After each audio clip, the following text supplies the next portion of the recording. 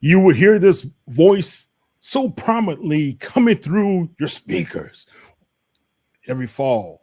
It's about hearing what's happening down there on the hill in Alabama. But man, he's got some great HBCU blood to him. He's a Jaguar at heart. And so that means he's good to my heart too, because my dad's a Jaguar. I grew up a Jaguar. But we'll talk a little bit more about that. But it's none other. My main man, Mr. Mo Carter. What's happening, man?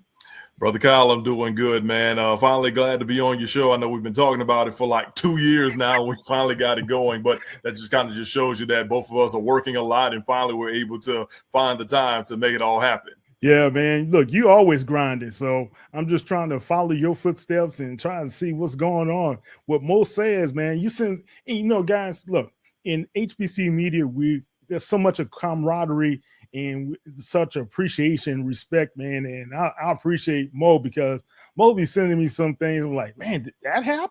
What? So we kind of share some behind the scenes information from time to time. But Mo, you got to be excited, especially this upcoming season.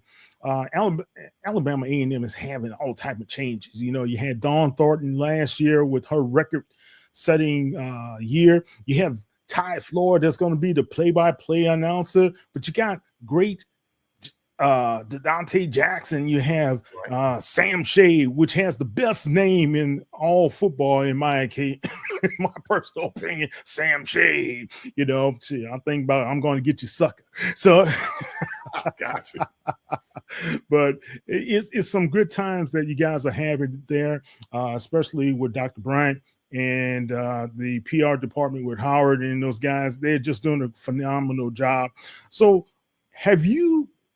when you look at all the buzz and all the excitement, what's happening on the Hill, and you covering in the newsroom, what's the talk? What's the talk behind the scenes with the other reporters? Well, I mean, primarily people know that I've been here in Huntsville for almost a decade now. I'm actually going into year 10. I know it has been that long. It's crazy just to think that I've been in the business for 16, and it's going into year 10 here in Alabama A&M. And one of the things I made a priority was we were going to cover local sports first. Yes, I know that, in the state of Alabama, you got to give Alabama and Auburn their due.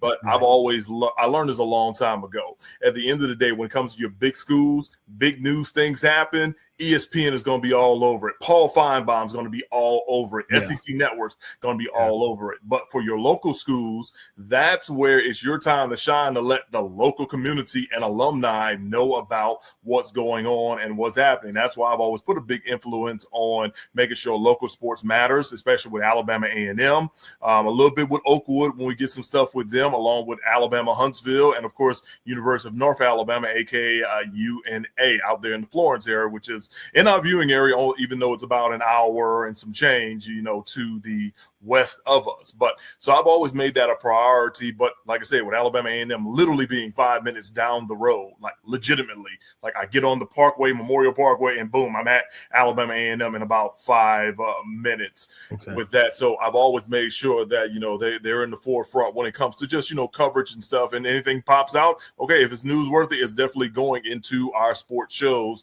And Fox 54, WZDX, my television station I work for, we have a special partnership with them because our station airs their coaches shows. So football and the basketball coaches shows both air on our television station, and then the A&M team chaplain, which is Pastor Troy Gardner, some of his services also air on our channel as well. So that's another A&M connection all in all. So, from a strong standpoint, yes, we have a strong connection with Alabama A&M. And, I just want to make sure that the word gets out here, there, and everywhere when it comes to local coverage of the Bulldogs. And then thanks to this thing called the internet, I can turn around and put clips out, and then boom, everybody else can check them out as well.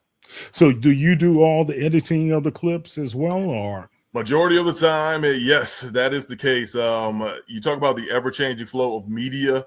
So when I began my career back in Baton Rouge at WAFB, you can kind of just say it like this. You had on-air talent at a location, you had a shooter, and you had an editor. Now that's one person. That literally is one person. So I want to say it was grateful that Southern University really kind of put that in our brains in the mid to late 2000s, that what is now known as MMJs, MSJs, or whatever, that was going to become the norm. I think they first introduced it as like backpack journalism or something, but they got away from that name. So now it's either MMJs, multimedia journalists, or MSJs, multimedia special journalists. And that's kind of, what I roll with. I've been pretty cool with, shooting my own stuff and editing it because I know what I have in that situation. Now, I do have another sports reporter we can anchor on my staff, and he does a pretty good job as well. But, when he's not around, hey, it's all on me.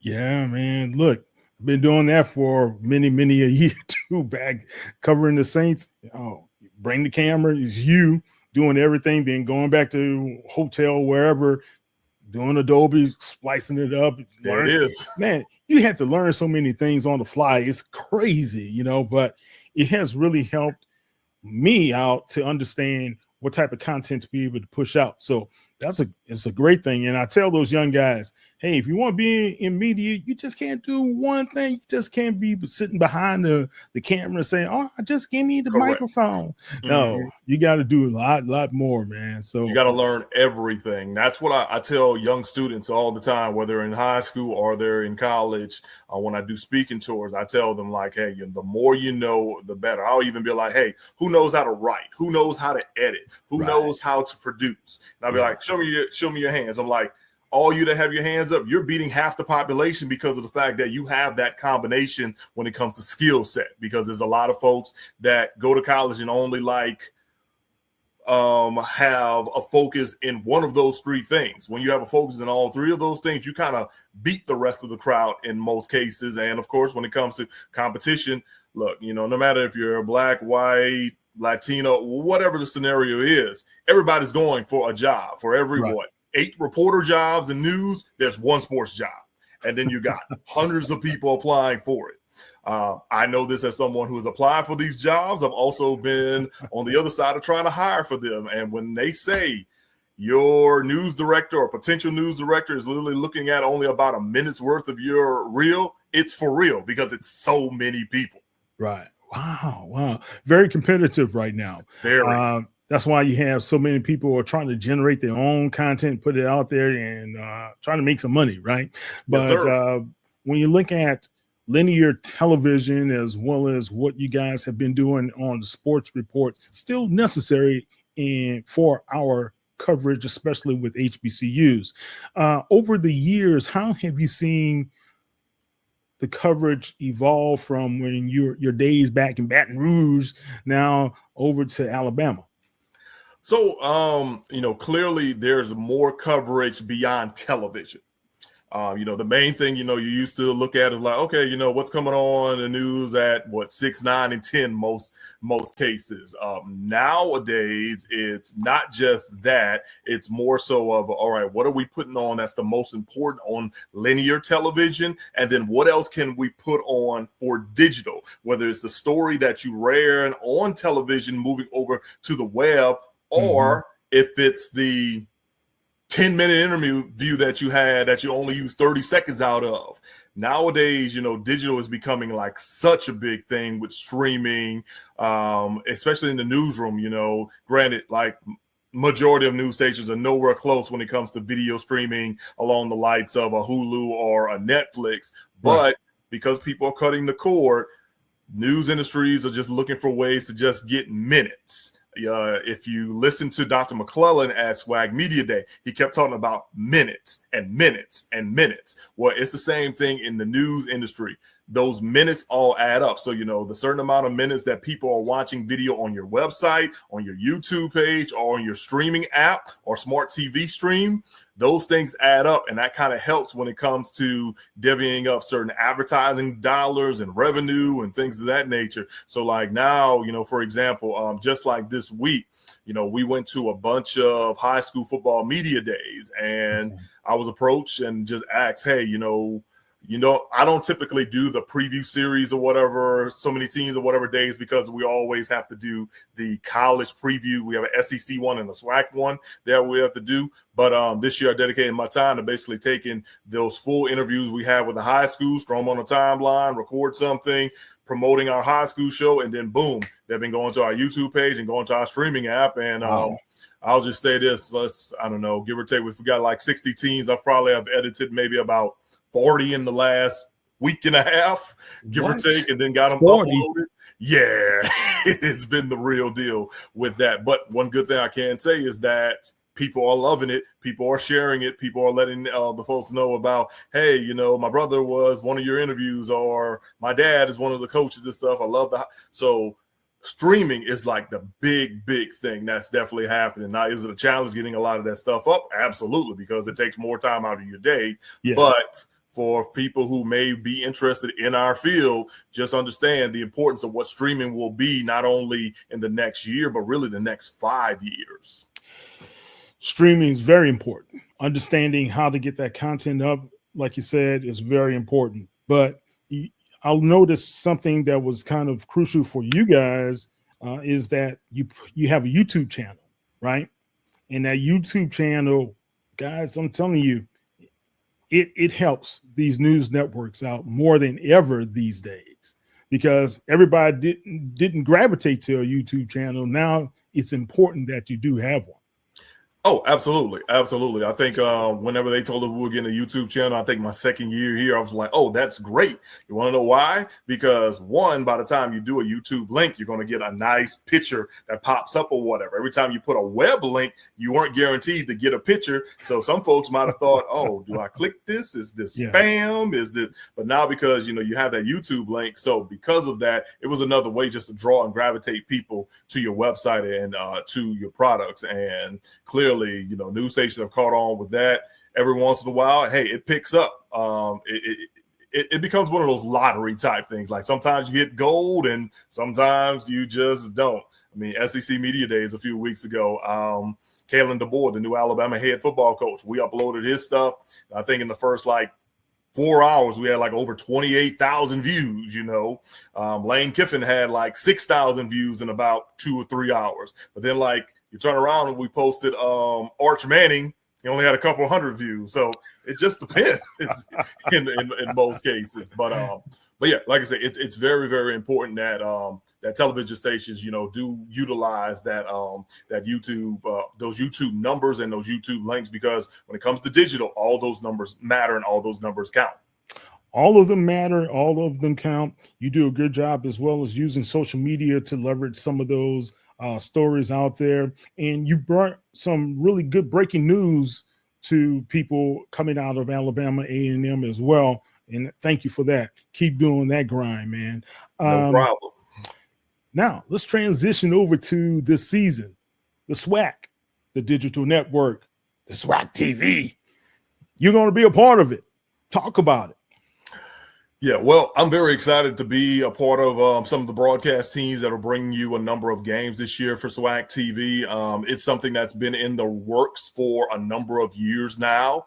And one thing I know Dr. Cullen had kind of said, and you can go back and find this at, from Media Day, he said that it was one of those things where they just did not want to put it out there just so quick. So he and the staff over at the SWAC office, Andrew Roberts, our good friend, Jasmine Quinn, Ms. Pooler, all of them, they were having meetings with various digital folks. They were having meetings with the SEC, actually, to kind of get an idea, how could they do a smaller version of SEC network. And the amount of time they put in these last couple of years, and it finally came to fruition. And the best thing about it, it is free.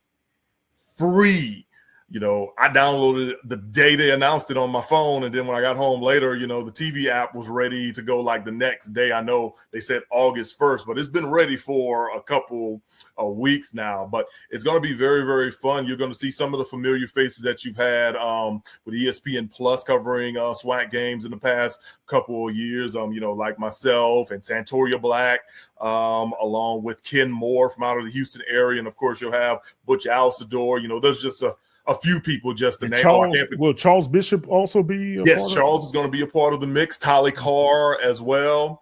And then there's going to be some other folks. And all the reason I'm even naming these folks because I'm working with them on various whatchamacallits. But you'll see them all pop up. It's going to be pretty cool just to see. And also the production are scheduled to be at a high level. It just, I hate to say it, like it won't be ranky-dank.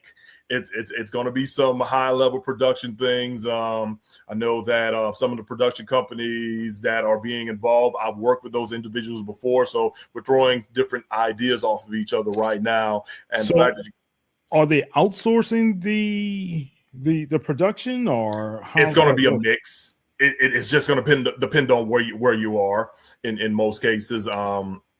Because like, even last year, like one of the groups I work with, the guy, his base was actually in Washington State. And he was directing literally from his couch in Washington State. But, he had the crew locally or whatever, because that was part of his whatchamacallit. So it's going to be something similar to that, but I think they'll have more feet on the ground, boots on the ground locally or whatever. Okay. You get what I'm saying in that sense, for all the different games. And it's going to be really fun and exciting. I think they put together a pretty good schedule with 45 football games. And it's just games. Legit games. So when you literally say, okay, ESPN/ESPN Plus gets number 1 and HBCU Go gets number 2, then after that, everything else is SWAC TV. It's going to be a solid mix for sure. And I think that's another reason why you kind of look at some of the times you got for certain games that they're kind of staggering some of those things out. Like I'll give you a perfect example. So I have the Florida A&M Southern game on October 25th. Ooh, that's a big one. Absolutely. So it'll be good to head back down to Baton Rouge and see some familiar faces and things of that nature. Well, don't forget, that's also the same day that you have the Match City Classic between Alabama A&M and Alabama State. Wow. It's also the same day, I think, that Alcorn State plays Valley. And, of course, you have the Vegas Classic with Grambling and Jackson State out there in Sin City. So, but as you notice, in Vegas, right? Yeah. But as you notice, those times are staggered because of the validity of those games from a special purpose standpoint. So, I want to give a big shout out to the athletic directors and coaches and admins for kind of leveling all that off to make it happen. But like I said, I'm excited about it for football, and of course, basketball is going to be on there, softball, baseball, track and field, which I also do for indoor and outdoor, are going to be on there. So it's a lot of good things. I wish I had more information to share with you on it, but the most I can really tell you is that I've got a number of games, and a lot of the people that I'll be working with, they're excited about it as well. Now, no pressure here. I've got the first game that kicks off SWAC TV, which is Southern at Mississippi Valley. So, don't be surprised if you're checking that game out and you keep hearing me thank the people for joining us and thank the people for joining us. This is the debut or something great. Like I already have in my brain, like I'm gonna have to say it like over and over and over just because I want people to come back. You know what I mean? Yeah. Well, it should be great anyway, man. I know you're going to do a great job in the booth. I love the fact, and I need to go back. So when I spoke to Byron Allen a few years ago, when initially HBCU was coming out, HBCU Go, I should say, was coming out, and they made the deal with the SWAC. It was supposed to be that they were going to be the ones having all these 2,000 hours of production and all these different games that were going to be shown from the different sports and what have you. And that never materialized. It only was football, basketball. Right. And I think now that the SWAC has taken back some of the ownership, even from ESPN, right? It's going to give them a chance to control their content. And that's what we should have been doing anyway, controlling our own content. Mm-hmm. And because let's be honest, the SWAC is a valuable resource. And I like the fact when Dr. McClellan said, hey, we're going to have those 1984 games when these guys were playing these guys. And right. I mean, that's the type of stuff people want to see and go back on and see Mo in his heyday over at Southern playing in the Bayou Classic or whatever, So those are seriously is very important. And I love it. I love the whole concept. No, I love it too. And I think with him making that statement kind of just shows and proves to people that, yes, the SWAC still does own this content, but you have to kind of go through the rigorous process of signing off on certain things from an ownership standpoint. I had a conversation with someone who's been a part of the league for, a long time. And one of the things that he opened my eyes to that I never even realized was, I know everybody talks about, the days of BET and things of that nature. Well, he said, yes, while the SWAC has an ownership in a lot of that content, because there's been a changeover in ownership with BET, from BET being itself, then Viacom, Paramount, or whatever. Like, that's layers upon layers upon layers of paperwork you got to go through just to get everything fully finalized. And, you think about it. So, think about all those old school BET games. Then, the next version was MBC, which eventually became, Black Family Channel. I remember a number of games still being on Fox Sports Net through the years. So, they put a lot of work into getting these things done. Not saying it's fully complete just yet, but I imagine it's certainly in the works. You got a direct line as far as who you can ask, what's the finalization on those things. But I'm excited literally just to see a lot of those things. I be on YouTube all the time.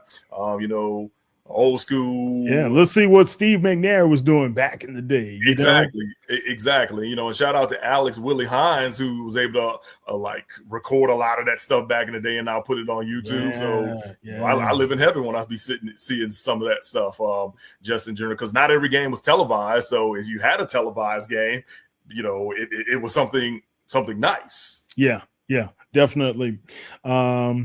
Good stuff, man. I just think going into the season, there's a lot of anticipation, a lot of excitement from the fans as well. And from the media. When you look at the team from SWAC West, SWAC East, it's a lot of parity, in my opinion. Of course, Jackson State is the big dogs out there because they're the reigning champ. But you still have Florida A&M nipping at their heels. You still have Alabama State, but you can't discount what Coach Shade could possibly do for the Bulldogs this season as well. Could he be one of those teams to jump up and catapult and leap up to the top slot? I know the first day he said he wasn't quite happy with the practice that was out there, but what are your thoughts about his leadership on the hill right now?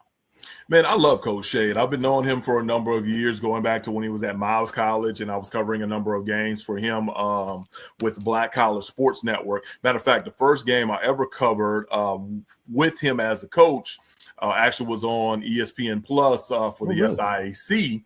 Okay. Myself and Dwayne Walker, we had that game and we're getting ready to play Tuskegee. Of course, the SIAC, they would always have a big bash of games on ESPN Plus for the final week. And of course, for people that know, Tuskegee and Miles, very, very big rivalry. Those schools those are located not too far from each other, down I-65 and then hit I-85.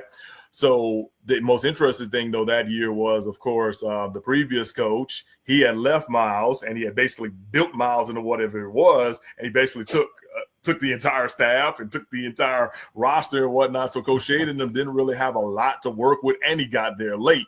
On top of that year, I'll never forget, he said he told us, he was like, look, you're going to see a bunch of second and third string guys and a bunch of walk-on guys, but they're going to come to play.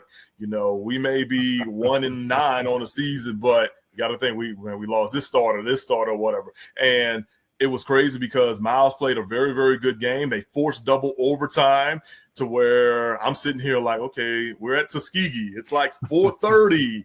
You know where I'm going with this. Are we even going to finish this game because of no lights and things like that? They have no lights out there at that time. Now they have lights. Yeah. But they put up a good fight and ended up losing in a double overtime. Well, the next year he finally gets all his guys together, has a pretty solid team. All of a sudden, they score a victory here. They beat Alabama State at Alabama State and score a couple other victories. And then they get to a situation, I think it was either the last 2 weeks, where they were in a 4-way tie for second. And literally, if they would have won that game, in the second to last week, they would have actually went on and played Benedict for the championship, but quarterback got hurt and, things just went to the left or whatever. But all of a sudden it's like, it's almost like a worst to third situation. Oh, worse to third.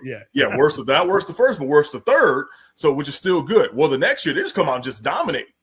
He just dominate from top to bottom or whatever. And then all of a sudden, he has Miles. He lets he wins the SIC championship, a first round playoff game as well. And then things were just rolling with that. So now that I think he's at Alabama A&M, the cupboard isn't as bare, like talking about, but he still had to kind of mold it. I've kind of noticed from the spring practices and then the first practice I went to for fall camp, you can kind of tell the mindset is different and the players are buying in. I know it kind of sounds cliche or whatever, but I'm seeing it truly. And then on top of that, Coach Shade was no slouch when it comes to playing. He was an all-conference SEC player that won a national championship at the University of Alabama, played almost a decade in the NFL, and then on top of that, he came back and became a great recruiter on the college level and also a good high school coach. So the guys are buying in. I think Alabama A&M will be in a situation where they'll be good for the future. If they beat some people that they may not be expected to do so this year, it could happen. But he already told me, he was like, man, we got to take the wait and see approach. We really, really do because of the way the schedule is stacked up. Of course, they play Arkansas out the gate. That's a big one. Yeah, that's a big one. But then after that, they've got Alcorn in a non-conference game. So that'll be interesting. Then they'll face Lane College. Then they've got Tennessee State in a renewed rivalry, which should have been happened, but I'm so glad they finally got that going. So they'll take on Reggie Barlow and company. And then, after that, I think they got Shade against Barlow. Right. Two former NFL guys who have played each other, which will be, pretty cool because that means Coach Shade will face a number of former NFL guys in the head coach position from Coach Barlow, of course, Coach Eddie Robinson, Coach Dishman. Huh? He's going to play Buckley too, or are they playing? Yes, he'll play Terrell Buckley. That's their homecoming game. Yeah. So he's got at least 4 games of which we've got former NFL players who actually had decent careers at that too. So, but the way everything is stacked up, I think they can make some things happen, but I've kind of learned with Coach Shea, you literally have to just take it one game at a time. So if they can just be on the uptick, they could be in the mix. It'll just all see. I still think it's Jackson State's division to lose or whatever. And I only say that just because they replace a lot of guys they lost with either folks who got some playing time or just some guys that may have been better. And they have Jacobian Morgan, who I think is one of the better QBs, not just in the SWAC, but also in the FCS, because he's a really good game manager and he can really make plays when you need him to make it. I noticed that a lot last year in the games I had with them, but we'll definitely see. And as you mentioned, that word parity, that is huge for the SWAC this year, both in the East and in the West. Ooh, the wacky West. Yeah, look, man, I tell you,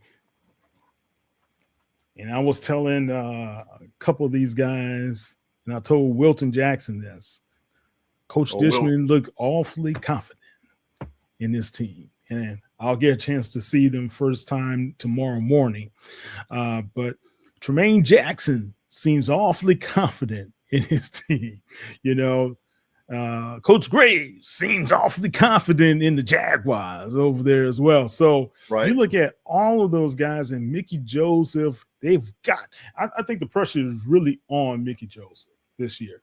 And a lot of Graham fam has said this, and it's kind of unfair because it's only his second season, right? Right. So, but they have been thirsting for a winner. We thought Hugh Jackson, his NFL experience would be the kind of take them over the top. It didn't never happen. Never really happened. And now you have Mickey coming in, Louisiana boy, back home and and he made that declaration at his press conference, what they were going to do, and he did not. So I think right now you have all of that, Mo. It's got to be something positive. They have to have a winning record, and they got to win that Bayou Classic. I'm telling you that now. Absolutely. I mean, Mickey told us that at media days that clearly he was upset that he didn't coach better in various times, and then he said it hurt his heart to lose the Bayou Classic in the city that he grew up in, just in general. So he understands what's going on, and of course, because he is a Louisiana guy, he understands not just what it takes to win those big games, but also he understands how fans can turn on you quick, fast, and in a hurry. We saw that with Dooley, right? Exactly. You saw it with Dooley. I mean, you saw it with the previous coach as well. So, and I'm not even talking about the off the field stuff or whatever with the cars and belt and get the Maybach. For real. But no, Coach Joseph in a poor town. Yes, that's what we need to see, Coach. Mm-hmm. Yeah, Coach literally told us though, like they got to get out there and they got to win, and that's why he had to like do some soul searching with his staff and with his roster as well. So he said expect some improvements. But clearly he got to push him through the preseason to get him ready for the regular season going on. And then he made like a interesting statement to the crew that we were interviewing too. He was like, man, if you think about it, we got to find a way not just to beat Southern, but we got to find a way to beat Terrence Graves. Because if you think about it, Terrence Graves is on like this undefeated streak when it comes to the Bayou Classic, because clearly he both interim times and then after that. Correct. Both interim times, the regular head coach, assistant coach. So he joked, he said, that's a good friend of mine. I got to find a way to beat him because he's the one that's really, really making it happen with them just in general. So, but I know he said that he really, really had to study his roster and get these guys like to buy in. I mean, he brought Xavier T-Set from Southern, of all places, in to be a part of the QB battle, and it'll see how it goes or whatever with him. I think he's a talented person. Just sometimes the pressure may get to you, and you have to understand just what's going on moving forward. So we'll see what happens with that. I mean, he's a Scotlandville guy, so he's used to wearing black and gold. So we'll see what goes on in that QB room. But I know for Grambling, last year the defense carried them a whole lot, and then when the defense didn't carry them, the offense struggled tremendously, and that's got to change as well. Look, I saw it in the Texas Southern game. It was kind of neck and neck, going back and forth, and then all of a sudden, when was it Biden? No, not who? Yeah, he had Biden last year, right? For Southern? No. I take that. I'm thinking about Biden was at Southern. Biden has been at Grambling before. You're right. No, but they lost their quarterback in the Texas Southern game as well, because Texas Southern, they knocked out a couple of quarterbacks at Shell Energy. But Miles Crawley, that's what it was. Crawley. He got rolled up on or something. So when Crawley went down, you could see the sideline kind of deflate. They got deflated, man. Mm-hmm. And it was tough for them to be able to bounce back with that backup that they had that came off the bench. So, I like Mickey because I don't know, a few people remember this. When I was going home, I would hear, "Hey, Mickey, you're so fine. You're so fine." And blow my mind. Hey, Mickey. Mickey was throwing that ball up and down the field in high school, and he was the man in New Orleans, man. I heard. Mickey could ball. I heard. And then on top of that, so like his brother Van, yes, he actually played. So my uncle, my mom's youngest brothers, my Uncle Frank and my Uncle Leslie, they actually played against Van in high school. And it's funny that my uncle's telling this. It's like crazy, they're crazy just to think that like they not only played Van Joseph, they also played Warwick Dunn as well, because they played Catholic High of Baton Rouge on the non-conference schedule. I'm like, what kind of non-conference schedule did y'all have to where that was going on? But and clearly they were like, hey, you was there too. I'm like, yeah, I must have been like 1 or 2 years old, but but no, they played them during those stretches or whatever. And now I'm not saying that both of my uncles played both those guys, but there was a stretch where they actually, definitely did. So, and then of course, another family relative of ours, Sean Preston, also in the mix as well. So they all remember each other. Matter of fact, Mickey and Van have become good friends through the years stuff too. not Mickey and Van, those are brothers. Mickey and Coach and Sean Preston have been good friends through the year. When I told him I was from Assumption and the point of it, he was like, oh, man, you got to know Sean Preston. Like, man, that's kinfolk right there. Yeah. Wow. Small world, man. Small Indeed. world. Look, Mickey was the man. I kid you not. He had everybody talking about him. The whole town was buzzing when he made that track. Hopefully they were trying to win that state championship. Let's see. Did they? No, they did not win, but they got close. They got close. I tell you that much. All right, let's talk about this, man. I wanted to get, before we go into some predictions here, when it comes to that roster, the quarterback position, of course, everybody wants to know what's happening. And just got word that Mekhi Hagan is off the team, and coach didn't want to elaborate any further about what was going on, but it's due to academics, we understand. But there's 4 other guys that are really potentially good. And I think, was it Mr. Brown is the next guy up, so to speak. So talk about what to expect there from the quarterbacks. Yeah, so Cornelius Quad Brown is definitely the front runner in the clubhouse. It's funny. He's actually started the season the last 2 years for Alabama A&M, but just due to either poor decision making early on in the season or just inconsistency is why he found himself in a situation where he had to split time. But he's really done a lot of good work in the offseason. His leadership skills have really helped out when it comes to, they've enhanced. And you could tell, like, he's that first guy in the locker room, first guy on the field, last guy to leave. Literally saw that the other day. The only people that were still on the field by the time he left was the guys that you probably saw in the background rolling because they showed up to some meeting late. And when I tell you that brought flashbacks back, I was like, oh, yeah, I remember them days. You don't want to do that too many times just in general. But no, man, Brown's, a very, very athletic guy, tall, lanky, strong arm, and he's very, very competitive. He's very, very confident as well. He made a joke. He was like, look, I'm going into my 7th year as a collegiate athlete just due to transfers and injuries and things of that nature. So he was like, I better do something at this point in time. And I was like, well, you already got your degree. He said, yeah, I'm already working I was like, I'm almost done with my master too. Oh, I said, really? well, you've already done 2 pretty good things. Now you want to make some things happen on the field. So I think, with that being said, and he just falls into a good situation where you have a new staff. So, every position is up for grabs. So if you can literally get out there and be like, okay, hey, I need to lock this down, then that's the case. But one of the good thing I can say, there is competition in that QB room. But I think Brown is certainly the front runner, and he'll probably be the starter for the season. It just keeps things up. Everything should be good to go with that. But, we'll definitely see. But he definitely showed out in the spring game for sure. Well, good to hear. If you had to point to 2 different qualities that make Sam Shade a lot different than Coach Maynard, what would those be? All right. You talk about 2 guys that's like on the different end of the spectrum.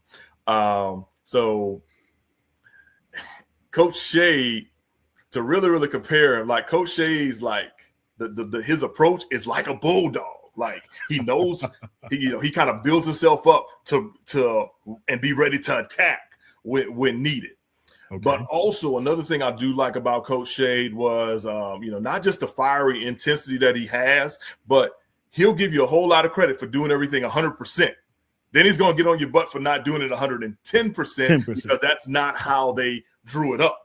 So I did like that about him. Don't get me wrong. Like Coach Maynard, was pretty good with the X's and O's and things of that nature. You just kind of see a different plight of things when it comes to what Coach Shade is doing and really his staff as well. And it's just one of those things where there's just a difference. Don't get me wrong. Do I miss, hanging out with Coach Maynard and seeing him? Absolutely. I mean, we built up a very, very good relationship through the years, whether it was just, reporter and coach or actually, colleagues just in general. I mean, his wife looked after my son one day at practice when we ran into a situation with, with preschool and babysitting and things of that nature. And I've been forever grateful in that situation on that too. But like I said, overall, I've actually talked to him not too long ago. He said he's doing well and, good for the next best thing. and stuff. But now with Coach Shade, I mean, it's just a matter of, he wants to show everyone what he's worth, and this is the next best opportunity. And he's an Alabama guy. The state, not just the state of Alabama, but also an Alabama Crimson Tide guy. So there's going to be a lot of people who are non-HBCU fans who are going to be rooting for Sam Shade and the Alabama A&M Bulldogs this year, on top of the fact that he's from the Birmingham area.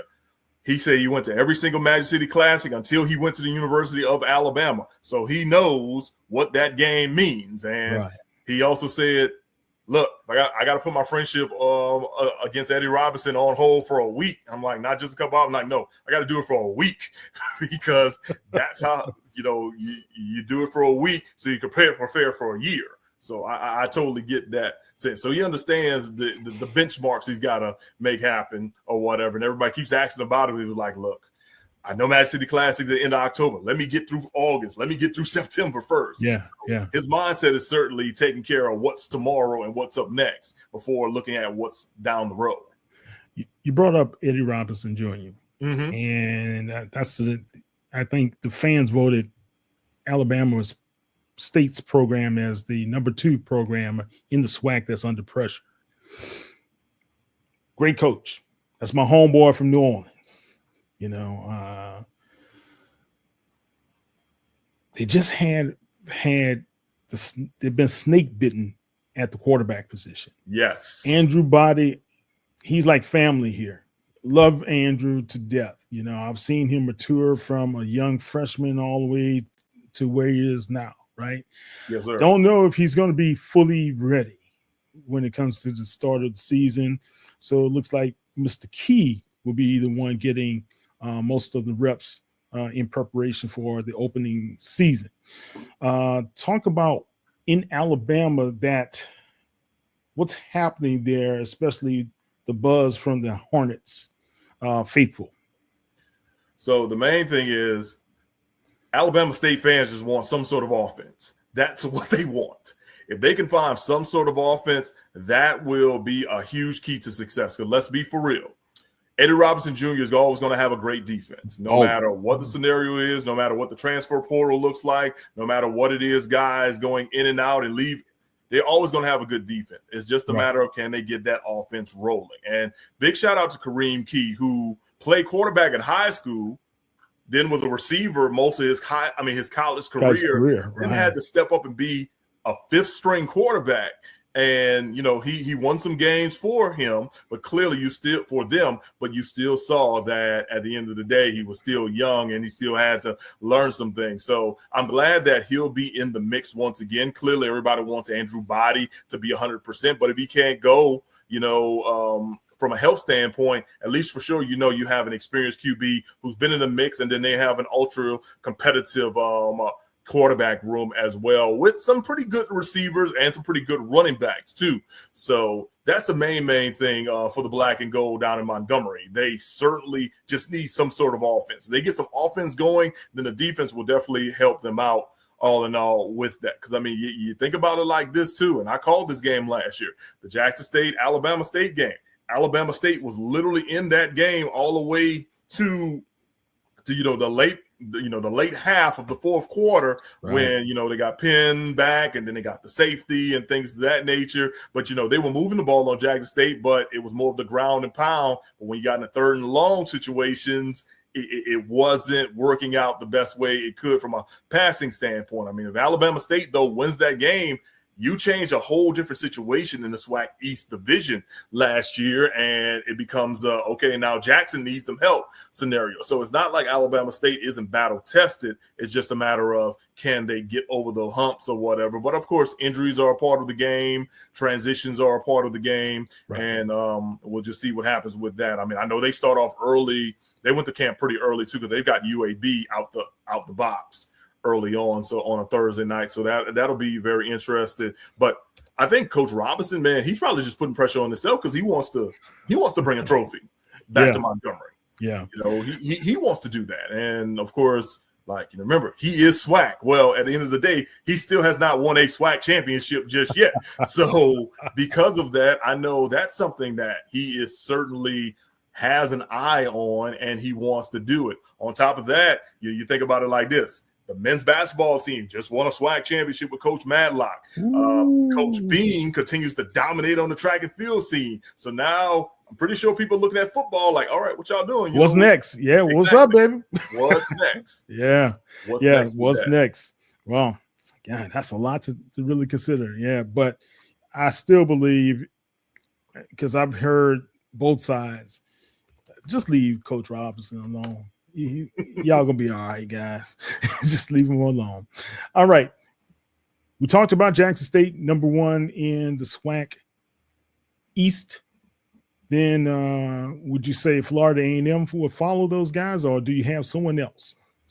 For right now, I would say Florida A&M would, and it's only because it's the day and age we live in now with the transfer portal and so many guys leaving, so many guys coming in. Lots of times, especially like, I used to be able to say, okay, coming out of the spring, this school would be my favorite. This will be this.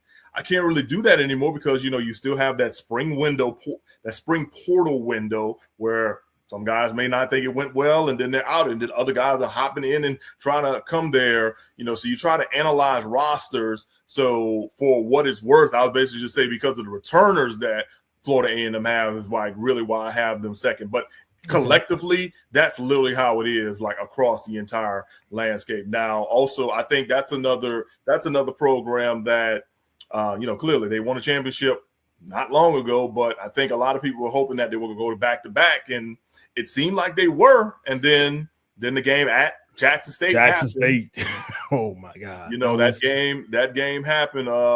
That fourth quarter was brutal.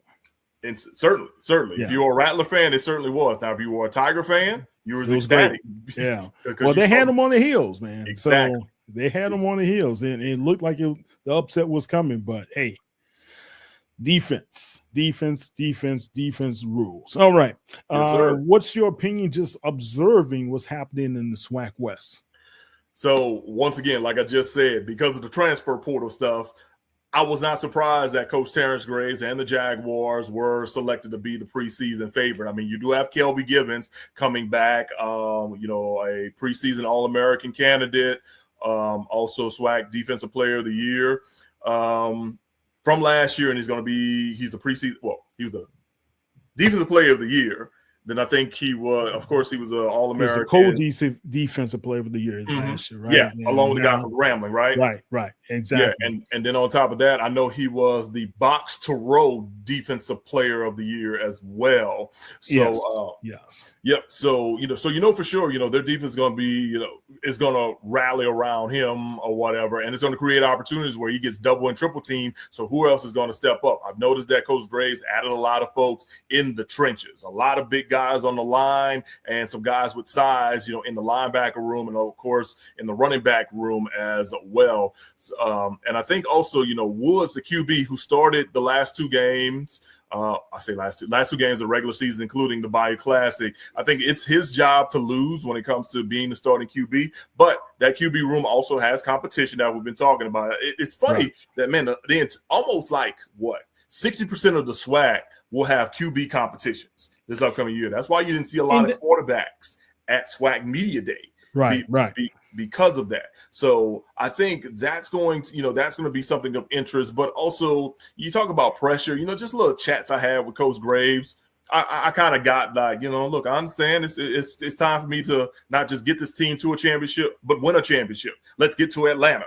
I could kind of check his demeanor when it was for the MEAC SWAC challenge, like, hey, we want to start here and we want to finish here. So those mindsets have definitely been instilled in these guys, and we'll see how it goes or whatever with that. So I wasn't surprised that Southern was picked to win the West, but I think that's because of the returners that they have.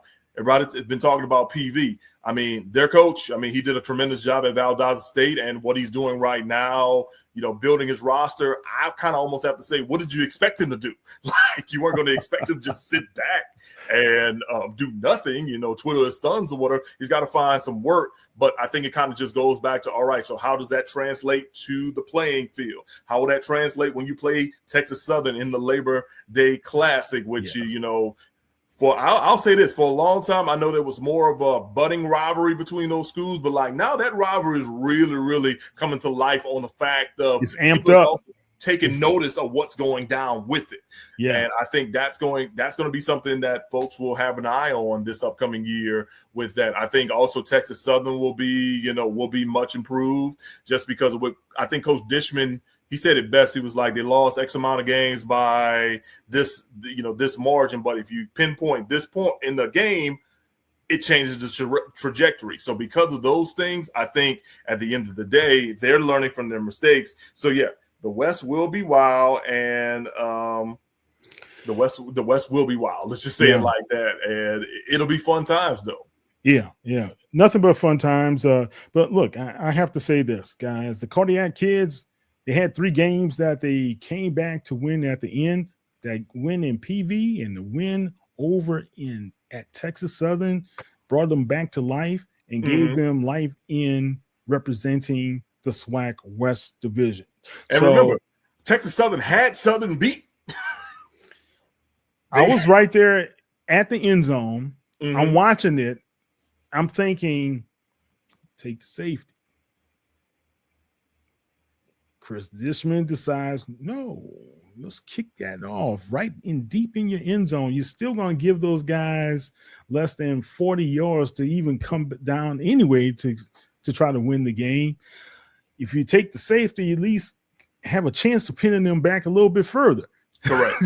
So I was just, and when I asked the question, I said in the press conference, Coach, did you consider taking the safety? He said no. Absolutely, just definitively no. That was not the case. All right. Last couple of questions before we let you go. Carson Vincent, that was huge for that Alabama A&M program, for him to be the lone HBCU player drafted by the Baltimore Ravens. Yes. Talk about that just briefly.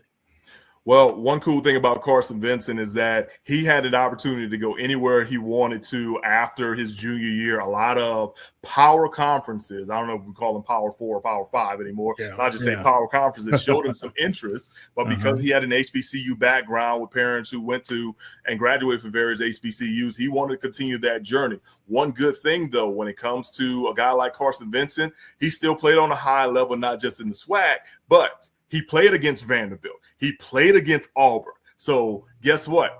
Pro scouts who are there that want to consider giving him a chance, we're seeing what he was doing against the higher level of the competition. All of a sudden, it's like, hey, we got this guy on our board, mid-round pick. And you think about like the Baltimore Ravens, a team that has always found the diamonds in the rough. You think about a guy like Ozzie Smith, who's been in charge for a number of years. And because of I'm sorry, Ozzie Newsome. Ozzie Newsome was actually here from North Alabama, as a matter of fact.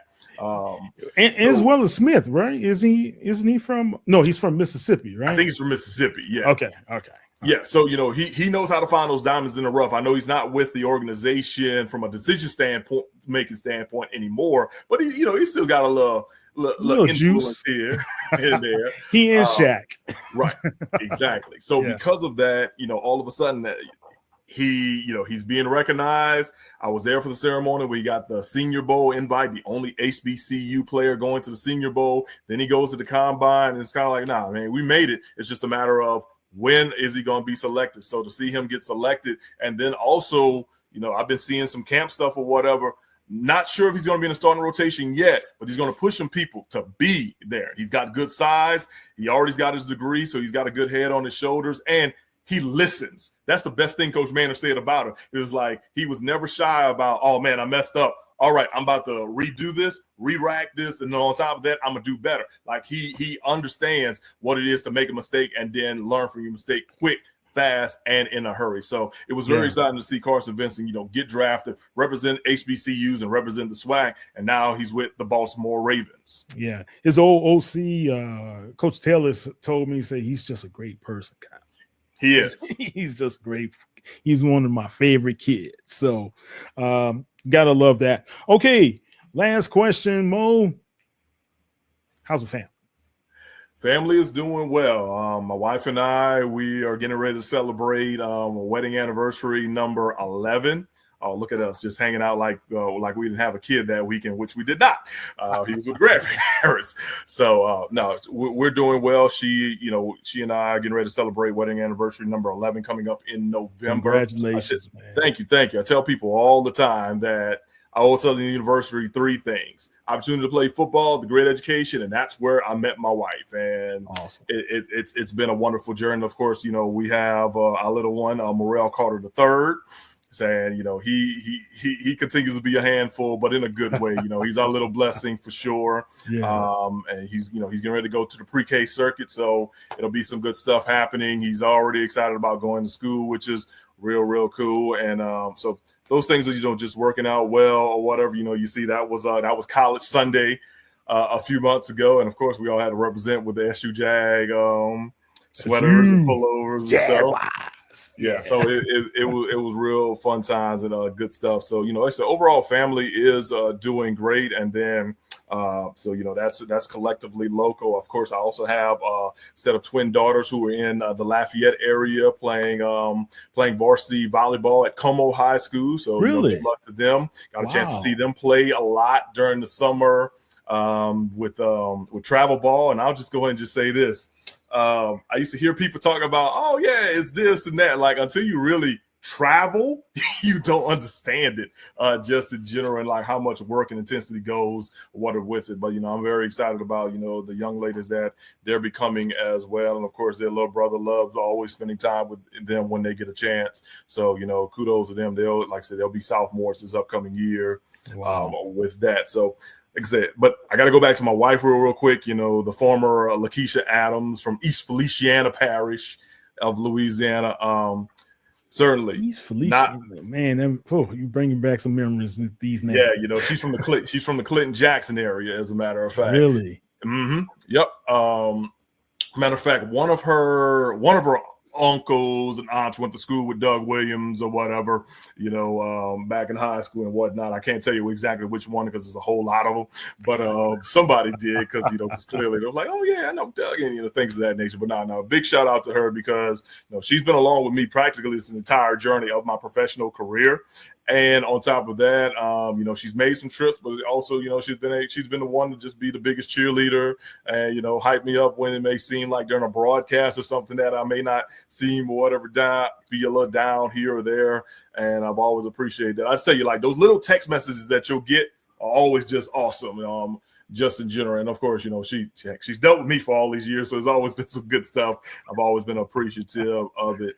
With that, so like I said, it's been good stuff, and as I mentioned, our son, he's a COVID kid. It only took a pandemic for us to have her. Yes, he was born in 2020. So what an amazing time that was. Look at him, man. I love this picture. I love. Yeah, that's just awesome. Yeah, man. Look, he does not shy away from cameras. I'll tell you that for sure. He's got the flair. He's got it. He's got it, man. When they say you never meet a stranger, and that's kind of what he is. I'm trying to wean him out of that because of the world we live in nowadays. Don't do it, man. My son was like that as well. Mm-hmm. Kyle was like that, and it helps them also when they get older to know how to talk to people and navigate this. Mm-hmm. Keep encouraging him, of course, not to be able to do anything crazy, but just keep encouraging. No, right? Absolutely, man, absolutely. I mean, and that's what that's what people did with me. I mean, I was basically the same, and I get that from my dad's side of the family. Like, anybody on my dad's side of the family will just sit there and just literally have conversations with you, and we ain't never met a day in our life. But also, I think that's kind of a South Louisiana thing too. So yeah, that's true. That's true. Something else. What year did you play at Southern? So I was at Southern from 2006 to 2009. I played in the 2006. Well, let me go back. I was on a team in 2006, but of course I transferred from Nicholls State. So, transfer portal didn't exist back then. So I had to set out a year. So something back then, golly, how many guys lost playing time just because of that? It was a lot. Let's just say that it was a lot. But of course, the situation was just completely different. But yeah, so I played 07 and 08.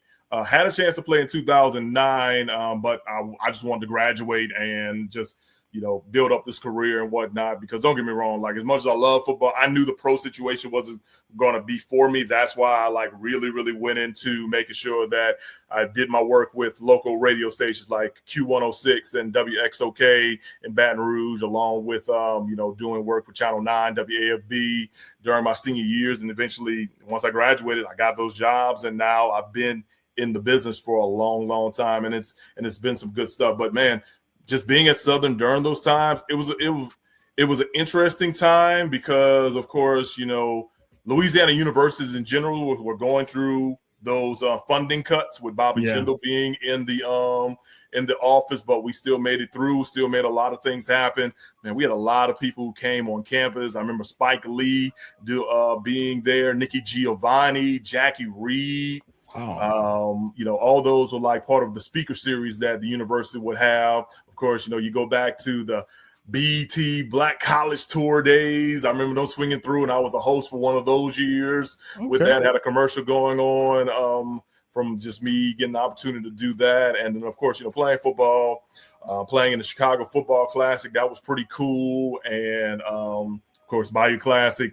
Back then, the Gulf Coast Classic against Alabama State was something else really, really. So, lots of good memories, lots of great friends. As I mentioned, I met my wife there and, a lot of good things. And on top of that, like when it comes to generational situations, so you look at my sister and I, from we're fourth generation. Out of those four generations, 3 of the 4 generations graduated from HBCUs. Okay. Yeah. Wow. If you go back, so my great-grandfather and great-grandmother, the Reverend John C. Wickham Sr. and my great-grandmother, Minerva Wickham, they graduated from what was known as Straight University at one point. Yes, my aunt graduated from Straight. Okay, yeah, they graduated in the 1890s. He graduated from the 1890s. He got his divinity degree along with some educational certifications. She got her education degree, and he was a preacher, and she was a teacher and stuff for a number of years. So of course, eventually that school merged with another school and became Dillard. Yeah, So you had that. Then when it comes to a bunch of their children, my grandfather, Reverend John C. Wickham Jr., he got a degree from Leland College out there in Baker. Of course, no longer in existence, but people know that that's where Eddie Robinson graduated from. So so he got his from there. Of course, my great aunt, his sister, Dr. Katie Wickham, she was a beautician, had Katie's Beauty School in New Orleans. She graduated from Xavier. And of course, she was on the NAACP board and met Dr. King and did all sorts of things or whatever with him. So, so they did that. Now, my parents had an opportunity, but because they were graduating in the early 70s, desegregation situations were going on with a lot of PWIs. So the PWIs were trying to get their enrollments up. So lots of minority scholarships started going out to a lot of folks. So that's why my mom just went down the road and just went to Nicholls State and just made it happen. I had a couple of aunts and uncles who kind of in that same period kind of did the same thing or whatever. And, that kind of helped me go to Nicholls State for a little bit or whatever. I don't want to get into my whole recruiting thing because we ain't got enough time to be talking about all that right now. But, after just spending some time there, I actually won a championship with Nicholls in 2005. Southland Championship. I just wasn't feeling like the fit was there for me. Okay. Or whatever. Then Hurricane Katrina happens and my mind was just all messed up. And eventually, I looked at some other schools and lo and behold, Southern University came calling thanks to a childhood friend of mine who was playing football named Cleveland White. He basically set me up with Coach Richardson and set me up with Coach Graves to come speak with them or whatever during the spring. And they brought me over to the communications department. They let me meet a bunch of people. And then eventually Coach Graves introduced me to James Verrett, who used to work at WAFB for a long time. And now you see him on doing various games with the SIAC. And I mean, really the rest is history as far as like building those relationships. So that's why I'm definitely another reason why I'm forever grateful on that. And when people talk about, you support your HBCU pride stuff all the time. Yes, I am, because it's what's made me and it's what's made my family, be great. And, we've always been very, very big supporters of historically Black colleges and universities. So, shout out to, the Southerns of the world, Alabama States, Alabama A&M's. I have a cousin who just graduated from Clark Atlanta not too long ago. Really? Yeah, so yeah, our family has a number of HBCU grads here and there, and then I always mess with some folks too. Majority of them are Southern Jags, so like they were the ones in the old school Winnebagos and all that going here and there. Never understood how in the world we could go to like a Southern game, tailgate all day, game kick off at 7. Somehow we catch the whole game, go home, and then still be ready for church the next morning. Yeah. The next morning, like an hour away, but still be ready to go to church and stuff. But it was always, good stuff with, with my family members from whether the Grangers, the Barrios. Oh, wow. Yeah, good names, good old Louisiana names. Yeah, the Sylvesters. So, we always, we're always in the mix and whatnot. Now, the ones that for some reason wanted to go to Lincoln Parish, kudos to them in that situation. I tell folks all the time, like, I'm cool with Grambling folks. I just don't like it during Bayou Classic week. That's it. Yeah. Look, man, my dad's, of course, Jaguar. My uncle was Grambling. My godfather was Grambling. My godmother was Grambling. Mm-hmm. And they were just getting their tails beat all the time. And I kid Doug about this. I went to the first Bayou Classic at Tulane Stadium. I was bawling. I was crying. I was like, why do they keep on scoring?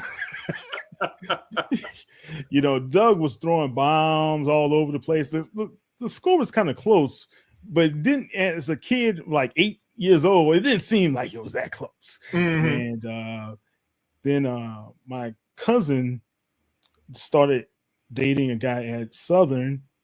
If you probably know the name, Kenny Times. Yeah. Mm-hmm. I recognize the name. Yeah, that's my cousin, man. Okay. And we call him Body Snatcher.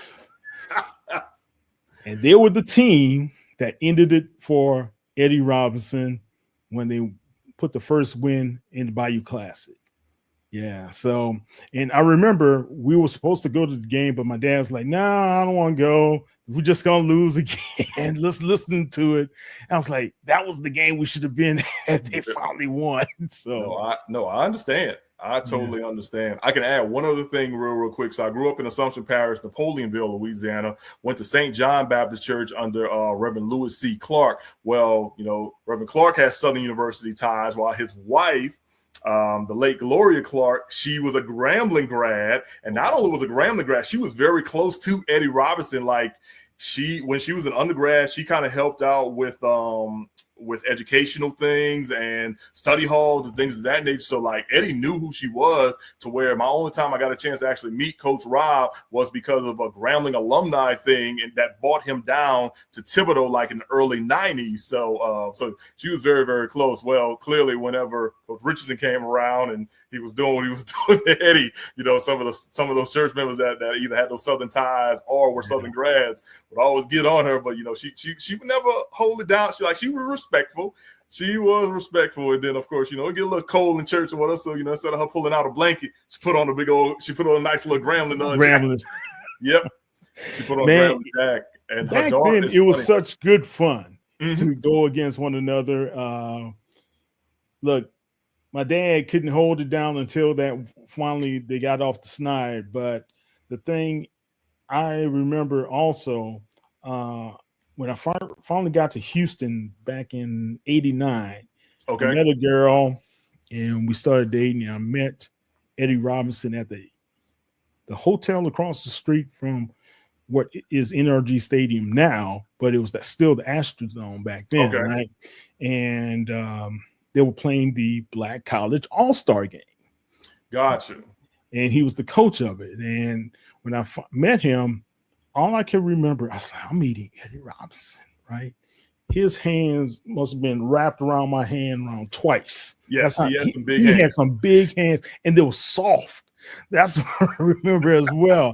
I was like, and he sat there and he talked to us for a good long time, and but he's just a really, really class person, and I really did appreciate the opportunity to meet him.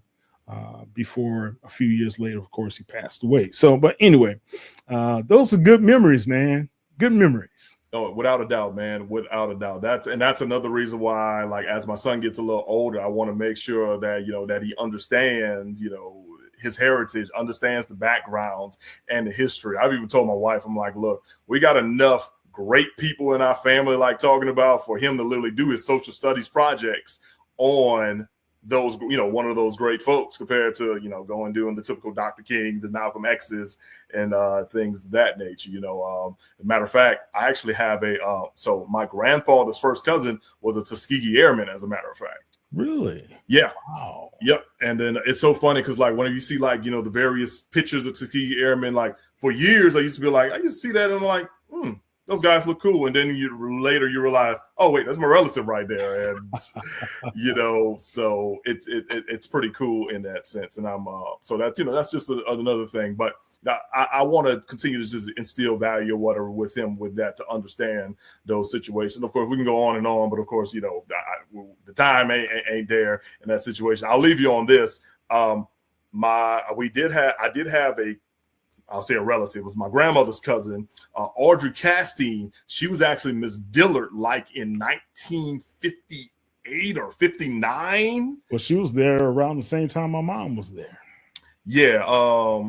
She was there. She was there back when Dillard and Xavier used to play their version of the Turkey Day Classic. That's right. Sure did. Yeah. And so that was a big deal, man. Big deal for all of New Orleans back then. Correct. So, but yeah, so like, so clearly those family roots were from Assumption Parish, but you know how it is when you find jobs, you want to better it off for your family, you move on out there. So yeah, so Audrey was, and her family and whatnot, they ended up being in New Orleans. And then, yeah, she was like Miss Dillard, like, I want to say like it was 1957 or 1958. It's one of the two. I've got some historical documents. And I know it's like there's a little clipping that my grandfather, just caught about. Hey, this is Miss such and such. She'll represent Dillard University in this year's parade as they get ready for the big classic and things of that nature. So I'll just say this: I have so many reasons, literally, to just continue the history when it comes to making sure that the heritage continues to go along. Now, granted, I still got, my son's 4, so still got about 13 years to figure out what he's going to do. It comes quick, Mo. I just want to let you know, it comes quick, man. Oh, I imagine that it does. I imagine that it does. But look, I was talking to somebody. I say, man, I remember just holding Kyle, and next thing you know, he's in college. Man. Right. That time passes really, really quick. Indeed. All right, Mo, tell everybody how they can find you out there on the wide web. So on social media, Twitter, aka X, you can find me at Mo Carter, Fox 54. You can also find my professional page looking up the same way. For my daily content, you can head over to fox54.com and hit the sports tab. We mentioned YouTube. You can also go on our YouTube page, Fox 54 Huntsville, Alabama, to see, what we do with our local schools along with our SEC schools. And hey, it's still baseball season, so we've got the AA Rocket City Trash Pandas still happening here too. And I'll do this. We talked about digital earlier. If you really, really want to see me, you can go on your smart TV and download the Fox 54 Plus app, and you can check all that out as well. And that's for all the local coverage we do here in North Alabama and the Tennessee Valley. Like I mentioned, this upcoming year, you'll see me for a number of games on SWAC TV. Make sure you download that and check that out. I have the opening game on Labor Day weekend, Southern University at Mississippi Valley. So no pressure there on the fact that I get a chance to kick it off, but it's going to be some fun stuff. And of course, I do the digital video play-by-play for Alabama A&M men's and women's basketball. So that continues on with myself and Coach Van Pettaway. So we'll have that rolling. I imagine that the way SWAC TV is set up, we'll still be on that. We'll have that, like, locally they'll produce it and it just moves over to the SWAC TV space with that. So that's real good. That's good. Good sharing in that. And guys, support SWAC TV because I know ads are going to be running. They need to be able to generate some funds, man. We got to make this thing successful. We got to make it successful for the member institutions as well. Please support SWAC TV. Mo, man, It's been a pleasure, baby.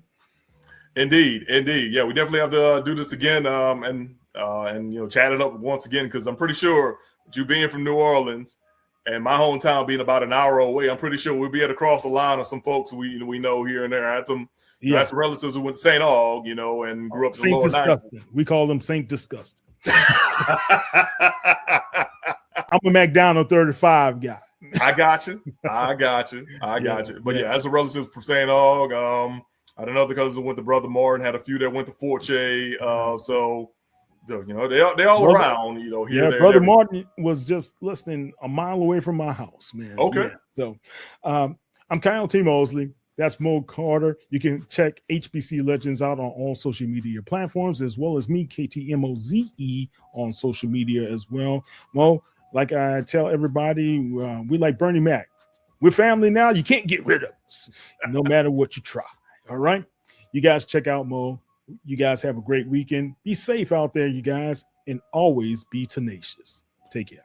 Bye.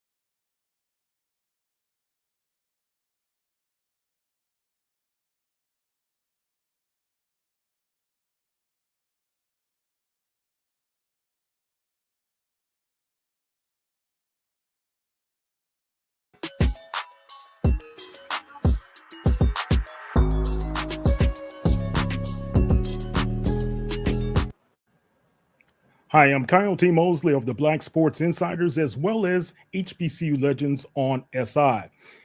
We have a special program for you today.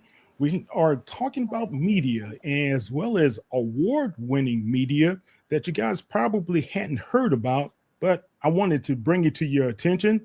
We have two gentlemen who are award-winning producers themselves. We have first Mr. Darryl Rogers. How you doing, Darryl? Okay. And we have Thomas Staples. How you doing, Thomas? Hey, how are you doing? I'm well. Good. Well, Thomas, what brought us together was our meeting with the Journalists Association, HBCU PMSA, and we are now collaborating on this video because you brought to our attention some groundbreaking awards that you guys have been able to put on your shelves, so to speak, but it's because of some great content that you were able to produce as well. And I would like for people to get to know who you are and be able to support the efforts for you guys going forward. So Thomas, take it away. Who are you? Well, I am a producer, executive producer, but on my day job, I am the director of program and operations at a TV network called Cheddar, which is Cheddar Media. That's a business news network. But in my off time, I always like to give back to my local Alumni Association. I went to Tennessee State University. I'm an alum of Tennessee State. TSU. That's right. That's right. Big Blue Tigers. That's right. And my AOB. I always got to shout out my AOB. Because I am an aristocrat, and I played saxophone when I was in marching band. All right. Hey, man, we got something in common. I played alto. Oh, okay. Alto sax. Me, same here. Same here. Right. So, okay. We have to chop it up after the show then. There you go. There you go. Yeah. So, I've always wanted to like be in a position to give back. So I started participating in my alumni group, and through the events and like organized activities we were doing with the group, we started intermingling, because in New York, there's no HBCUs up here in New York. And so coming from an HBCU, it kind of feels like a family when you get back with your group. If you go to like a homecoming, or if you got like an alumni group that you participate in, it always kind of feels like a family. But in New York is a special situation up here where, because there are no HBCUs, a lot of the alumni groups tend to do things together. So, it'll be like, Lincoln, Grambling, North Carolina A&T is big here. Howard, of course, is huge in New York. Their alumni group is really big. And one of the events we did was the HBCU Tuesdays, which kind of brought all the alumni together to just have like a networking, co-mingling space, meet each other. What do you have going on in New York? And really just to kind of be a family inside of a family. So you got your alumni group, then you have this meeting we were doing on Tuesdays. And I met Mr. Daryl K. Roberts, who had started a nonprofit a few years before I got here, called Bridging Structural Holes. He's the CEO and founder of Bridging Structural Holes. And he told me at the time that, one of the things that he was trying to do with this nonprofit was to connect marginalized communities and people back to the resources, opportunities, and access, especially when it comes to, giving them opportunities to choose HBCUs as a destination versus what the offerings are up here. Gotcha. This is him texting me right now. Hold on, excuse me, 2 seconds. I don't know if we can. So that is what Bridging Structural Holes is. They provide opportunities, resources, access. And I was like, oh, that sounds amazing. Like, well, tell me more. And he said, well, I'm building the board out. I love to talk to you about it. And we ended up sitting down one day and having a great conversation about our passions.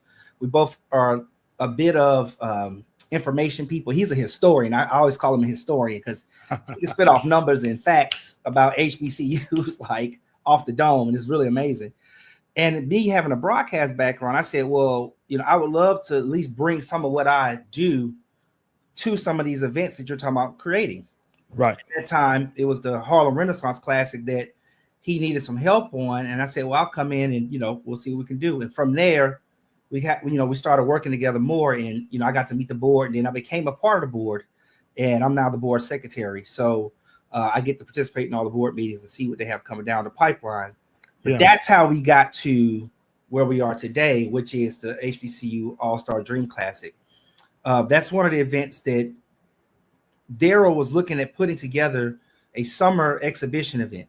So let's kind of pause right there, because was it last year's event that brought all the notoriety to you guys as far as what happened? And tell them just actually where the event is taking place and who participates. Okay, so the HBCU All-Star Dream Classic is a summer basketball event that takes place on the first Saturday in August. This year will be August 9th. It started in 2023. So last year was actually year number 2. This year will be year number 3. And the year it started, actually 2 of the members that are in the HBCU Pro Sports Media Association with us, Michael Jefferson and Orlando Hughes, streamed the event the first year it started.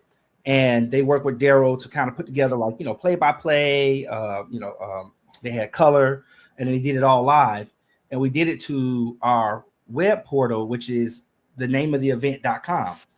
And what was interesting was, as I was looking at that, I said, well, we can continue to do this and continue to level it up. So the very next year, Orlando and Michael weren't going to be able to do it. So we started talking about how can we put it together. And I said, well, I know some producers and people, you know, I'm in television. So I said, you know, I could bring some of my resources to the table and try to create something nice.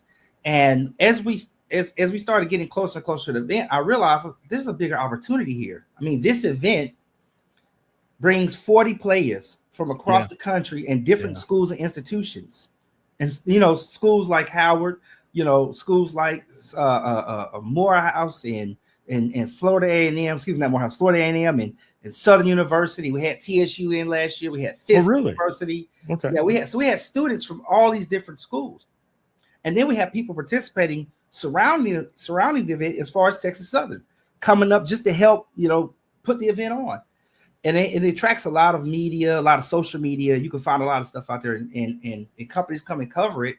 But we want to do something that was kind of like special to what we are producing, which highlights, you know, what the HBCU experience is. And so that's why we produced this broadcast last year, to really like bring light and illuminate not just the athletes, but the actual whole experience itself. Because you got everything that happens at an HBCU game, right? Yeah. Look, man, you're talking about 40 players, 40 different backgrounds as well. That's a lot of texture there that people would like to know about. Who are these players? What is it all about? And it's at the famed Rucker, right? So therefore, that really makes it very, very interesting. But tell them, didn't you guys have a really record number of people streaming this event as well? Well, as far as the numbers of people streaming, it was only about 150 live streamers. A lot of people caught. That's better than zero. That's better than zero. And it really kind of started with the impetus of giving these students and their parents a way of seeing it. The people who couldn't come to New York, because it's in New York, it's at Rucker Park, and it's a famous park. And so it was giving them the opportunity to basically have a window into what was going on if they couldn't make it. Now, of course, most of the students' parents do come with them, but if their families can't come, they can share it. And from that, you know, we put it out live, or we put it out after that, so for video on demand, so you can watch it after the fact. Oh, really? And then so that's where you see more of the numbers coming from, where people watching it is the video on demand part, but the live part was about 150. Yeah. So how did the people at let's see, is it the Telly and the Video Awards, how did they get wind of what you guys actually produced? So that started with, well, first of all, I have to shout out my wife on that. My wife is the one who basically said to me after, so we had a meeting with Daryl and the board treasurer, and we watched the content from the show. And one of the, I wish he was on, Daryl was on, because I don't want to do his reaction, but because he didn't get to see it. He was, you know, he's worried about producing the event. So he's actually doing doing the event, working with the coaches, working with the players, you know, making sure the umps and everything is, you know, going well during the actual event. So he didn't see the live stream part of it and the things that we did inside of the stream. So he came to my place, sat down, and we watched it. And one of the first things he said was, "Oh, wow, this is like award-winning stuff." I'll abbreviate it. Wow. I'll censor a little. And when he said you had to censor, right? Yeah, he said it. And so when he said that, then my wife, who is an actress, she's also done some television. You know, after that meeting, she goes, "Well, he's right. You know, this is really, really good. You guys should, at least, if anything, submit this for, you know, a couple of different organizations to see if it would garner any awards." Right. And so that's what we did. So I told her, "Well, I don't know how to do that. You know, even though I've been in broadcast television, normally that's coming from somebody up top who's saying, 'Hey, we're eligible for this, you know, fill this out.'" So I said, "You handle it." And she did. And when she came back to me and told me that I think we submitted for 19 tellies. Okay. And we submitted for 10 viddies. Okay. And we got 6 of those viddies, and we got 14 tellies. Wow. Hold on. 6 viddies, 14 tellies. Yes, sir. 14 20 all together. 20 awards altogether. Yes. Congratulations, man. Thank you. Yeah, I should have brought a trophy in here. We got the trophies in, Okay. So they actually, most of them were sitting in brown boxes because I need to make a place somewhere. I need to put a shelf back here somewhere. So he can have a place. He's got so many awards, he can't handle it. Right. Look, let me turn this light off. I don't know if that light's messing you up, but yeah. But, you know, it's like I need a place to put them, but but yeah, no, it was a wonderful thing, and she told me, she said, you know, you guys should really be focused on submitting for Emmys in the next year. I'm like, oh, geez, that's big. Yeah, you know, and then I found out there is a local Emmys. Was it the regional Emmys she was talking about? Yes, she's talking about the regional Emmys. The regional. So if you guys don't know, each region they have like a local chapter of the Emmys, right? And it normally covers your local news, your local sports. And so I'm like, oh yeah, New York, but New York is still huge though. So yeah, number one broadcast market. So I can imagine their Emmys is not a walk in the park. Yeah. Well, look, man, you never know. You never know, Thomas. Hey, it's worth a shot, right? Yeah. Oh yeah. Man, congratulations. That makes me very proud because a lot of people don't know that there's a lot of work that goes behind creating an event like this. It's just not popping up one camera and letting it go and streaming elsewhere. But you have background when it comes to like ESPN and other entities as well. Talk a little bit how your background was able to help get this product to the people and how many people were involved. So first of all, I went to Tennessee State from 2003 to 2009. So I just want to give you guys a reference of time frame. Okay. So you can think about what was going on in television and media at that time. And my sophomore year, I was invited by two of the communication students who were junior seniors in their tenure of at Tennessee State to come be a stand-in for the Stella Awards. Really? Okay. And I'll give you the shorter story because I know it's a podcast. I don't want to, but it is really interesting. And it's in Nashville, right? In Nashville, Tennessee. So right up the street from TSU. They were doing the Stella Awards at the Grand Ole Opry at the time. Okay. And so I went in as a stand-in, and essentially the person who was supposed to fill the position that I was standing in for did not show. And I was standing in for a judge for Shirley Caesar and her performance. Well, ironically, she liked what I did. She said, forget the guy that's coming. We'll just use this guy.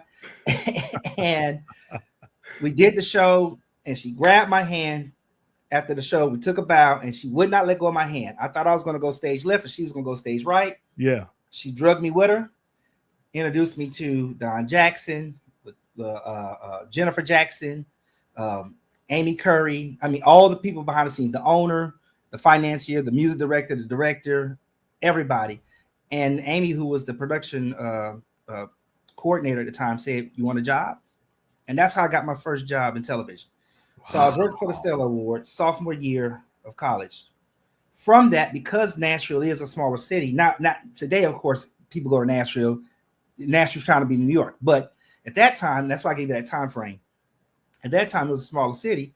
Anytime there was a ESPN, SEC, or Monday night or whatever that came to town, it was kind of a clique situation. All the people who were working on it were the same group of people. So I got sucked into that from just working on the Stella Awards. Then I went to doing basketball, quiz shows, and then football shows. Now, when you talk about you got to work on, were you actually the play-by-play person, or no, were behind the scenes, all behind the scenes? We're talking about grip. We're talking about camera op. We're talking about there's a couple of scenes. I forget the coach, and I feel bad because being in sports, I should know this. But at Vanderbilt, there was a change in coaches, and I was the guy in the locker room when he gave his first speech, getting the angles and the footage. And I was like, oh, that's got to go on my resume. That's cold right there. It was a beautiful thing. They ran it like 4 times on ESPN. Oh, we love that shot. So, I got to work behind the scenes a lot. And that's how I got ingrained in the industry, mostly tech background. I was interested in always just some type of video engineering.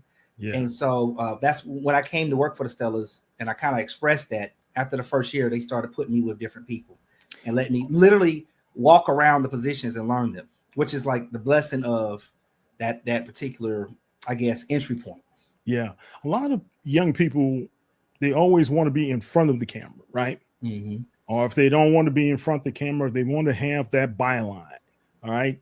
And, but it's usually behind the scenes when you get to learn some of the nuts and bolts of what's going on and making very influential decisions.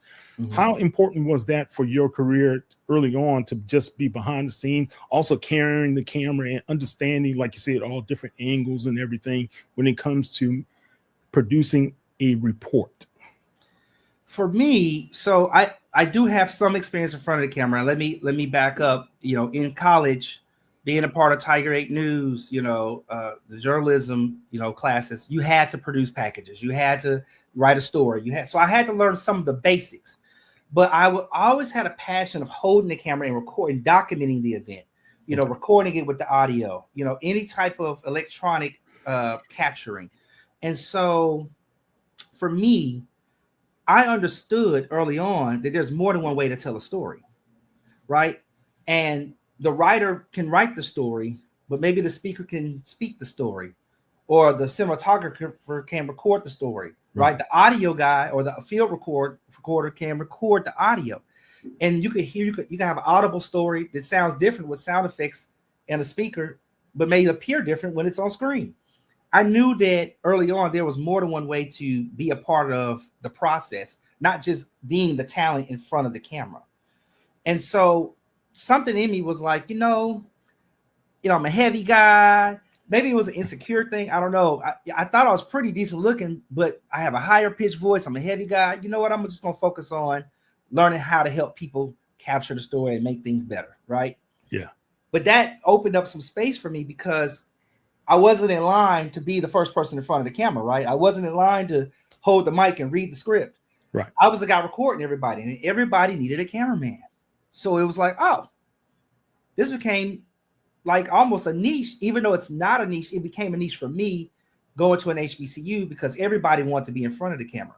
So matter of fact, there's shows like, I got a friend here in Harlem. His name is Freddie B. We had a show called Freddie B TV. He was like Hits from the Streets, if you remember that show from BET. He would go around on TSU's campus and asking people questions back and forth, and I would just record that, and we put it on YouTube. It's episodes of that on YouTube still to this day, and funny stuff. But when people ask him, hey man, who was the guy behind the camera? He always talks about me, like it was Thomas Staples. And Hold that on. has Now, happened you talking over about and over and Freddie? over. Freddie, Not Freddie. He used to wear a cap and glasses. no. Okay, all right. Yeah. But he used to have braids at one point in time. He took those down. Okay. Sometimes he wore a cap, but no, he didn't have glasses. Okay, yeah, I'm thinking about somebody totally different from New York. Yeah. Because there was a couple of shows, something streets that aired down here in Houston a lot of times, Okay. and there was the one from New York, and that was on BET with the two guys that actually became behind the scenes, and one was the DJ, whatever. Their names are escaping me at this time as well, but those were important times, man. The cameraman back then, like you said, people loved the cameraman sometimes more than the host. Yeah. Man, get me, man, get me, because I started with my dad's Canon AE1 on Morehouse campus as well as on Spelman's campus, right? And the girls, hey, Kyle. I'm like, man, she wouldn't even talk to me a few years ago, right? But if you put that camera, that's something about having that camera really changed the dynamic. I don't know if you saw just recently, there was a viral clip of Spike Lee. He said something that I thought was interesting. I never associated going to college in this manner, but he said, most of these film students, when my day, we didn't go to college for the degree. No, we went for the equipment. You had to be in film school to be able to check out the equipment to make your film. Yeah. And I think about, like you just talked about the Canon, I was using the Sony PD-150. That was the camera you could check out from our communications department to do your projects and things of that nature. And interestingly enough, on campus, I started a student organization, which was called TSU Productions. And the dean of student activities came to me we had about 11 members in the group, and our goal was to always check the cameras out. That was our goal because we want to keep the cameras in rotation so we can keep recording stuff. So we made the student organization, and we started charging the Greeks to film certain things. And the dean comes to me of student activities, and he says, "You can't call it TSU Productions, and you're charging people." So one of the guys his name is Big Boy AJ, Antonio Bitten, Big Boy. He does a lot of touring stuff today. Who's in the production company says to me, "Well, drop the U off of that MFer." Okay. So that's where TS Productions came from. The company that you often see me posting like TS Productions did this, whatever. That's where that came from. It started at Tennessee State. So it all has HBCU roots. And but that's what it was. People would come to us. We'd be recording a step show or a Greek coming out, or any kind of, like, we used to have Greek weeks. I don't know if they still do that, but we used to have Greek weeks where every Greek would have events. They'd be their week, and they have every day of the week was their events. So we would record those events and make memorable DVDs and cherishable recordings out of it. Put music to it and the whole nine. And these kids don't know anything. DVD, what's that? Oh gosh, yes. I just realized. What's a CD? What's a tape? Tape? What's a tape? Let me tell you, somebody asked, I don't know if you get this, but somebody was asking me for homecoming. They wanted me to send them the footage of some of the events that we recorded back in 2005 and 2006. And I said, well, do you recognize that we're in a time where everything's digital now? Those were put on these little mini DV tapes at the time. Right. And if I have them, you better hope that age hasn't gotten to them. Right. So I do what I can, but it's funny you say that. My son came home and he was watching an old mini DV that I had in the tape. I don't know why it was still in the tape, man, but we found out it was an old tape of his mom and her friend. They were on the beach in Mexico. So I mean, we're talking about something 30 plus years old, right? But those things are great to have, man. Let's go back and let's talk about some of these awards, okay? The 2025 Video Awards for the HBCU All-Star Dream Classic 2024, the Platinum Award for Broadcast Programming, Cultural Broadcast Creativity, and Graphics Design Gold, and Broadcast Program Sports, Broadcast Creativity Original Music, and honorable mention for the Broadcast Program History as well as the Sports. What's the difference between the Platinum and the Gold? Just curious. So and I think you read the viddies, right? Those are the viddies you just read? Yes. So with the viddies, that is short for videographer for people who don't know. They actually used to be called something else, and they changed recently. They started back in the 90s, I believe. Okay. But they have levels, and platinum is their highest, gold is the second highest. And basically they do first place, first, second, and then third being your honorable mention is your third place, essentially. So that's the big difference between those levels. What's notable in that the awards you just read was in this production, the intro song, the reason we got that award, that's an original song. I called my brother and my college roommate, who was a producer. His name is P. Rich. So those in Atlanta probably know him. He worked with people like Rico Wade and other folks like that. I called him and said, listen, we're putting on this production. We got to start it off some kind of way. I can't use Fox, CBS, ESPN. I can't use their intros, but I need something that says who we are as an HBCU culture and what we came to do. And so my brother wrote a song, my roommate wrote a song, and he produced it, and we got together and they put something I thought was a really great soundtrack. So I said, that's it. That's how we're coming in. Really? And so actually that started. So when you read the graphics, it was started with the music. Once I heard the track, then I went and hired an artist, and I said, listen, I want you to hear what this is.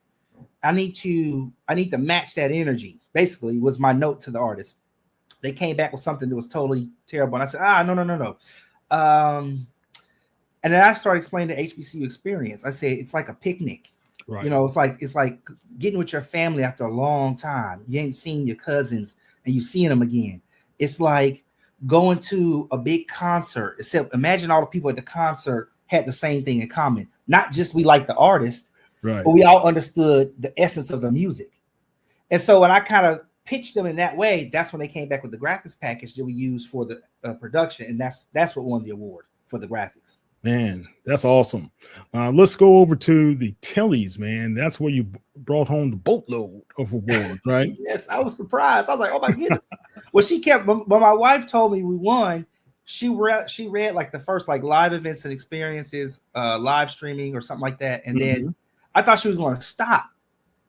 And she kept going and going and going and reading and reading. And I go, oh, geez. So now I was like, wait a minute. I lost fingers. Man, so you did, like you said, the live events. You won the pregame and the game. You have the use of stock footage, history editing, best show opening segment, not for profit. Those are all the silver level awards. And then you have for the bronze level, the use of live stream in your pregame, as well as live stream in the game, and the archival footage, as well as the diversity, equity, inclusion, editing, use of footage, as well as title design. Man, excellent. That's outstanding. Yeah. And guys, look, these are national awards and could be international, right? But these are at least national awards that one production was able to garner 20 awards in the industry. Thank you, Thomas. Appreciate you, man, and congratulations. That is awesome. Yeah. And I think for the Tellies, and you could quote me on this, I believe it's over 20,000 entries. So really? They were looking at a lot of productions across the country, and that includes the Virgin Islands, Hawaii, Alaska, and Puerto Rico. Excellent. Look, and you know, he's had past awards, of course. He's had even awards for the 48-hour film project, Dave and Earl, where you won best directing, screenplay, acting, supporting acting, all that stuff as well. But, you know, when it comes to the HBCU space and having national recognition for what we're doing and the content we're providing for our public, to have those that recognition from the Telly as well as the Viddy, that's outstanding. Yeah, thank you. I appreciate that. I really do. Yeah, and it feels good to be recognized. You know, especially because, like you said, I'm behind the camera. You know, I executive produced this, so I brought all the people together to create the stream itself. And what type of people did you have to bring together for that type of stream? Did you have to have just not just cameramen, right? You also had to have a host and commentators and things. Yes. So we had 4 hosts. We had 2 desk hosts and 2 kind of sideline reporters. So we had Sean Parker, who at that time was out of work. He was the former Minnesota Timberwolves announcer. He's now the Charlotte Hornets announcer. Okay. So he came up to do play-by-play. We had the Tubby effect, or she wants to be called Tubby. Jackie E. She was the color analyst. Freddie B. and Kennedy Wright were our sideline reporters. And I want to say something. Freddie B. is experienced. So he's the guy I met in college. We were doing television. So he knew what he was doing. Kennedy was a senior in college. And we wanted to do that. That was purposeful. We wanted to bring somebody into the production who was in college, or like this is what they want to do when they leave college. Right. And I'm happy to say that she's working in Eugene, Oregon today on at a TV network. I got to get the right network for you for fact. Yeah, she's in Eugene, Oregon today. And she's all the way across the coast. Wow. Yeah, and that's a girl from Alabama who went to Tennessee State and came up and did our production, and now she's got a job right out of college, graduate right into a job. So that's great, man. I'm really proud about that, because that's really what we want to do, is not only elevate our culture, but elevate our people at the same time. Along with that, our executive producer, Ebony Cosby, producer. She was a producer, but she created most of those packages that you some of those awards, whether it was for the Rucker Park award you may see in there, the nonprofit one. Her and Daryl Roberts worked together to put that piece together. He filmed it on his cell phone, but she told him what to do. She wrote out some things, and then we had a guy edit it together, and it came out beautifully. And Wow. yeah, so she was really integral. And then we brought an alum from Texas up. Her name is Tiffany Dowling to be our field producer. Talk about a powerhouse. This woman has been on, field produced for several television shows down in Atlanta. And I said, I got to have somebody who's strong. It's going to be a fast moving environment. We don't know who's going to show up. We don't know who. It might be somebody famous. We need somebody who can think on the fly. If we see an interview that we can have, let's get our talent in front of the people so they can start getting the interview. And she handled it. And so it was a great crew. And then from the production side, from the technical side, I brought in one of Fisk, TSU, Meharry's long-standing vendors, somebody I knew from college. His name is Charles Howe. He owns a company called Chomco down in Nashville, Tennessee. I've heard of Charles. Yeah, and I brought him in with his equipment to furnish all the equipment and gear to make it happen. Awesome.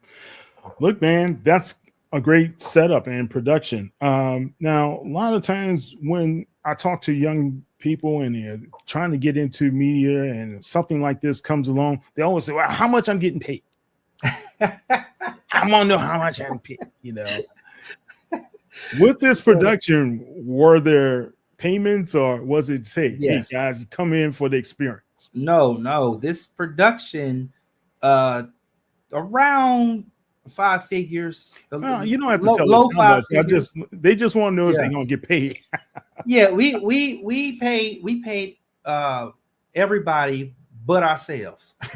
So that's usually how it is, right? Times we dishing it out, but at the end, everybody money. But it was a compensated thing. But like for Kennedy, for example, once we saw her, we looked at a few demo reels of students who were already putting things, on social media. And this is why you got to be careful what you put on social media, because you never know who's watching. Right. Because we were looking for people. We saw her, and I asked her for a demo reel, and she sent it to me. It looked so good. We paid for her flight and her hotel, so she came up here for free, to work the event. Beautiful. Yeah, that's the passion, commitment, and it's paying off. Right. And I got to shout out my alumni organizations because they didn't want to foot the bill on that. That wasn't us. That was Tennessee State University's TSU NAA New York Metro is their official name. Tell me this. Some alumni associations are easy to buy in to a project in this manner. And I've heard great things about Texas Southern, how they really, really support each other when it comes to these type of situations. When you are, let's say that you're a young, aspiring media content creator, have a production in mind, how would they go about approaching their alumni? What did you have to do? I have to shout out the alumni president, Lady Altavis Cook. Sorry, that's her full name. She is a thespian at heart. So she already has the arts in mind when she's doing any of her events. And my approach to her was very just straightforward. Daryl is putting together what I think is going to be a blockbuster event. Maybe not this year, but eventually it's going to get there because it's happening at Rucker Park. He was able to get coaches of all these teams to buy in and send their players up here. He was able to get the city to approve the usage of the park, the whole park. And I said, having an HBCU presence in Harlem, in New York City, where we can affect all these kids who may have never thought of going to an HBCU, but now they're going to see actual HBCU basketball players in the middle of Harlem. I said, that's an opportunity I think we need to take advantage of as an organization. And if anything, we should be getting tickets and giving them to some students or potential students that we want to come to our school. Well, it wasn't just us. Gramblin's Alumni Association thought of the same thing. North Carolina A&T, South Carolina. Who else do we have? Spelman and Howard. They have associations. They're all thinking the same thing. This is an opportunity for us. There's no HBCUs in the Northeast. Well, in the North. In the Northeast. Yeah, I think the closest is Lincoln. Closest Lincoln, right? Yeah, closest Lincoln, right? Mm-hmm. So, we're all thinking the same thing. This is a big opportunity for Jersey, Connecticut, New York. That cluster, get these kids here and at least let them see what it's about. Let them see the Greeks stepping, and that's one thing, again, credit to Bridges Structural Holes and what Daryl was able to put together. He brings out for your halftime entertainment the AKAs or the Kappas, the Toronto, So, but that's smart. That to me, that's all a part of. That's about the experience. It's about the HBCU experience, and people have to understand that, man. This is so inspiring. Thank you. And what you guys were able to do. Now, this year, you say it's going to be on August 1st? August the 9th. It'll be on August 9th. Because I was like, today is August 1st. So yeah. August 9th. It's going to be at Rucker. Yep. Right? Yep. And how many participants? Will it still be 40 HBCU basketball players? 40 players, yep. Men and women? 20 guys, 20 women. So they do 2 games. Girls play first, the men play second. Now, this year we do have the 3-on-3. Last year was called HBCU versus the City. It's a little bit of an inaugural event that we do before the actual matches take place, kind of like a pre-show to the show. He's still going to do the 3-on-3 girls tournament again this year as well. So how can media, if they're watching this and they're in that area, be a part trying to cover it? 2 places you can go to find out more information. Of course, you can go to bridgesstructuralholes.org. And then, or you could just Google it, HBCU All-Star Dream Classic. Tons of articles are going to come up. Just put in 2025. Ton of things going to come up. The Eventbrite will come up. And then we're going to stream it again this year on HBCU All-Star-Dream-Classic.com. So we'll be streaming again this year. We won't be doing the same level of production, but we will give people an opportunity to see the event this year as well. And will you have the rosters available as well? Yes. Daryl actually has that stuff available right now. I don't know if I would love to see it because I would love to write an article on it for you guys. Oh, definitely. I can give you his email so that you can email him. He will. I'll make sure to tell him to follow up with you to get you the whole lineup. Okay, excellent. All right. So, guys, if you heard everything, if you listened to what Thomas was talking about, it takes some background learning the business and understanding the business, but also it takes some ingenuity to be able to put something like this together. We're very creative people. We always have to be creative. So if you have something like this in mind, go for it. If you want to pick somebody's brain, I'm pretty sure Thomas wouldn't mind having a conversation with you, right, Thomas? Yeah, I'm open, and I'm easy to find. I think it's in my title at Thomas Staples 2. Yeah, that's what I was about to tell. Tell everybody how they can follow you. Go ahead. Yeah, so you can follow me on Instagram. I'm at Thomas Staples 2. I'm the second, so that's why it's the number 2. You can also find me on LinkedIn at my name, Thomas Staples. And as well as Thomas Staples 2 on, I guess it'll be X now, not Twitter. Yeah. X, as well as I'm just getting into TikTok. So if I don't respond to you on that, give me a second. I'm learning that one. My son is pulling me into TikTok. I'm like, okay, we've had like 2 live streams on TikTok. I'm like, man, they had hundreds of people watch. I said, wow. And that's what I'm really working on for the next time is we're going to start streaming on the actual Instagrams.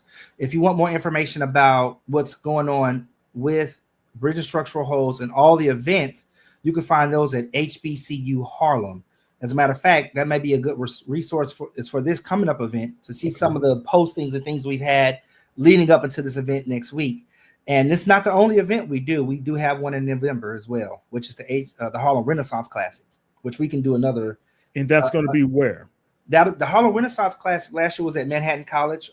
We haven't set a venue for it yet, but it's normally the weekend before Thanksgiving. Okay. And that one's actually older than the HBCU All-Star Dream Classic. It's about 5 years old now. Because my son should be back in Manhattan at that time because he's at perfect. AMDA. Okay. Yeah, so he should be back there. I think they're strange semesters. Their semester starts again in October. So, okay. Well, listen, tell him to follow HBCU Harlem. If he follows that channel, he'll get all the information and happenings that Bridge Structural Holes and Daryl putting together, and he'll be able to participate because there's more events than just the exhibition events. We do have some community events that we do as well. And Daryl every now and then does a tester event, just to see if there may be something else we need to be looking into. So stay keep your eyes open for those. Yeah, if you need an intern, he's great with video. He's great. He's a great podcaster. He co-hosts with me sometimes as well. So he does a great job. Oh, well, let me we'll get your information in. Yeah, we'll get that. Definitely. Thomas, again, I have to state it. Congratulations. I'm glad we were able to connect and be able to tell everybody what you guys were able to accomplish, as well as to tell everybody about the 2 upcoming events that you guys are going to have as well. I think it's very important that we support, especially if you're in the New York, New Jersey area, especially being there and helping out and being able to help young people understand HBCUs have so much texture and so much about us that they can be able to excel in life. You just don't have to go to a PWI. You can always go to HBCU. All right. Yeah. Thomas, thank you very much. Go and check him out. We're going to have more details on HBCU Legends on SI. You can follow us at HBCU Legends on all social media platforms. And you can follow me at KTMOZE on all social media platforms as well. I'm Kyle T. Mosley. That's our guest, Mr. Thomas Staples. Thomas, we always say it like Bernie Mac. You can't get rid of us now. We're family, baby. That's right. And we're gonna have you back, man. We're gonna talk a little bit more and chop it up a little bit more during the season. Okay, right.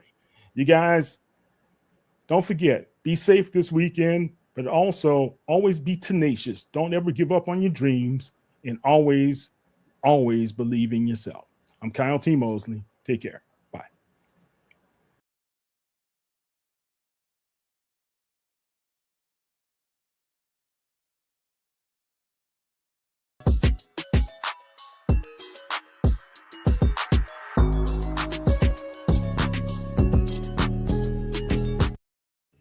Hey, good evening. It's Kyle T. Mosley of the Black Sports Insiders, as well as HBCU Legends. I'm here with my son and cohort, Mr. Kyle Anthony. What's going on, Kyle? Nothing much. How's everybody doing today? How's everybody doing? Good. Looking good, my buddy. And we have a star power in the house tonight. In Houston, with us social guys and us media guys, we just call him Hollywood. There we go. Because when all the stars come into town, they don't dial us up. They call straight to, can I speak to Nate Griffin? I see what kind of podcast this is gonna be. Hey. He gets all the stars. No, I'm hating. I'm hating seriously, but to be honest with you guys, that's love, man. That's not hate. That's love. I get it. Yeah, 100%. We got a lot of love for him because he never says no to a question, and he always gives us great advice. He's a big brother to me in the business, and I just highly respect everything that he does, especially on Fox. He's one of the best broadcasters and reporters that we have, especially early in the morning. He gets up like 3 in the morning to give you guys. Don't cheat him. 2:30, baby. Don't cheat him. Yeah, well, look, with over 30 years in the business, it's none other than Nate Griffin. How you doing, Nate? Man, I'm doing great. Good to be on here with the Kyle and the Kyle. The older Kyle and the young Kyle. It's kind of cool to do this. So, and when I looked up, I saw him, I was like, wait, that's what? Wasn't he 12 years old like 3 weeks ago? Yeah. Come on Tell now. me about it, man. Tell me hey, about it. You remember University of Houston? You, me, your dad, Ralph Cooper, how we sat around until before you went off to college, man. I do. I did. You are working with your dad. That was crazy. That was crazy. Yeah. Mr. Griffin, you gave me some very important information at the time. He said, you know what? When you going off to college, just want you to, lock in and focus on your work. But you need to bulk up in that gym. You need to lock in. I locked in that gym. I will say, hey, good for you. Hey, yes, sir. Yes, sir. Yeah, he's got. Thank you. Look, he's finally got a couple of abs now, so he's You doing can well. Hey, hold on. I've been locked in for real, y'all. I've really been locked in there. That Good grind for does you. not stop. Good for Yeah. you. Good for you. Well, guys, Nate, I guess the best way to start this off, you've covered all professional sports, collegiate sports, high school sports, intramural sports. It doesn't matter, any type of sports, but you have done it at a high level for such a long time. What's the secret? Well, prayer, number one. You got to have God in your life because you can't do it without him, number one. Number two, you have to have a support system. That's very important because as you're a married man, so am I. And if there's a problem when you need to do something versus when you need to get something for the family versus when you need to get work done, and there's not a good relationship, that's a problem. So a lot of other things, and then you have to have good working relationships. That's the most important thing. Have good working relationships with your cohorts. And I think you can get some things done. The most important thing is to get the word out to the people. We are a vehicle of information, sports information for people who want it, who yearn it. So we try to make sure that we handle that need every day. Yeah, and you do it so well. I mean, if you guys haven't seen some of Nate's broadcasts, he's able to engage all facets of people, and it doesn't matter if you're serving breakfast to those guys. He's talking to you. If you're just hanging out, hey guys, how y'all doing? He's got a lot of energy. He's talking to you, and people gravitate to you as well. I really admire that. Nate. Thank you. Yeah, just keep up that. That's that old country Mississippi in me, man. That's what that is. It's that natural charisma right there from the South. Come on, that's right. That Southern charisma. That old country Mississippi, man. Yeah. Now, Nate, you played ball, right? At Southern Mississippi. Yes, at sir. Southern Mississippi. Yes, sir. Golden Eagles. Yes, sir. Man, I used to But always JC ball too, Los McDonald's College. So we got it all. Yeah, you're right. I used to always love the Southern Eagles. Southern Mississippi when I was growing up in New Orleans because I just liked that nickname, Golden Eagles. So yes, much, sir. right? Yes, sir. But the thing I noticed that when you didn't have the normal track to be able to get into journalism and broadcasting, tell everybody a little bit about how you got started. Well, it wasn't easy and it wasn't a smooth road. I started at Southern Mississippi. I played there. And eventually I realized that, okay, you're going to have to pick up and leave. So I actually left and went to junior college.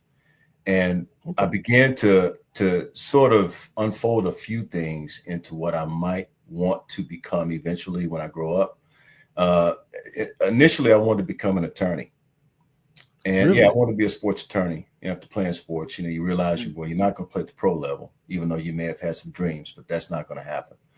And so I ended up coming to Texas after leaving California, and eventually got to law school. And I'm really taking a lot of shortcuts here because we don't have a whole lot of time to talk about me, but that was part of it. I went to law school and got there and realized that, well, I'm not sure if you want to be a lawyer. And at the moment I was making that decision, a friend interceded by the name of Jimmy Jacob. And he said, hey, I want you to come over to Texas Southern with me, the radio station, KTSU. Come over to KTSU. I want you to do something.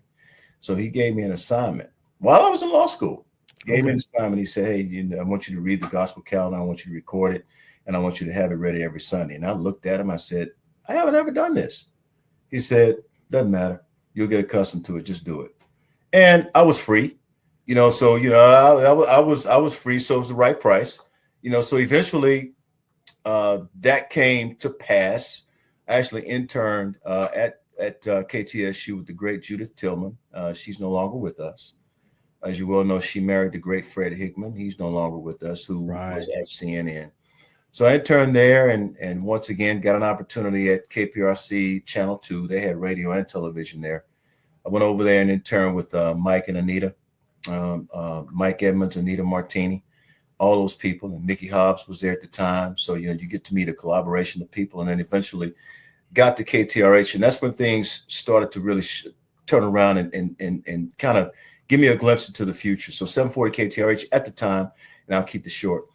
They carried the Astros, the Rockets, and the Houston Oilers. Oh, not wow. the Texans. I'm going back a bit. Okay. Yeah.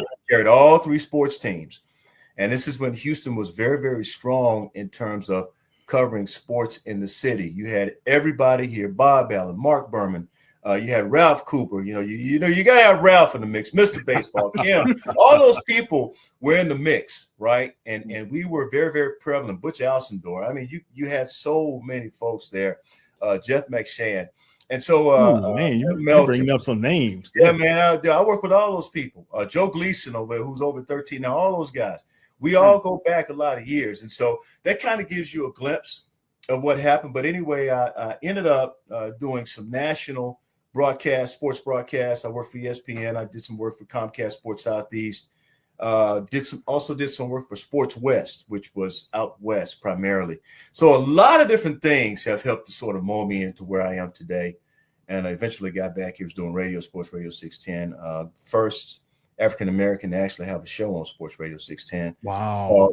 Called Fast Break with Nate on Sunday nights. So for those viewers, listeners who watch or who remember that, Fast Break with Nate, that was me. Sports Radio 610. And sort of just took off from there, man. Then Mr. B. Wow. Awesome. Kyle.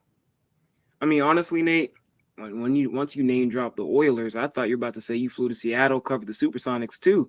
But hey. Or the Edmonton Oilers, right? That we are missing, and that we hope can come back, and maybe a uniform variant for the Texans this year. But speaking on the Oilers and now the Texans, we know you were at training camp. Mm-hmm. How are you feeling about the team? Been there every day. I'm feeling like they're going to be good, very good. In fact, I think first of all they've got to make sure they get that that running back room situated. Joe Mixon, Damian Pierce, both still out. So a lot of I didn't know Pierce was out. I heard about Mixon. Okay. And Pierce also. So a lot of the work is falling on Nick Chubb and a lot of the other guys, free agents who are actually in camp. So right now, Nick Chubb can use everybody who can help him out. That's pretty much what you have. The offensive line, I think, is going to be really good. It may take a couple of games before we see just how good they really are as a unit. And as you guys well know, the offensive line is the smartest group of guys on the field. That's the smartest position group on the field, the offensive line. They have to know all the calls. Mm-hmm. The center makes all the calls for the offensive line, and they all have to work together, but they work as a unit. So I'm really, really curious to see how they're going to work as a unit this year. A lot of guys that are new to the Texans. That second-round draft pick, Ariante Ursery, he is a huge individual at 6'6", 330 pounds. So they've got some meat along that offensive line. It's just a matter of unifying those guys and making sure they communicate. Awesome. Right. Is he playing guard or is he playing tackle? Well, he could be playing tackle or he could be playing guard. I don't see him as a guard. 6'6", 330. Typically, you don't see that. You normally see a guy like that either left tackle or right tackle. But when you have a starting right tackle, it's hard to say where he's going to end up. So we'll see. Okay. Sure. Third year for Mr. CJ Stroud in Houston as the leader of the offense. Last year, some people say it was a slump, but I think it was the play call that had a lot to do with what was going on. Plus, he still had some injuries up front that he had to deal with as well. Right. How do you think this is one of those pivotal years for CJ, or it's just steady as you go? No. Year 3 is always a pivotal year for a quarterback. And the most important thing is that first 2 games, even if you make some mistakes, even if you have some issues, by the 3rd, 4th game, you need to kind of have them straight. Now, the problem with CJ, you realize he was the 2nd most sacked quarterback in the league last year, right behind Caleb Williams, who was sacked, I want to say 72 times. Ooh. Yeah. So that offensive line is going to really have to protect C.J. Stroud this season. That's the big thing. Last year, remember, and I want to take you back to the Texans when they first came to Houston. Their quarterback was David Carr. Mm-hmm. What was the problem with the Texans at that time? He got sacked a whole lot. Yeah. He got sacked, got happy feet late in his career, and all of a sudden, down goes David Carr. And it was so sad to see because he was a great quarterback at Fresno State. And I thought that being, a top pick, the first pick, for the Houston Texans, I just knew this guy is going to be special. But the problem was the offensive line never could come together. Well, they've had that problem over the years. They've had some good offensive lines. But this season, I think they have a shot to be different. You can't have your franchise quarterback running or throwing for his life. Yeah. You're running for your life, and then you're throwing to try to get the ball out of your hands quickly so that you don't take a sack, get hit, get your head knocked off, or get somebody's helmet planted in your chest. So he's got a shot to be pretty good this year, but that offensive line is critical. And if that offensive line is good, decent run game, if Nick Chubb can give us anything, if he can give us any resemblance of what he was when he was in Cleveland, oh yeah. Now there's your safety valve. Nick Chubb's your safety valve. Joe Mixon come back healthy. That's your safety valve. Damian Pierce is your third back. Yeah. You got a shot. Yeah. 3 1,000-yard rushers there, right? You got a shot to be pretty good as a quarterback. Yeah. Well, what about Titus Howard, our HBCU guy from Alabama State? How's he looking? Yeah, that's your right tackle right there. I think the most important thing is that he understands his role now. He's been with the Texans long enough to understand his role. Also understand you got to stay healthy. And I was very pleased to see him come from the position that he came. Right, I was very pleased to see that he came from where he came from, and has done well with the Houston Texans in being a force on that right side.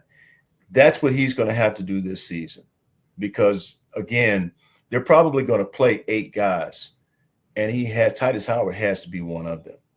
Yeah, definitely. All right, that's the Houston Texans. That's just a quick overview of what we have seen the first few days of training camp. Kyle, I know the subject you love to talk about all the time is the Houston Rockets, and I know you have a couple of questions to throw at Mr. Nate Griffin. Well, I do. This isn't major news. I don't know if you know this, Nate. I really don't. I think this might be one of my first exclusive picks, but the Houston Rockets reacquired Kevin Durant. Yeah. Trade with the Suns, man. We let go of Jalen Green. We let go of Cam Whitmore. Okay. But my question is, with the scoop that I'm giving you about KD, I know you have no clue about this. Okay. No clue. With this insider too. Skip. I know nothing. I'm telling you, I know nothing. Nothing. Nothing. Nothing. I mean, looking at the squad, man. I know zero. I mean, what you think we can do this right here? Because I honestly think, this is going to be an amazing thing for the franchise. Genuinely. Well, at least this year, I don't know longevity-wise how we're looking at things, but if we're looking for a championship within the next season or two, I believe that was a great move to get KD. Who doesn't want KD? Yeah, you got to have that guy. I think the one thing that you didn't want to do was give up the farm for him, and I don't think they gave up the farm. They gave up 5.2s and Dylan Brooks and a first-round pick. But I think that the most important thing is that this year's first-round pick, number 10. But I think the most important thing is that you have a guy who is an instant bucket, right? And KD is an instant bucket. Now, we've seen some of the workouts. We've seen a lot of workouts on social media. I am very interested and curious to watch him work out with the team. That's the most important thing. Everybody's talking about learning from this guy. Jabari Smith has talked about that, learning from KD. Everyone's excited. That's going to be a big front line. They're going to be they're going to have a big backcourt and a big front line. They're going to be a big team. The only thing I hated, and Kyle, you probably saw my post on Facebook, I began to love me some Dylan Brooks, man. Everybody did, yeah. Man, I'm telling you, and you know why? Because I didn't like him at first. when I first heard about the Texans that the Rockets were going to sign him, bring him into camp, I said, Dylan Brooks, no, not Dylan Brooks. You know, and that was me the whole time. And I go on the air, and I had to be stone-faced. And, you know, I really did. I had to be stone-faced. The Rockets are considering bringing in Dylan Brooks. You know, I put some emphasis on the last name, right? Brooks. You know, and nobody knew, but you know, inside of me, I'm like, inside you were seething. Yeah, you know, I'm like, come on, Coach Emo. What you thinking? Come on, Coach Emo. What you thinking? You gonna bring?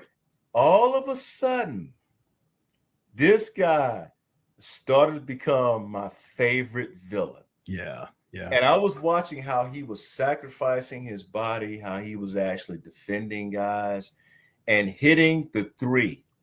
Dylan Brooks was knocking down 3-pointers. He had going to the basket. He didn't mind taking the hard foul. Yeah. He would deliver the hard foul. You know, he was doing things to inspire his teammates up and down the floor, making big plays, passes. Yeah. The guy was passing. I mean, I'm talking about passing well. You know, working with Alperen Şengün and Jabari, you know, and those guys, and even Jalen. You know, when Jalen wasn't hot, who was hot? Dylan Brooks. Dylan Brooks. Dylan the villain. Dylan the villain was hot. So I miss him. Man. I hate that. If they could have kept Dylan, because you always have to have that dog, right? You got to have that DAWG, man. That's and right. Dylan Brooks was that dog. Now the question is, they got a couple of guys who can be the dog, but who don't step up? You can't have one of your top players as your dog, man. Armand can't be the dog. Right. Armand cannot be the dog. I mean, he can stand up for himself, but he can't be that guy. He's got to be on the floor 100% of the time, either playing defense, running the team, getting up and down the floor. I love his court presence. I love the way he plays 94 feet. He's up and down the floor, man. Layups, nice little 15-foot pull-up jump shots. I love how he does that. He doesn't take a whole lot of threes. You don't want to see him doing that, but he does those other things that actually gives the Rockets a tough inside presence. That's what you need. Yeah. I mean, true. For a while, we were playing small ball. Small ball, he's good. You can actually have him in the small ball game, and I love the fact that, you know, Jabari Smith is also going to be that guy. Right. Tari, what is Tari going to give you? Tari's going to give you something special. The guy, there's another guy I hate they let go, Cam. I hate they let go of Cam because I think Cam could have been that dog. I really do, that DAWG. But Cam has to see Cam. Okay. All right. Cam. So Jalen was the number 2 pick, 3 pick? 3 pick. Two, I think. 2 or 3. Two. I think it was 2. So Jalen was the number 2 pick, right? Cam was the number 20 pick. I won't forget that. Cam was the number 20 pick, and I'm thinking, ooh, he should, you know, if they had been able, and I know it's tough. When you got 2 and 20, it's hard to maneuver because somebody was going to want that 2 if you asked to move up from 20. But Cam probably should have gone higher, and he thought that. That's what he felt. He felt. Yeah, remember he dropped. He was dropping. Yes, he dropped. I forgot why he was dropping. Was it some negative press came out? Yeah, it was some negative press, and that's what kind of magnified itself while he was with the team. But I still believe he's a more talented Dylan Brooks, and I say that with a lot of respect to Dylan.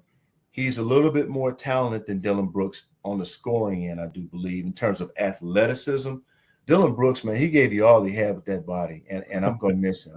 Dylan, I love you, man. If you're watching this podcast, believe me, I love you, brother. I miss you, man. Trust me, I miss you. But I'm going to say this, guys. I think you're right. You do need somebody who has that grit, yes, who can get down and dirty and be able to play that spot. You're going to find somebody. There's going to be somebody out there eventually through the waivers or whatever, or some sort of trade. So it's still up in the air. This is not a complete team, right? Yeah, the Rockets already have him on their bench. I think it's not maybe one more guy. I know that they signed they signed a guy a couple of days ago, but I think this team is going to be a well-rounded. I mean, Udoka is going to have a really, really good team, the kind of team that he wants. It's going to be in his mold, very physical. I think coach he's chomping at the bit right now. He is. Yeah. It's football season right now, though, coach. You know, even though we don't want to admit it, it's actually football season. See, I like baseball season. Excuse me, allow me to go into my diatribe because I'm a little angry right now. I'm not ready for football. This is the segue into baseball. So go ahead. You know, I'm enjoying baseball season right now. I'm never, and when the Astros are playing well, I'm never in a hurry to go into basically in the football season. But here we are in college football, the NFL football, NFL season, college football season. I'm not ready. And then I'll be getting calls from coaches, high school coaches. Hey, you coming out to cover my game? Hey, you coming over for Friday Football Fever? Hey, when are we going to see you, coach? You know, it's good to have these kinds of relationships, man. But I'm telling you, I'm in no hurry, man, for football because I'm really enjoying baseball season. Framber Valdez, 1,000 strikeouts Monday night. Look, man, everything they've been doing, and they lose. They lose 2-1. Yeah. But look, you got to like what you see in the Astros, especially all the injuries they've persevered through. They're still at the top. Whole teams on the injury list. That's it's just crazy.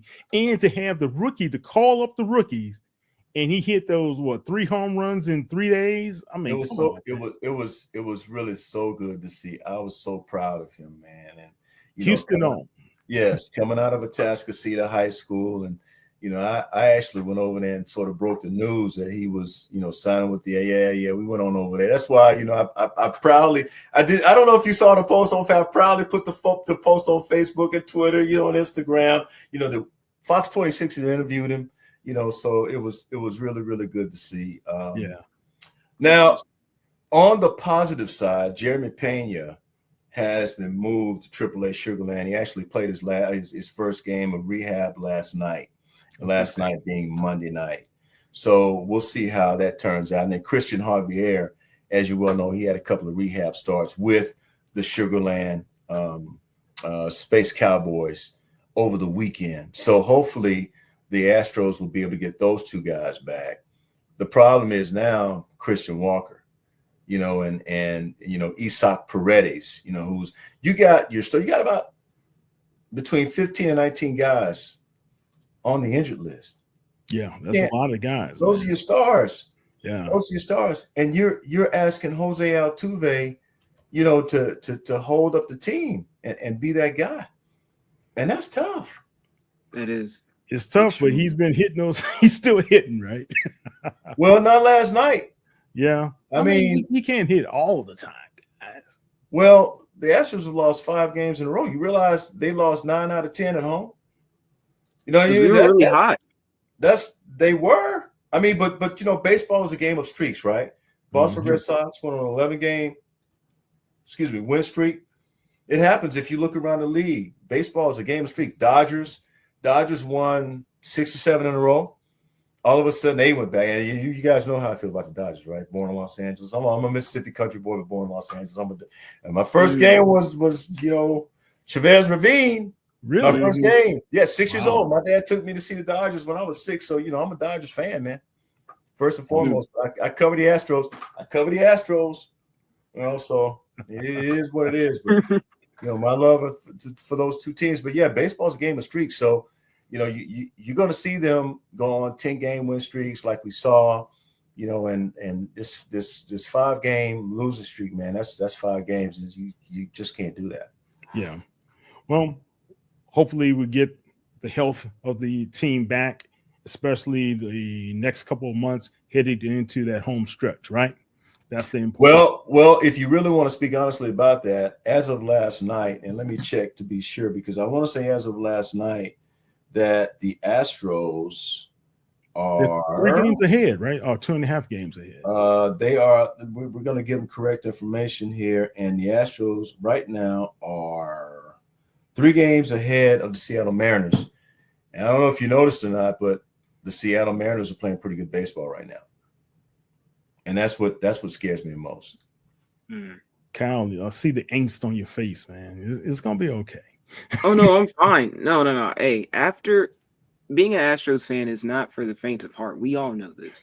So like these times and these periods, while they are really upsetting, I just have to thank God and say, isn't it amazing that Sugarland Space Cowboys are pretty much just the Houston Astros right now? You know, you make a very good point, Kyle. That's all I can say is I'm happy that we're at least competitive. A 2-1 loss, I'll take that with the injuries we have. But I want us to strive for greatness regardless. That is, at the end of the day, we do need to win. That is the goal. So if we can maintain. Well, I mean, the diatribe is sweet, right? But we need guys to hit the ball. I mean, Bryce Matthews didn't have a good series over the weekend after having a great series out in Arizona. You know, he needs to have a good series. We need to see other guys stepping up and hitting the ball well. You know, Trammell, we see all those guys hitting the ball well. All right, awesome. All right, let's talk a little bit about what's happening in college football. Training camps kick off. Texas Southern, Prairie Tomorrow morning. Rice. Yeah, U Rice of H. Friday morning. U of H kicked off this morning. We're talking some great. Don't forget about Houston Christian. Houston Christian, you're and right. And Prairie View A&M University, who you have picked by 3 over Texas Southern. What's this, man? You and Wait a minute. Who said that? I told you and Coop getting me in some hot water. That's right. You're gonna be in some hot water. I'm telling you right now. I said it. Yes, I said it. Hey, Kyle, what did you say? He took off the glasses. You see it? Wait a minute. Break it down for me. What did he say? So no. This is what happened. Did you hear what? This is what happened. No, y'all be quiet. This is what happened. Okay. 2 months ago, Coop, I'm on the program. All right, Mosley. At this point, who would you say has the favorite to win again between Texas Southern? Let me see if I can do this. Let me see if I can do this like Ralph would do it. Mosley. Who would you say? Well, now, Cal. Now, I want you to be honest. Don't try to sugarcoat anything. That's exactly. You be honest now. Now, Mosley. I want you to tell me who's gonna win the game, Mosley. Who's gonna win it, Mosley? Who's gonna win? It's gonna be PV. I said Coach. I say Coop. At this stage, I will have to give the favorite to Prairie View. Oh, you telling Prairie View about the what? Prairie View. This is Ralph. What? Okay, so you gotta give me a number. How much? How much is going to be? He asked me for the point spread. Then that's why I said, well, if I had to do it, I think it's going to be about a field goal, 3 points. That's how that came up. That's 2 months ago. But if you saw Chris Dishman and you saw Texas Southern at the SWAC Media Day, they look awfully confident. I'm saying it right here. And I said this to you the other day. Yeah. AJ Cooper is the SWAC's version of Cam Newton. Yes, indeed. Yeah. Excuse me. So some here trying to play around. So anyway, I interviewed Chris and Cooper and that SWAC pick at linebacker. I interviewed those guys while they were there in Birmingham. And I got a chance to talk to Cooper a little bit, EJ Cooper. And I tell you what, I think they got a chance to be special. So I really do believe that. Well, people keep on forgetting what happened last year when the rookie coach went up to PV against his friend Bubba McDowell. Yeah. On PV's campus, on the hill. What happened in Panther Stadium? A bloodbath. Who, by the way, and you know why? It was because of KJ Cooper. Yeah. They didn't have an answer for that kid. Man. Yeah, KJ Cooper. Yeah. The way he was spinning the ball, the way he was running the ball, that size, that presence is Cam Newton-esque. I don't care what you say. He has something that is going to make it very difficult for defenders to be able to make these business decisions. By the way, you just mentioned Bubba McDowell. He should definitely be working right now. Definitely. Not he should. It's ludicrous that he's not. It is. It is. It's a shame. He should be working right now. If he's not, I guess I spoke with him, and I know I'm taking you off topic a little bit there. I spoke with him. I want to say last week, and he was out of town. Told me to get back with me. But in regards to this game, PV versus Texas Southern, KJ is going to be a difference maker in this game, and they also have the offensive line to block for KJ. So anyone who's thinking. And Tremaine Jackson, I think he's going to be a great coach. I really do. He said himself, did you hear what he said during the SWAC media days? Oh, he said so many things. Well, he talked about the prediction for his team. He said that they were going to finish last. He said that. Now, whether or not I believe that, coming from him, does he really believe that his team is going to finish last? Not one bit. Other than having interviewed him, I've not watched one of his press conferences, right? While he was. Don't believe it. He does not believe his team is finishing last. He's throwing. I don't know what he's throwing. I don't know what that is. I have no idea. He's throwing you off he's throwing you off the scent. That's all. Strategizing. That's it. Yeah. So this is war. Look, I made the statement a couple of weeks ago, and I'm gonna make it again. By week 6, either PV or Texas Southern will be at the top spot in the SWAC West. Okay. A lot of people believe Southern is going to be there. They're going to repeat as SWAC West. We keep forgetting this about what happened with Southern last year. If it wasn't for a faux pas with Texas Southern in that end zone, right? And Kyle, that was something to see. And if it wasn't for the last minute downfall at PV, and if it wasn't the last second downfall at I forgot Mississippi Valley, I believe, or somewhere like that, that Southern University would have had 3 losses easily on their record, and they would have not been in that position. It possibly would have been Texas Southern as the representative of the SWAC West, and they had a great opportunity to do so if they were able to pull off, especially that Southern game. So all I'm saying is this. Chris Dishman looks very confident in his team, and if you look at the practices thus far, they look very confident. I know they're kicking off everything, but those practices leading up and those workouts, those guys look really good. PV looks very, very good as well. Southern looks very good. I don't know what's happening. Anything about Jackson State now? No. This is the SWAC West, and we're just talking about the division. Well, I mean, it's Jackson State is up here. See, I see your hate. I see your hate. I always no. Up here. No. See, that's the SWAC East. You got SWAC East. That's Jackson State. They're reigning champions, and they're reigning champions for a reason. You got to remember, I grew up watching Walter Payton, Robert Brazile. I grew up watching those guys, right?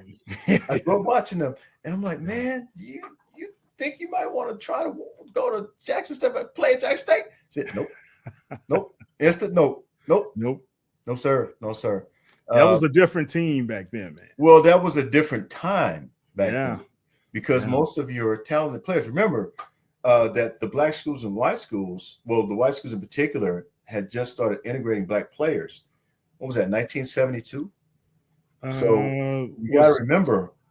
You talk about in the SEC, in the 70s, it was 70 to 71. You got to remember. So, they still hadn't realized, oh my goodness, they've got all these great players. We need to. What was that? Oh golly, the great football coach at Alabama, Paul Bear Bryant. What? Make sure I'm not misquoting him. I gotta have me one. Is that what That wasn't. They said that's what he said. Yeah. After you saw Sam Bam cutting him, running up and down the field on him, right? Yeah. So you gotta remember there were some great players at Jackson State. I can't remember them all, but I remember some. Vernon Perry was there. Ricky Young. You had a lot of guys there. Remember, who was that played at Alcorn State, the great quarterback? I guess what's his name? Steve Air. McNair? Steve Air McNair. We'll let him get away. Let him get away. Can't forget about Mr. the GOAT. Doug Williams. Well, no, we're talking about Doug. Yeah, Doug. That was the GOAT. Again, we're talking about Jerry Rice too. Yeah, exactly. That in that heyday. Yeah. That is what happened. That is what has happened, to black college football for the most part, that, a lot of those great players now go to they go to predominantly white schools and integrated schools. So, but anyway, as far as that's concerned, I was just kind of repping Jackson State. Yeah. Well, look, I understand. Going back to is it the 40th Labor Day Classic that's going to be coming up? I think it's going to be a great showing at Shell Energy Stadium. You have two teams that are really evenly matched, and it could just become a war of who makes the most mistakes, who misses the most assignments, and who, as a coach, doesn't see the big picture at the end.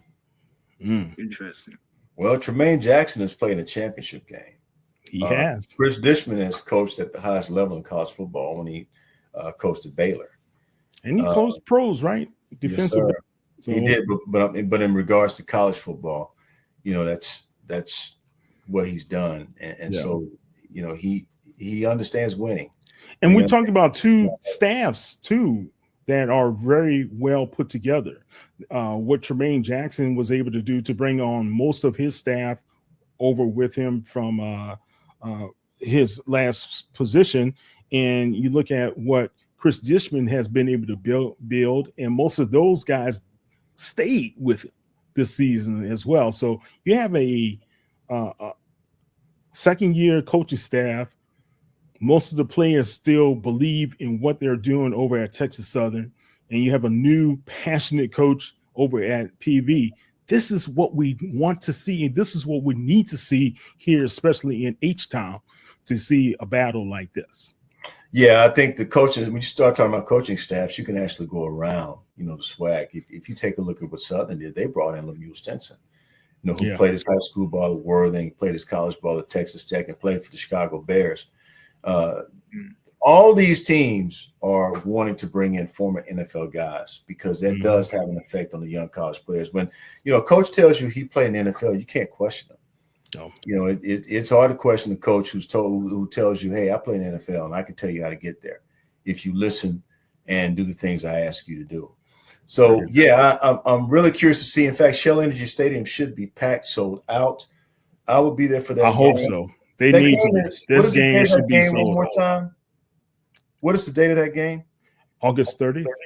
August 30th. And August 30th, I should be in town. So I do plan to be at that game, covering that game most likely. That is going to be a great game and a great night. You want to start that. You want to start that evening early, if you know what I mean. You want to go out, have dinner with the family, early, and then get to the stadium 2 hours before the game. And walk around the stadium, buy some gear, if you're a fan, and if you don't have your Texas Southern gear, I'm pretty sure you can get it there, unless you want your Prairie View A&M gear. And I have fans on both sides. That's why I'm saying make sure you get your PV gear, make sure you get your TSU gear, and be able to sit down comfortably and watch that game and then just cheer your heart out during that game, because that's going to be a great game. Yeah. All right. Two teams I want to just get you a quick overview. Rice. Yes. You cover Rice. You broadcast for Rice. Talk about the Owls and what to expect in 2025. Brand new head football coach in Scott Abel. He's going to bring the option. Option looks like a triple option, which they will be running primarily. So it's going to be a run-dominated offense. The defense, I'm still curious about. I think until I get to camp, and I've seen the spring workouts. I've also seen the workouts leading up to training camp, which starts Friday. I'm very excited about this team.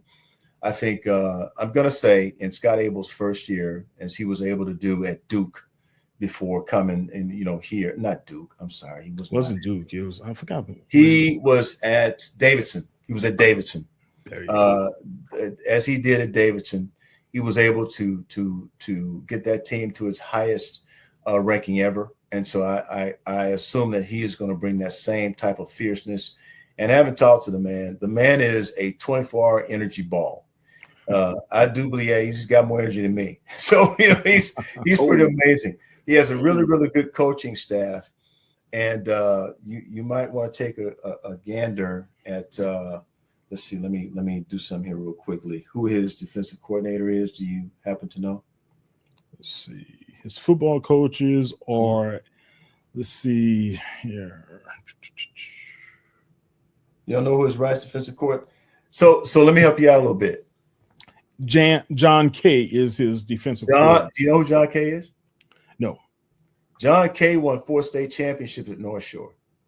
He's one of the most respected coaches in the country. Started at Rice as a linebacker coach. And then Brian Williams took the job at Temple, and now John Kay is your defensive coordinator. That defense is going to be rocking next year. Wow. I do believe that. So it's a question of what we're going to see from the offense, and there's a good chance that we'll see who actually runs the offense. I don't want to speak too soon before I actually see training camp, but I think they have a chance to be really fast and really good. And so Scott Abel, I think is going to be a very special man this year for Rice. They're going to need it. Okay, and quickly, let's talk about Houston football as well. How do you see these guys? Well, so Willie Fritz is the head coach over there. As you well know, he came from Tulane where he won. Yeah, he did. One big. Yeah, last year the record was upside down, University of Houston, but they're in the Big 12 now. They're playing different competition. This year, they stand a chance to be very good. In fact, I will be at their training camp tomorrow. Tomorrow's the second day of training camp. Okay. I do know that they got a couple of kids. These are men. Monsters. Yeah, they got a couple of men from Fulshire playing defensive end. Rice, and Rice is one of them, and Chance Bryan is the other one. And I know those guys will be great, but I think they also have an opportunity to be great at every position because of what they experienced in the Big 12 last year. They know what they expect this year. Should be a much better team. So I'll get a chance to visit with Willie Fritz tomorrow. I'll have my eyes on that team, and I'll be able to tell you a little bit more once I see him. But I think they got a chance to be good too. You should bring an intern with you over there. You need an intern over there. Actually, I have two. I have 2 interns, and neither one of them look like the one you're trying to send to me. So sorry about that. Sorry about that, young fella, but I already got my share of interns for now. Oh my goodness. Yeah. We'll work something out a little bit later, but not tomorrow. Oh my goodness. Hey, that's a good way of putting it, right? So we're just gonna leave it like that. Yeah, they're ready. I tell you what, they're ready to get to work because they haven't been able to go to Texas training camp, and they're like, "We're ready to get back to work." That's exactly the way, because we got that kind of relationship now. It's more like a father-daughter relationship, with my young interns. I got 2 of them, and boy, they work hard, and I am very, very thrilled to be working with them. They are so much fun. They really are. We'll get you in there, young fella. Hey, for sure. There's going to be a big game September 12th when Coach Prime in Colorado comes into TDECU Stadium. Hey, real quick, that's going to be prayers for Coach Prime. Prayers for Coach on his health, man. Wishing him congratulations on his recovery as well. Yeah, man. I like the braggadocious Coach Prime.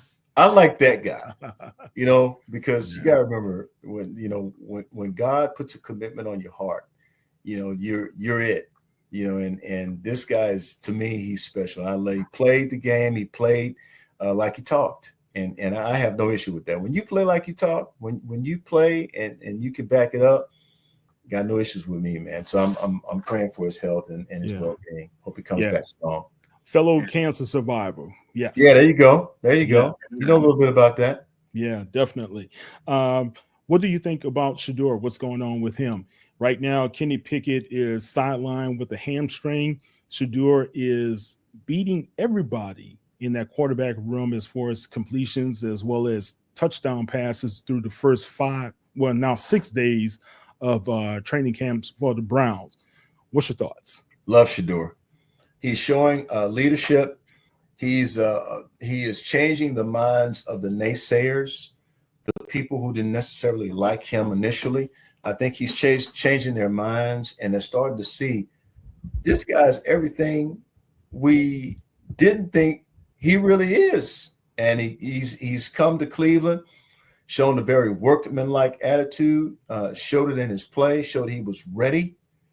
And based on everything I'm seeing and hearing, he's running an offense with a lot of efficiency. And that's the main thing. If you can run the offense with efficiency, you're actually beating everybody else out. And I didn't think Kenny Pickett would be that much competition for him anyway. I do know that they have a Super Bowl winning quarterback on that roster. But at the same time, I think right now it could be Shador's time, depending on, what he does. What he does in the preseason. And I do want to see him in a preseason game or two. If people think that the 3 preseason games are they are a waste of time, let me say this to you. The first preseason game is for the starters to get the rust off. The second preseason game is for the coaches to see that the starters have gotten the rust off. And you don't want them playing any more than probably a half. The third preseason game is for all those free agents to try and secure a spot on the team. So you need all 3 preseason games and the NFL got it right. 17 regular season games, that's quite a bit. But the 3 preseason games, you need them all. You need them all. And certainly I think Shador, if he can show us in the first preseason game and a half that he can shine, complete passes, and be efficient with the football, I think he's got the shot to start.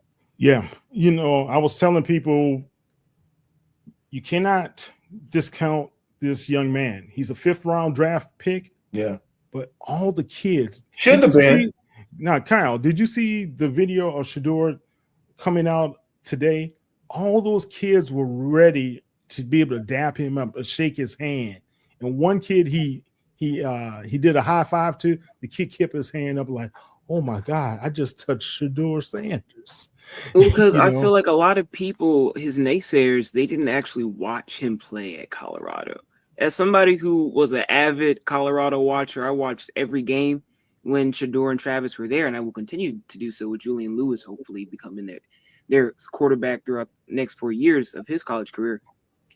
The man was so smooth when he had the ball in his hand, even under pressure, because his offensive line was just that was the biggest difficulty watching that Colorado team was that O-line. There wasn't time to get the ball out to Travis, and when he did, you're seeing extraordinary plays. So when you take his caliber of passing and hit the entire list of plays that he has made that were great, and then you look at the ones that people aren't actually looking at that were phenomenal, but because they were in a smaller sample size, it just goes to show how many people are just hating possibly because of his last name, and just because his father was so outspoken at the time. Deion's never going to stop being outspoken. He won't stop being outspoken. But also, like Shador said, someone had to throw the football to Travis. He did get the Heisman, right? That's exactly right. Somebody had to throw the football to him. I'm just curious. I'm curious to see if the Browns are actually okay. Let's just go ahead and start Joe Flacco. That's what they're going to do, and take care of Shador for now. Let him sit on the bench for about 4 or 5 games. You got a feeling, though, regardless of the amount of games that he sits, he'll be patient and probably won't say a word. No, he's a professional. And don't forget about Dylan Gabriel also. So there's another guy in that camp as well. Yeah. True. All right.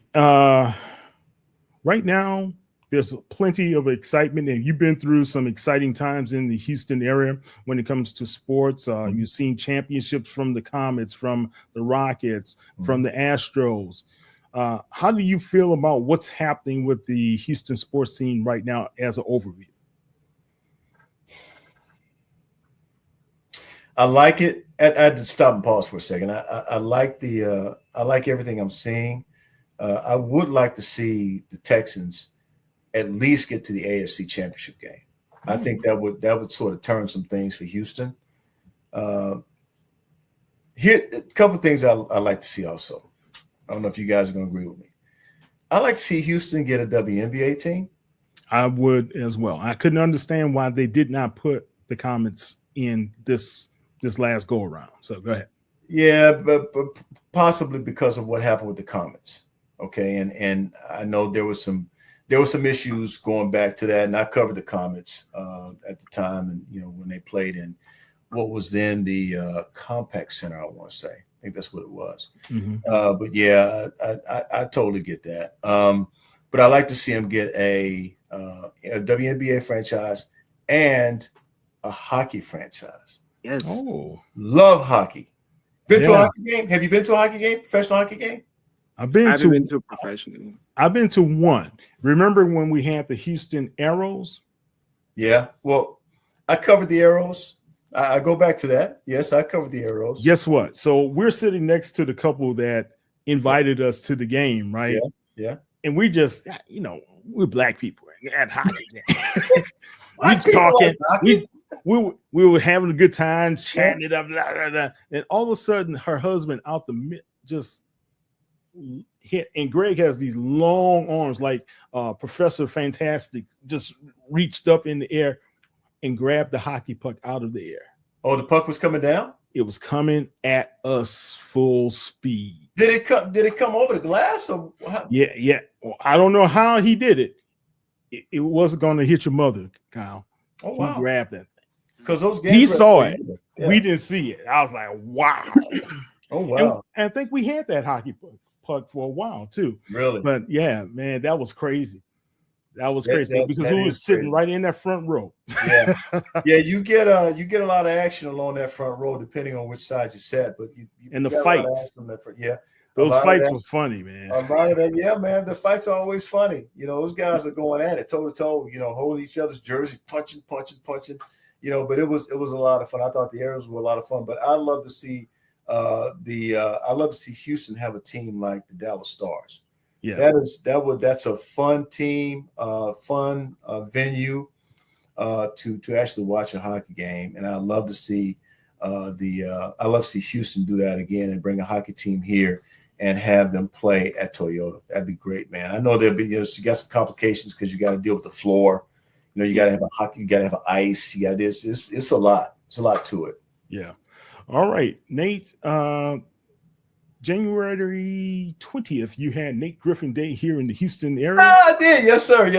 It's pretty cool. Congratulations. Yeah, thank you very much. I know that Ralph, the legend Cooper, had a little something to do with that, and I want to thank the folks who made that happen.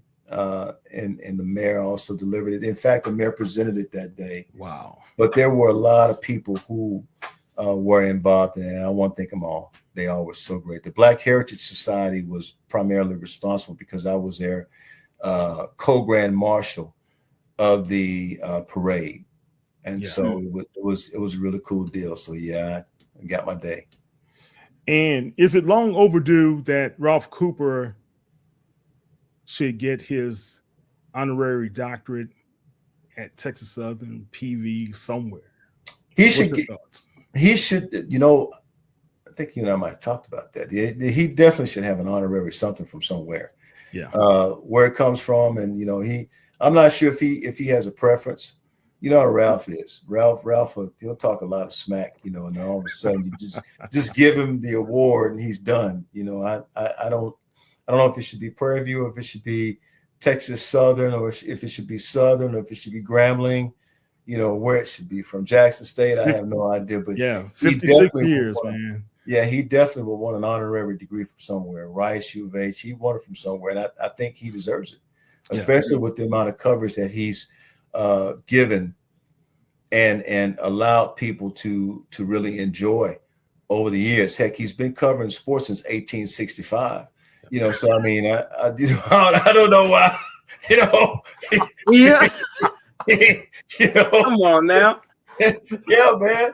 He's been covering sports since 1865, covering You black telling me sports. Coop got emancipated and immediately started covering sports? Well, they never bother Coop. You know, they let him go on and cover sports. You know, let that boy off that plantation. Go on. Come on now. Oh my God, he wouldn't. He's gonna have fun with this one. I trust me when he hear that. Yeah, you know, the main objective is to kind of rile him up. There's nothing more funny than watching the Coop rile riled up. up. Oh my right. God, man, he is just hilarious. You can just sit in the corner, just die laughing, roll on the floor laughing. It's funny. Yeah, I remember one broadcast. He got riled up. I was like this. I'm on the air with him. I'm like, well, is he really saying this? You got to understand how how it works. You know, I actually, and I know here we go again. But I got to tell you all these funny moments I've had, man, and I want to share them. At some point, I got to share all the funny moments. I actually went over. We did a broadcast at KCOH, 1230 KCOH, with Ralph and Mr. Baseball, James Montgomery. And that was one of the most funny days I had in this business. They kept me laughing. You know, we cracked jokes the entire time. And I'm sure that our viewing audience really loved it. And eventually we'll get around to it. If I can get him to grace me with his presence, you know, with a phone call or a text message or something. I don't know. Maybe they had different kinds of phones back in 1865, you know, so maybe, you know, we got to get him up to speed. Yeah, send him a telegram. That was a telegram back then, man. I know, man. You know, and then he came up through the 1920s, you know, and he was down there with Shoeless Joe Jackson and you know, who the great boxer from Galveston, you know, all those guys. Johnson, yeah. Yeah, Johnson, that's right. Jack Johnson. And then he hung out with Satchel Paige. Satchel Paige with boys, you know, and so yeah. Think about everybody he's interviewed over his lifetime has been pretty incredible, man. Just to listen to those stories of you know, from Mays to Ali, and just to be a part of what happened in the jungle over there and covering that for weeks and weeks as a young guy in his 20s. Amazing. So all right, we're gonna wrap this up, but Nate, Kyle, any last questions for Nate? One last question. We'll keep it brief. You know, the Dynamo, they don't get a lot of talk that much, but who doesn't talk about? No. That's what I'm asking. He loves the I Dynamo. know you talk about the Dynamo. So we're talking now. Now, how do you? We were there. I went and covered 713 night when they did their H-Town celebration on, I think that was the 19th, and Mike Jones performed. I want to ask you a question. How do you feel about the Dynamo connecting to the city's culture? Because I feel like they go out of their way to really ultra connect with the city's culture, especially some of the more hip hop parts of the city. And I wanted to hear your opinion on that compared to like our other teams and the way they go about that.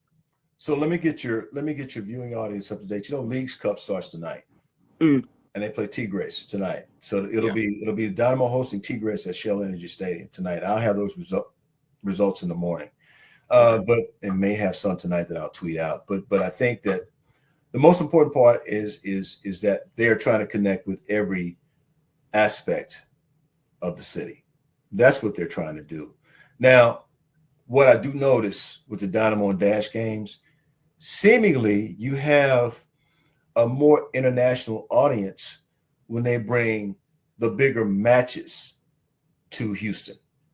You know, that's what you have. Like you know, in a year, we're going to have the FIFA World Cup, right? Which is going to be carried by Fox. Right? So you've got it all, and they bring it all here. And like tonight, you know, Leagues Cup here, international teams here to play the Dynamo. And by the way, the Dynamo are undefeated at Shell Energy Stadium in international play. So they do well with international play. So they'll probably have a nice crowd there tonight. And you've got several games that will be played there during the course of the week. In regards to reaching out, they do a heck of a job because they're trying to attract that young crowd. They're trying to attract your age, Kyle. They want your age to come to the stadium and root for the Dynamo. And I tell you, it's a great product. If I had more time and I didn't work the shift that I work, I'm telling you right now, I would probably spend a whole lot more time over there because the night's game is at 8:00, which is in less than an hour. Yeah. So Kyle he's gone to a couple of the games to cover them, right? Yeah, we covered 2. The next game I'll be at for sure is when we play San Jose in August. I think it's on the 26th. So I'll be there for that. No, that's on the 25th, actually. What? You know what? I'm not sure. I'm going to put it to you this way. If you're credentialed and you are a young person, and again, you're credentialed, a member of the media, you need to cover them because FIFA's coming next year. And FIFA is going to dominate this city. The games that they play here will be like football games. I'm talking about in terms of attendance, crowds, more people, the type of exposure that they're going to get, and you can be part of that. You want to be part of that mix because right now what's happening is the people who plan to attend FIFA, they're watching Houston right now. Mm-hmm. They're watching how Houston leads up to the FIFA matches. That's why Houston got it. That's why Houston got it. That's why Houston's one of 16 cities, I believe. So you want to make sure that you're part of that. Yeah.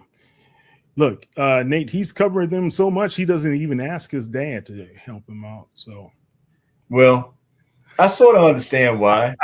So, Kyle, I got you. It kind of goes back to that. It kind of goes back to that talk that we had, 3 or 4 years ago.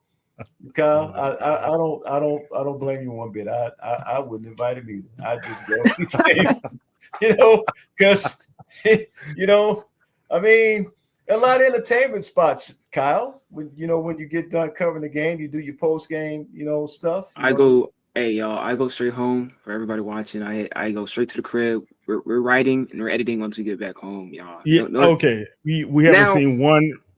Okay, but anyway, we'll talk about that later. Look, hey, I'm writing my culture articles. The first time, Nate, he got home real late. Trust me. What's real late? It wasn't. Mm-hmm. But anyway, okay. It was like 10:30. All right. Nate, this is a great photo of you and Coop in the studio here. Yep. All right. And there you are with Mr. Calvin Murphy. The greatest of all time. Calvin Murphy. Yeah. That's how he relates himself. You know who that is. And you with Fitty. Yeah, Fitty, man. Fitty, a good dude. Fitty. He's a good dude. He's calling Houston hometown now, right? Yeah. Yeah, he's made Houston home. That's awesome. There you are at the Rice games. Yes, sir. Yes, sir. Rice basketball. We call him Rice basketball there. Yep. All right. That's going to be a good shot. Yeah, that's over. That's Black Walnut Cafe in Rice Village, where I go and hold my shows oftentimes. And that's the great Kim. Look at Kimmy Barr, Kimmy Davis, and congratulations on her book. Yeah, great book.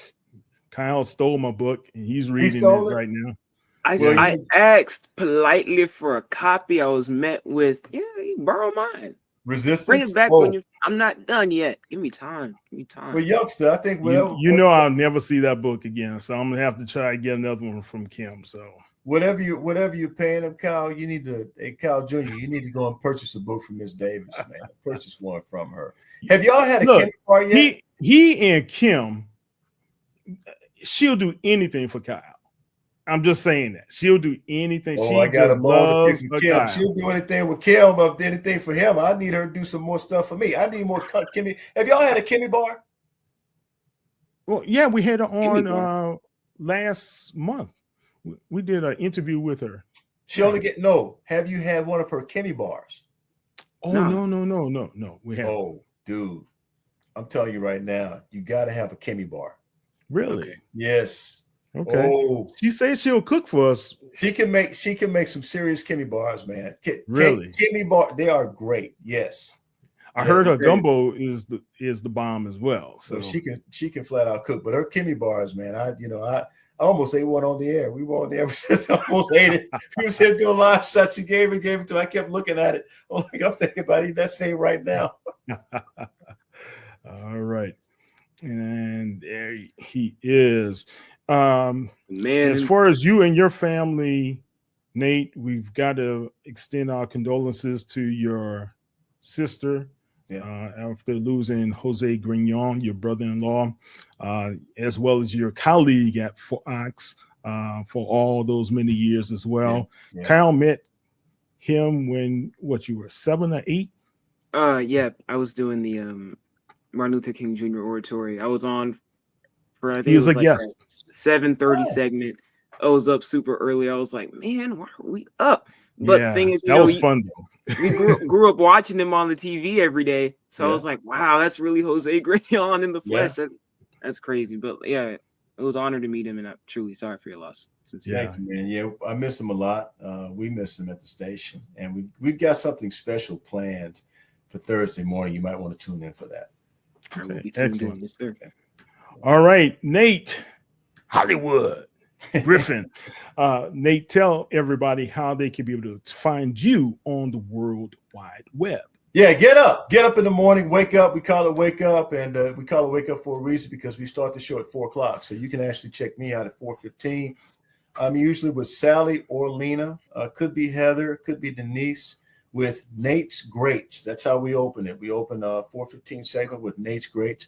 And that is all the great plays that happened the night before in sports. Also, you may see something in there from life. And I usually like to run with animals. So it's, if you may see something cool there, but you're going to see something really, really cool there. Nate's Greats. And then we hit every hour around 22 or quarter of from 4 until 10. And then you got the after show from 10 until 11. So that's what we do. All right, excellent. Kyle, tell everybody how they can find you on social media. Everybody, you can find me at Kyle Anthony Mosley if you're looking for me on Instagram. When it comes to TikTok, find me at Kyle A Mosley. When it comes to Twitter, or known as X now, find me at Mosley Kyle A. So it's on my platform. And that's Nate Griff Fox 26, by the way. Nate Griff Fox 26 on Twitter.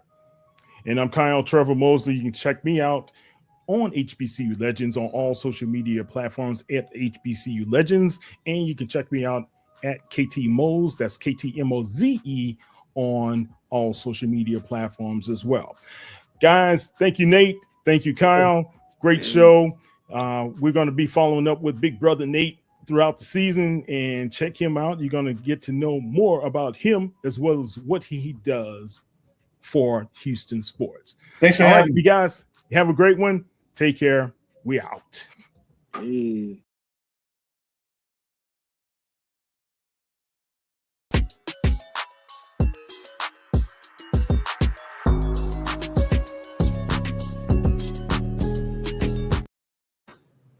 All right, HBCU Legends fans and, Black Sports Insiders, this is as inside as we can get because she's family.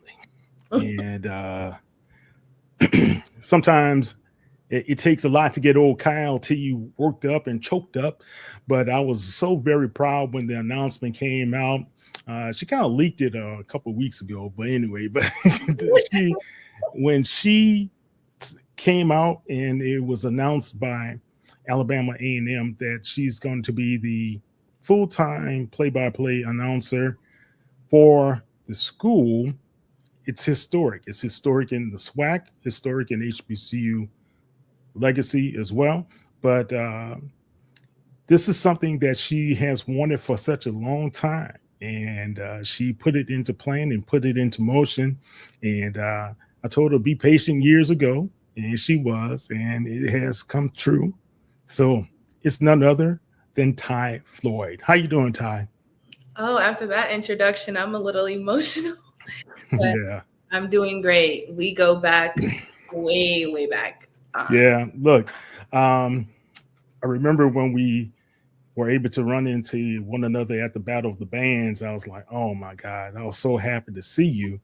And, just sometimes, guys, when we've been in this space and especially reporting with one another and reporting, and she's been writing on HBCU Legends, we never really ran into each other. That's the sort of funny thing. But I watched her mature. I watched her evolve. and she's been impatient at times, but it pays off if you're able to just kind of work through some of the situations in life, and life handles. God puts you in the right position at the right time, and this is it for you. You're following in some great footsteps with Tiffany Green, being out there for ESPN. But talk about your journey and talk about who Ty Floyd is.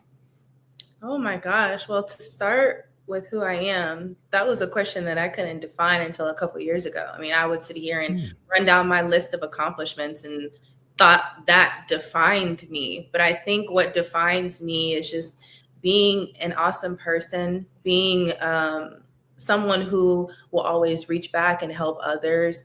And I mean, at this point now, definitely being a trailblazer. I've never minded being the one to step out in the front and kind of take all the hits or the bumps and bruises. And I mean, luckily for me, I'm not the first one to do it necessarily, because like you said, we have Tiffany Green, but that's who I am, a really tenacious person. As my dad would say, a head busser, because I'm ready. I'm ready for life, and I'm excited about all of these things.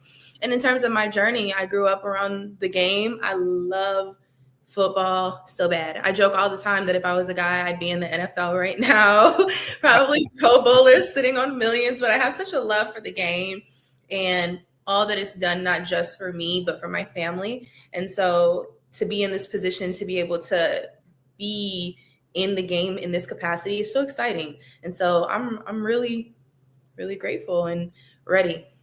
Yeah. If you guys don't know it, her dad played for the 49ers, right? Mm-hmm. And your dad, I got to tell you this, your dad was how would say it, the way he blocked really sent a lot of New Orleans Saints players flying every which way. And I covered the Saints, and I'm a New Orleans native, and but he was such a great fullback, and he really played the position so well. So it's kind of odd how things come kind of full circle. You get to meet his lineage, and I remember you posted an old video of you guys on the beach one day, and you kind of like knocking over your brother and running.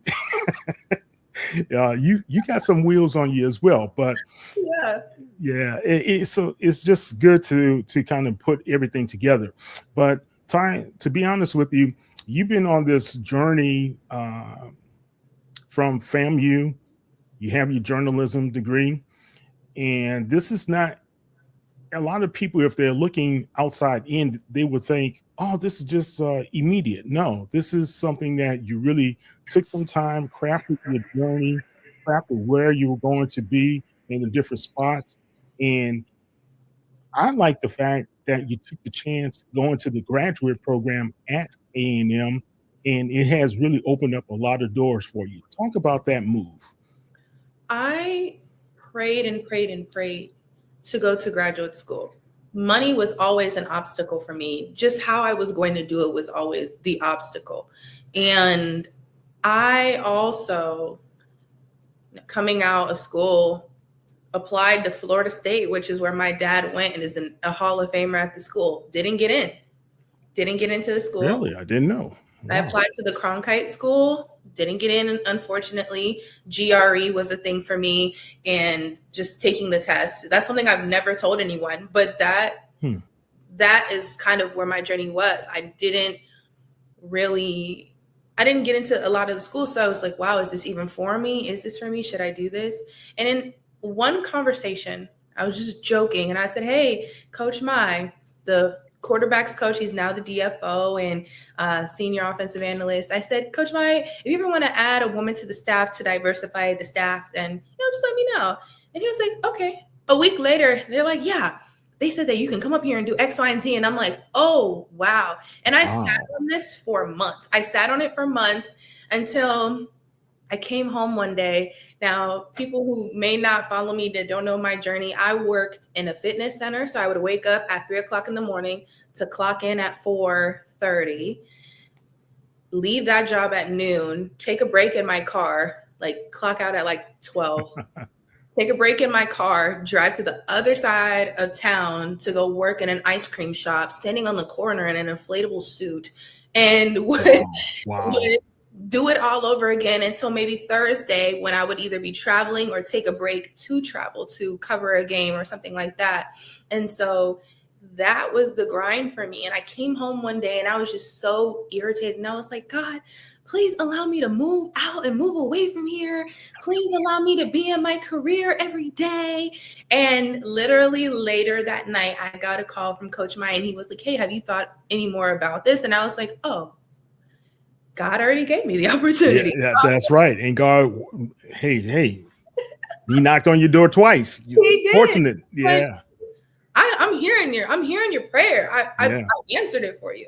And so coming up here to Alabama A&M, a city that I'm familiar with, people that I'm familiar with, the lovely, lovely Bulldog community, I felt right at home, and they've given me the opportunity to do some great things digitally. We've killed it. And now to be making history like this, I mean, the girl who was working in the ice cream shop, calling you, freaking out, trying to figure out where my opportunity was going to come. Yeah. For it to have come is a blessing. Yeah. Proud of you, man. And you persevered through it. And I know you had a lot of angst, a lot of feelings like, oh, I should be doing this. And hey, it's going to be okay. And it was funny though, Ty. You were like really kind of impatient. Then you would have a gig here, then you have a gig there, and you have another gig here and another gig there. I'm like, she's getting gigs. What's going on? Right? So, but it all worked out, man. It all worked out. I like the one you did with Coach Simmons when at the Celebration Bowl you did the walk. Mm-hmm. You guys walked the field and the Q&A with you guys. That was really, really a great idea, man. Yeah. And I like also how you had a chance at the HBCU All-Star game in San Antonio, where you were the play-by-play announcer for basketball. That's groundbreaking as well. So talk about how that came to be. All of my opportunities, and I love to talk about this because I have people who will come and ask me, how did you get this opportunity? Or how did you do this? And how did you do that? And I'm like, babe, there's no secret sauce or anything. I didn't do nothing special. The only thing I did was send an email with the content and all of the stuff that I had and say, hey, this is who I am. This is what you're getting from me.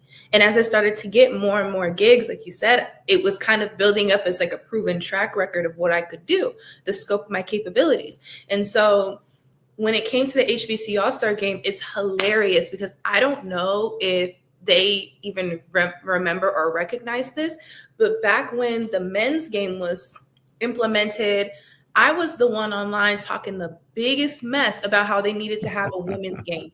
I was the main one on there getting reposted on other HBCU outlets. Like Ty Floyd is saying this and this and that. And I'm like, oh, but I was serious because at the time we had a Misha Williams holiday. I would have loved for her to be able to have that type of game to play in. So I was definitely talking my trash, but then they reached out to me and they said, hey, we would love to bring you in. And I got to work with Nia Simone, whom I love.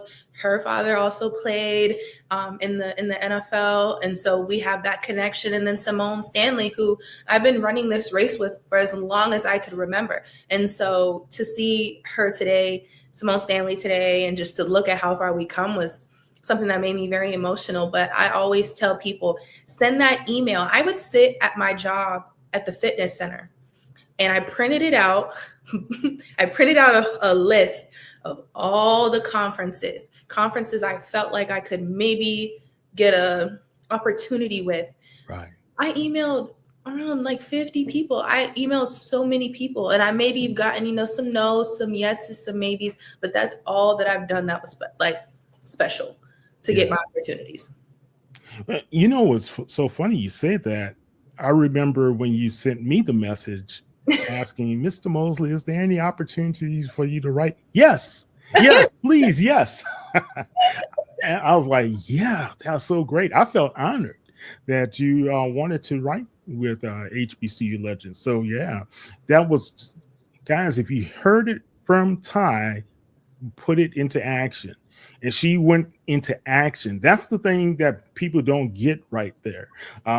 Is that you did your research, you sent out the information, and you just were not just sitting idly by waiting for someone to just pick up the phone one day. You just kept doing it. And that's how you gotta do it. Well, that's how you rattlers do it, right? Y'all strike again, right? Strike again. Absolutely. And to your point, I mean, I reached out to you and you were so gracious in helping me at the time really build my confidence, because at the time I was taking a lot of hits and there was a lot of uncertainty about my career, and you bringing me on and helping me with my writing, because I want everybody to know writing is the foundation to everything we do. Yes. Everything. And I'm not gonna lie, I'm the type of journalist that would try to get away from it in every way that I can. Like, oh, I don't want to write. But now it's like, okay, when I do content for A&M or Celebration Bowl, MEAC, SWAC, I'm writing scripts, I'm writing everything, and I'm writing down my own questions and have to make sure it sounds good. So writing is the foundation to everything. And had I not worked with HBCU Legends, I don't think that I would be where I am today, because it's just that important. And under your mentorship and guidance, like, it really helped me out. And you're crying, but I have to tell you, like, I had to make sure that I said that to you, especially on this platform, because it really played a huge part in my journey, not just in helping me as a journalist, but also as a woman, because I was ready to go be a flight attendant for Delta and see the world. Yeah, honestly. But you know what, Ty? The thing is, and I'm glad God kind of steered you the way he steered you, but I like the fact that you took a chance and you kept believing, even in the midst of where it looked very, very cloudy. You know, think about this. You worked 3 part-time jobs and you still were believing in yourself. And sometimes God puts certain people in your pathways to kind of help you out as well. And I know there are quite a few ladies in the industry that really helped you out. Would you name a few? Oh my God, I would love to. Obviously, Tiffany Green. I've known Tiffany for so long. Another rattler. Tiffany and I met when she worked for Bright House Sports. It's no longer Bright House Sports, it's Spectrum. Okay. She worked for Bright House Sports in Orlando, Florida, and she was actually doing a story on my childhood best friend, Simber Larkin, Barry Larkin's daughter. And I just so happened to be at the house one day and she interviewed me. And that's kind of how our relationship really started, me being an athlete in Central Florida. And then I get to FAM and I saw her again and we were able to talk about it. And ever since then, she's had her hand on me, guiding me, gave me a few nudges to go into play-by-play years ago. And I was like, ooh, really? I don't know, girl. I don't know about that. And now I'm like, oh my God, I want to do it so bad. But Tiffany Green, love her so much. Pam Oliver is the reason Another rattler. Thick skin. Yeah. Another rattler, a legend. But she's the reason why I'm growing my thick skin. And just to see, you know, the way that people talk about her, like she's not an Emmy Award winning, Gracie Award winning. Yeah. I remember my freshman year, she was like, I don't care what them people are gonna say, they don't pay my bills. And I was like, you know what? Clock it. Because exactly. And it's been hard for me to embody that mindset, but I recognized it in myself when I was getting dragged by a certain HBCU fan base. Really? Love them though. But okay. I didn't respond. And I was just kind of laughing at it. And I was like, oh, like whatever. And I was like kind of thinking to myself, wow, I'm doing it like Pam. Like in that way, in the way that she's just so strong. Another person, Laura Oakman. Very instrumental person. Man, her organization Galvanize, I say revitalized my career. And she does not like when I say that. But it's the truth. To be around women who are chasing the same thing, who are like-minded, who will lift each other up in certain circumstances, it's extremely important. And it's something that I'm so grateful to have been able to do so many boot camps, be able to go to San Francisco with her, have them pull out the Lombardi trophy that my dad won. I mean, like, so many amazing things. Laura has done so much for me and my growth, not just as a journalist, but as a person. And I'm so grateful to her, and she does not like this credit. And when she sees this, she'll probably be like, girl, please. But she really has done so much. Larisha Harris, Tiffany Blackman, those two ladies, they're younger. So I feel like, you know, with I don't want to say the older generation, I'm sorry, ladies, but like the generations are different. So they're able to kind of be the bridge that meets me right in the middle.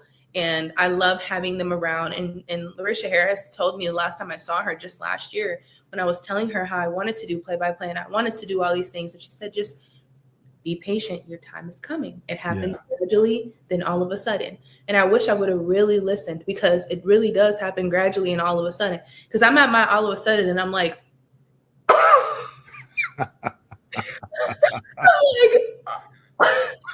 and so I know this is only the beginning. Yeah. It's crazy. But I would say those are some women that I just absolutely love and who have done so much for me. Yeah. Inspirational. The whole story is just inspirational, but those ladies really laid a good foundation, and the support that you get for what you have been doing as well. I mean, you can look at some other people in the industry. You can name names if you choose to, but Tiffany Green really I remember first meeting Tiffany at a Southern University Jackson State game. And when Jay came out of the booth at halftime, does anyone have any Advil? I don't know why I did this in the airport. Coming to the game, I bought a bottle of Advil. True story. I don't know why I bought it. And now I know the reason why, because Tiffany Green needed that Advil. God was sending me to that spot where I said, yeah, well, of course I have some. And she came out and she gave me the biggest hug. I was like, oh man. So she just stole my heart then. And she's always going to be in my heart, because I'm going to always support her as well as Jay, whatever they do, you know. So Tiffany is a great person. A lot of people kind of sleep on Pam Oliver, and I don't understand why. Pam is a legend, guys. And if it were not for Pam doing a lot of things she's done and has done in our industry, you wouldn't have a Ty Floyd. So let's just put that there. All right, Ty, your family has been very instrumental in your growth and development as well. Talk about your dad, talk about your family, your brother, everybody, your mom. Everybody. Just give us a glimpse of your support system.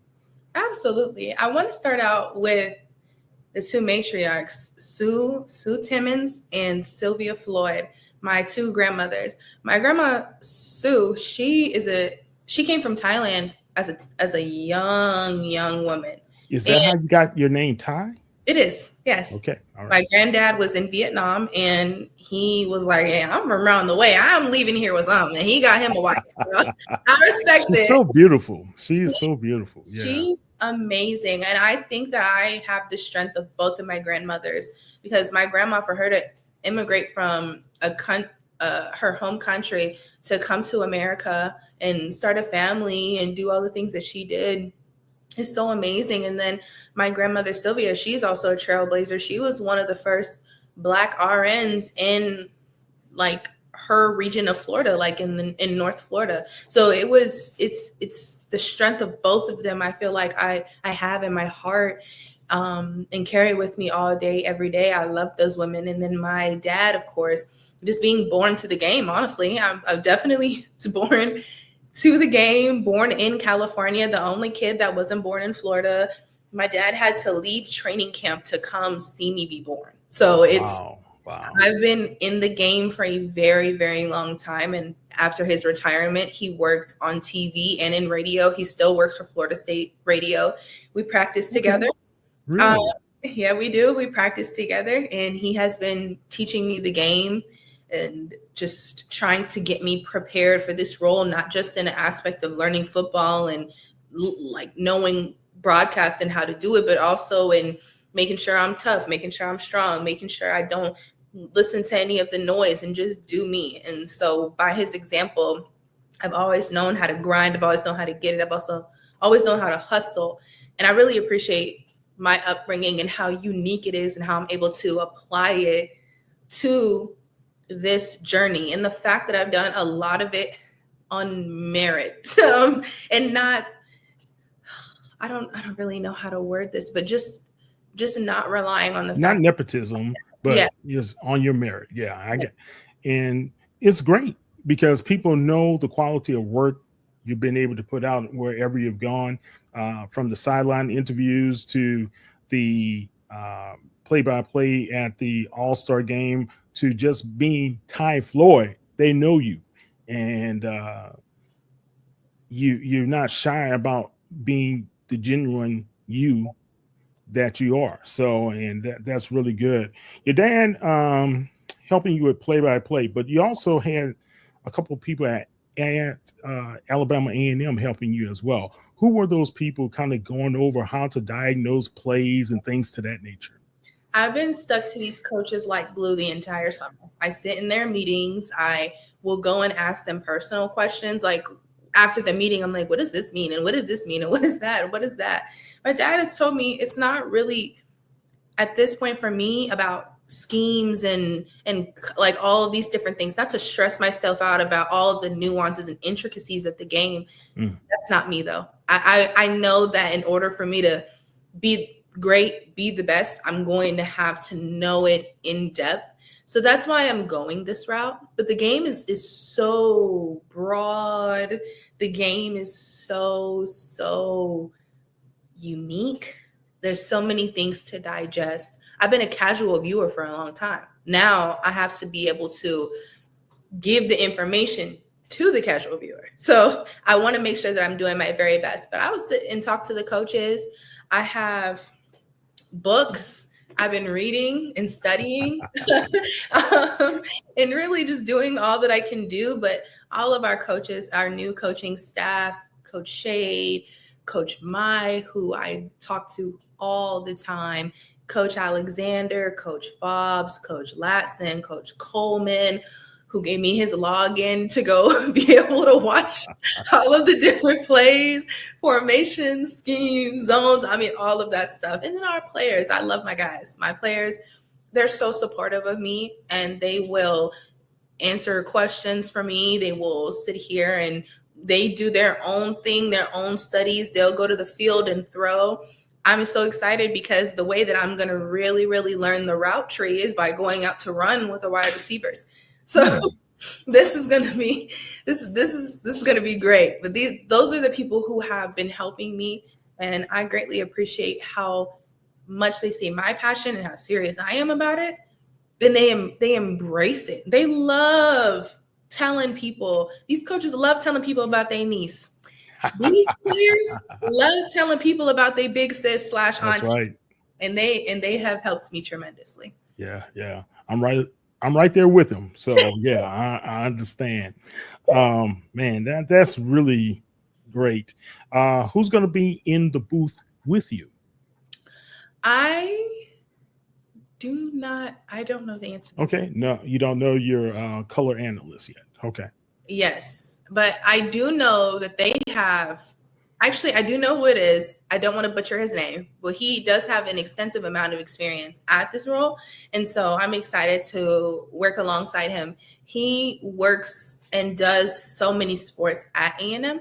And I think that we're going to work really, really well together. So I'm excited to be able to tee it up and throw it to my color guy and really just see where this season takes us. I'm so excited to take everything that I've learned and I've seen around the industry, especially with being around my dad and watching him and Jeff Colhane, formerly Gene Deckerhoff, the legend, and watch how they kind of do things at Florida State and be able to bring it to us, like having visuals in the booth, doing breakdowns every quarter or halftime, and just continue to connect with our fan base and give them a glimpse of the game.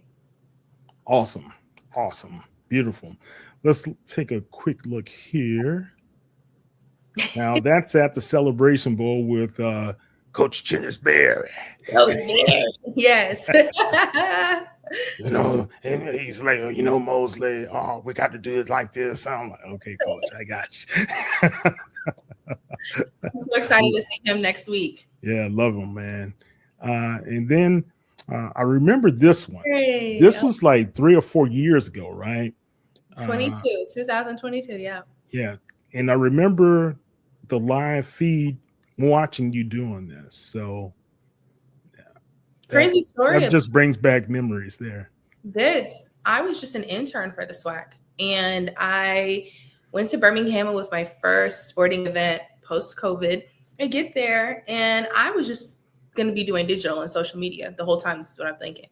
And I'm standing here, I get there talking to Andrew Roberts, and he's like, yeah, so we want you to step in at sideline. And I was like, oh, for real? I'm like, well, in my mind, I'm like, what?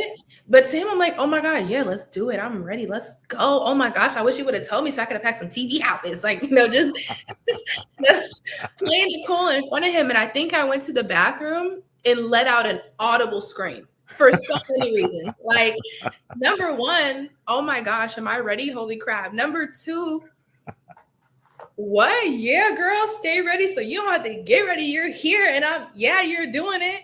And then like, oh my God, I got to tell my mama and daddy I'm going to be on TV tomorrow. So that it was a lot of things. But I remember right before the SWAC tournament, I knew that I was going, and like at that time, I was just really, really grinding. And I remember the 2 weeks leading up to the SWAC tournament, I put in so much work at my part-time job to make sure that I had enough money for food, accommodations, everything that I needed. And to go and just to have that experience, not even knowing that God was going to bless me like that, was so amazing. And that was the spark. Wow. And I remember also when you had Coach Tamika Reed, she was so impressed by a question that you asked her as well. I remember it like yesterday. Yeah, that was pretty cool. All right. Now here, Revolt News, that was a great quote that you gave to Game Day. Stephen Gaither and those guys, Wally Pitt, as well as Tolly. And yeah, that's a great quote. And of course, this is when the news kind of broke and everybody was like, wow, look at that. That's a great photo. That's a great photo. That's something you could probably mount on your wall, years from now. Yeah. Right. Oh. Our staff photo, I did not like that button up. I fought until I could not. And I said, guys, please, can I please wear something else? I don't want to wear this button up. And they were like, no. And I'm like, okay. Well, and here you are now you did a radio spot the other day, right? Yes, Jay Crum. He messaged me and it aligned perfectly because I was already going to be in Birmingham. So I was like, of course, I'll hit the road early for you. And it was really cool. I enjoyed it. Cool. And that's her doing her selfies there, guys. Had to throw that in. Oh, yes. My curly hair. Oh my gosh. I love it. Cool. All right. So you have less than 44 days before the kickoff. And I know there's going to be a lot of planning in place. But before we talk about that, let you go, the Alabama A&M, do you guys call yourselves the PR department or athletics? The athletics department. You guys were honored not too long ago, and you got a couple of journalism awards. Talk about that as well. I got an esteemed Women in Media award. It meant a lot to me because I was honored alongside my Florida A&M classmates as well. It was all women who went to FAMU. And it was so beautiful because I remember I'm looking at all of us like, wow, I remember sitting in class with y'all. Like, we were really in class, sitting here talking about the things that we wanted to do, where we wanted to be. And for us to be at CNN, working for Tyler Perry, working for one of the biggest blogs in entertainment, working in all these different networks and media conglomerates. And I'm like, wow. It goes to say a lot about our program and where we graduated from. If you didn't matriculate at 510 or drive, you don't know what we went through. We went through a lot. We went through so much. And these kids now, they be coming to me and telling me, oh, we did. I'm like, man, y'all did not have to survive the same things we had to survive. Dr. Juanita Hayes, Dr. White, Dr. Grable. Ooh. Y'all didn't have to survive that. But it was just so amazing for all of us to be able to be honored and hear the speeches. It was beautiful. It was really, really beautiful. And I also got honored along with Alabama A&M. For me to be here only a year and to have the impact that I've had is really beautiful, because the bigger picture is, if we're getting honored for this, that means that people are seeing our content, which means even though I'm not much older than them, people are seeing my kids. And that means the most to me, because we have some great stories here. We have some great stories like Carson Vincent, who just got drafted. HBCU through and through. Both parents went to HBCUs, went to Winston-Salem, his mom and his dad. And for him to have people, you know, especially with the portal, be like, hey, come over here, come be with us. And he was like, nope, I'm going to graduate from Alabama A&M, graduate, get drafted, and be putting on for our school is amazing. Because you know how it is with HBCU guys. I mean, like, look at Isaiah Land was supposed to be drafted and fell through the cracks. And, you know, thank God Marquise Bell. These are guys that were supposed to be drafted too. So Carson to be drafted in the 5th round, there's gravity behind that. So for me to be able to sit here and watch these guys matriculate, tell their stories, watch them, some of them be parents, watch some of them graduate with multiple degrees, watch some of them have their own businesses. It means a lot to me to be able to tell their stories. And so I'm grateful we were honored, because it means that in a way, their stories, their vulnerability, all of that was rewarded and honored as well. Yeah, definitely. Let's see. I want to go back here. I got time for you. I like this one too. Yes, TJ Judkins. He said, "Put your feet up and do this," and I'm like, "Okay, cool." Yeah, you're taking charge there. Yeah, I like it. Great shot. And this one. This is where I wanted to get to, right there. You and Tiff. My girl. Yeah. Special. Okay. So who's the first game of the season for you? Arkansas. We play Arkansas, and that weekend for me is going to be a marathon. I've joked with people that last week was my last week being a normal person, being like just low key and under the radar, because now it's just a lot of press, interviews. But not only that, like work now. I just came back from SWAC Media Day, got MEAC Media Day next week, which I'm very, very excited for. I have these pictures. This might make me emotional. I have these pictures from when I first graduated. One of the pictures is with Michael Vick. My dad was able to finesse some credentials for me to be able to go cover the Pro Bowl. I interviewed Lamar there. So I remember that. Me being able to go to M&T Bank where Lamar plays, it's a testament to how far I've come. Interviewing Michael Vick there, being able to interview him again. Yeah. It's crazy. Deshaun Jackson. I saw him on the sideline of an XFL game. I was like, Dad, I'm scared. I don't want to ask him. My dad was like, hey, Deshaun. Was able to interview Deshaun Jackson. I have a picture with him as well. And to be able to like now be in the space, to be a credentialed working, you know, for someone, and to just go out there and be able to interview those guys is special. Yeah. It's full circle, right? It's amazing. I'm so excited. But we have that going on, and then of course MEAC SWAC Challenge kickoff. That's where I'll be doing digital for that. After that, I have our game at Arkansas, my first game at play-by-play. I'm really excited for that. But I travel with the team to Arkansas.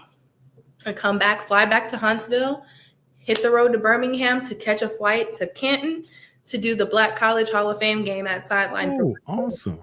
Yes. So it's going to be a marathon. I'm going to have to sleep for like 3 days, but I'm really excited. Well, great. And I get to see you at the end of the season here in Houston, where you guys will be battling against Coach Chris Dishman and the Texas Southern Tigers. Oh my gosh. I got to talk to Coach Dishman today, and just his excitement for what's to come and just how boldly he talks about this season and walking into it really excites me as a football fan and HBCU football fan. And I'm excited. I only got to go to Houston one time. That was when we did the HBCU Battle of the Bands. Right. And so I'm excited to go and to be able to do this game at Texas Southern and obviously see you. Well, look, I'm going to knock on the booth. I don't care if they tell me, put me in some handcuffs. I'm getting in the booth by one way, shape, or form. Hey, look, I got to say something. She be like, they're going to be taking me out. Look, if Dr. McClellan is anywhere around, he'll make sure to get Mosley out of here. We don't need him around here. I love Commissioner. Commissioner actually congratulated me today, which was amazing. I mean, I just love the SWAC family so much and just all that they've done for me, and I'm excited to represent us. Yeah, he and Andrew are great. Andrew really has helped me out a lot over the years as well. So I'm proud of you. So proud of you, and I know a lot of other people are proud of you as well. I can't wait to see and hear some of your calls this year. Tell everybody how they could be able to follow you on the air. Yeah, absolutely. So how we will be broadcasting our games is WJAB. That's our campus flagship station. So make sure to listen to us. Also, make sure to follow us on all of our social medias. AAMU Athletics, AAMU FB. Also follow WJAB because we're going to be adding some really nice visuals to all of the calls throughout the week during the game. And I'm excited for that because it's going to be live streamed as well. Yeah, so we're going to have some cameras up in the booth. They're going to be facing us. So you're going to be able to see us the whole time. It's a running joke because my father has a camera in front of him. And there's a video literally of, I think they muffed a punt, and he was like, he literally threw the binoculars down and turned around. It was just so funny. Let me see if I can pull this video real quick. But it was funny because they were like tied, like that's how passionate you get about the game. I'd be on the sideline last year, like, oh, like, come on, like, what are we doing? Come on. The guys told me they're going to miss my sideline presence because they're like, man, you used to get us together. If we ever had a bad attitude, you would be there and we would look at you and you'd give us that, like, that mom tea look. Oh, my God. Not regular auntie. Not the auntie, but the mom tea look. High, spiraling kick, McCoy. Oh, he dropped it. It's muffed by McCoy. Turned around. It's gonna be you. Like, now, do you have your binoculars as well? The apple doesn't fall far from the tree. You know, my dad said he's getting me a starter kit as a gift. So yeah, that'll be pretty cool, man. You got to get your binoculars. Yeah. I know a couple of play-by-play guys. That's all they're doing this and into the mic at the same time. You know, so yeah, me for sure. That'll be cool. All right. Well, Ty, tell everybody how they can follow you on social media as well as on the World Wide Web. Yes. Honestly, this weekend I'll be working hard at it. www.tyfloydonair.com will be back up, so you'll be able to go look at me. I'll have weekly updates, and I'm thinking of even doing a newsletter just to chronicle the journey. So I'll make sure I tweet that and put that out. You can follow me on Twitter at Ty Ali Floyd, ThaiAlifloyd. My middle name is Ali. You could follow me on Instagram, Ty A Floyd. And people get a little confused. They think my name is Taya. No, my name's Ty Ali. The A is my middle name. Because I'm verified, and I got verified a long time ago, back when like you couldn't pay for it or whatever. That's right. Process of changing my name is actually kind of crazy. Like I have to email Instagram, and I ain't trying to do all that. So yeah, that's how you can follow me.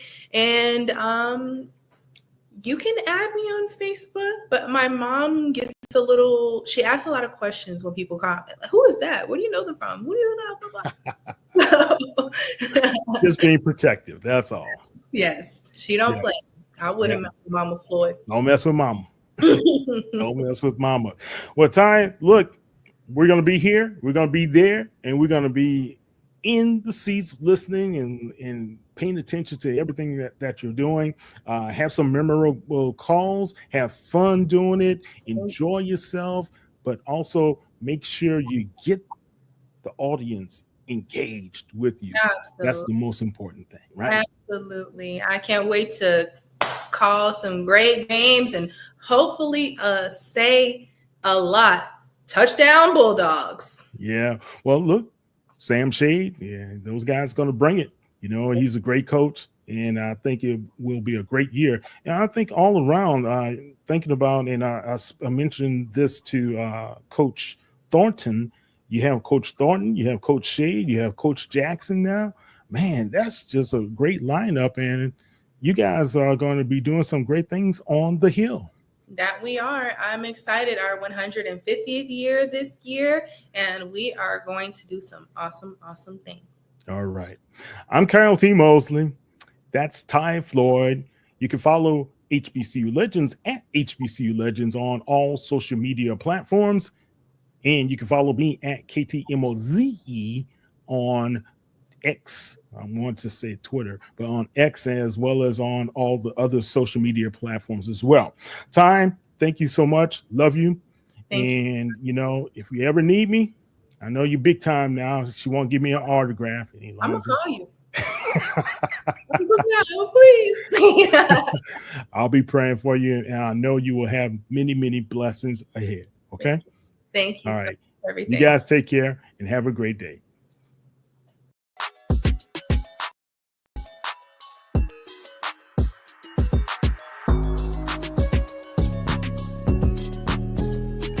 All right, HBCU Legends fans and Black Sports Insiders, it's Kyle T. Mosley here with another special guest. You know, we like to bring you some iconic figures in sports and entertainment, and she's not only iconic, but she's a trailblazer in fashion too, and we're going to talk a little bit about that. But you guys know her very well for being on the sidelines of the basketball courts, especially in the SWAC, when she was at PV to UAPB, and now she's at Alabama A&M. It's none other than Coach Dawn Thornton. How you doing, Coach? I'm doing great. Thank you. How are you, Kyle? Man, look, it's hot. You know, it's the summer, but you've been making it hot for everybody also, hanging out at Essence Festival in my old hometown, New Orleans, Louisiana, and having a great time on those panels. That had to be a great adventure for you, right? Can you hear me? You went out for a second. Can you hear me, Coach? I can hear you now. Okay. I was saying being at Essence Fest, especially the Essence Con or Beauty Con, whatever, it was a special event for you to be a panelist. You know, it was really and truly an honor to be able to go to Essence this year and represent A&M as well as my brand and everything that we just been trying to kind of get started this year to kick off. I would like to think that fashion has been something that's really been near and dear to me. I think my whole entire life, I've always really just have wanted to just dress a certain type of way. So to be able to be at Essence and on the BeautyCon panel, it was surreal to me. Yeah. Look, you did an excellent job. Everybody was talking about it. I know Dr. Kiki Barnes, she was talking about you as well. You know, that's your girl. But the thing I liked about them selecting you, because when you see all the different styles that you're able to put on each game, it's just like, wow, how did she come up with this concept? And you have a great stylist. Talk about her. Thank you, for noticing that. Tanya Pugh Johnson from 16 Cross Pearson, located in Birmingham, Alabama. is my stylist. And we got together in September of last year. And I was just like, listen, girl, I don't want to have to try to figure out what I'm going to wear this year. I'm in Huntsville, Alabama. You know, I don't really know what that looks like as far as like being able to have access to different things. And I said, you know, I really want to be able to highlight you as a stylist, but also I want to do some dope things as well. So, you know, we sat down, we talked about things that I like, things that I don't like, you know, people that I admire as to what they wear on the sideline. And we were just able to like move a bunch of different pieces together, and she killed it. She's 100% responsible for everything that I wear on every home game that we had last year. So she styled me for 17, really 19 games last year. Well, yeah, you both killed and you killed the look, and you had people talking, and I was like looking, and I was like, man, that's pretty cool. Look, coach. But the favorite one I had was when you were in the you had almost like a suit on.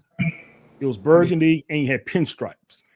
Yes. So we had a designer that wanted to donate or gift me a suit to wear for the swag tournament. And what was so dope about it, because he decided to do that for me, I actually bought all of my staff custom tailored suits as well. So the gray suits that my staff had on, I purchased them for them. I purchased those for them just to be able to give some business back to keep. Yeah. Well, look, keep on doing it now. And I know everybody's going to be looking for what you're going to do this season as well. Yeah, you know, that's something that I'm excited about, seeing what we're going to do this season as well. Also, it's no pressure. And the great thing about it is the brand gets bigger, the platform gets bigger, and more people want to be able to contribute and be a part of the movement. And it's a beautiful thing, because a lot of people just want to, I just want to do something dope for you. You're a young Black woman representing other Black women very, very, very well. And we want to be able to support you, whatever you need. So it's been an outpour of support. Yeah. Well, much deserved. So let's talk about you, your background. Can you hear me, Coach? Yes. Mm-hmm. Okay. We're getting some feedback there. You can hear me? We good? Yeah, I can hear you now. Okay.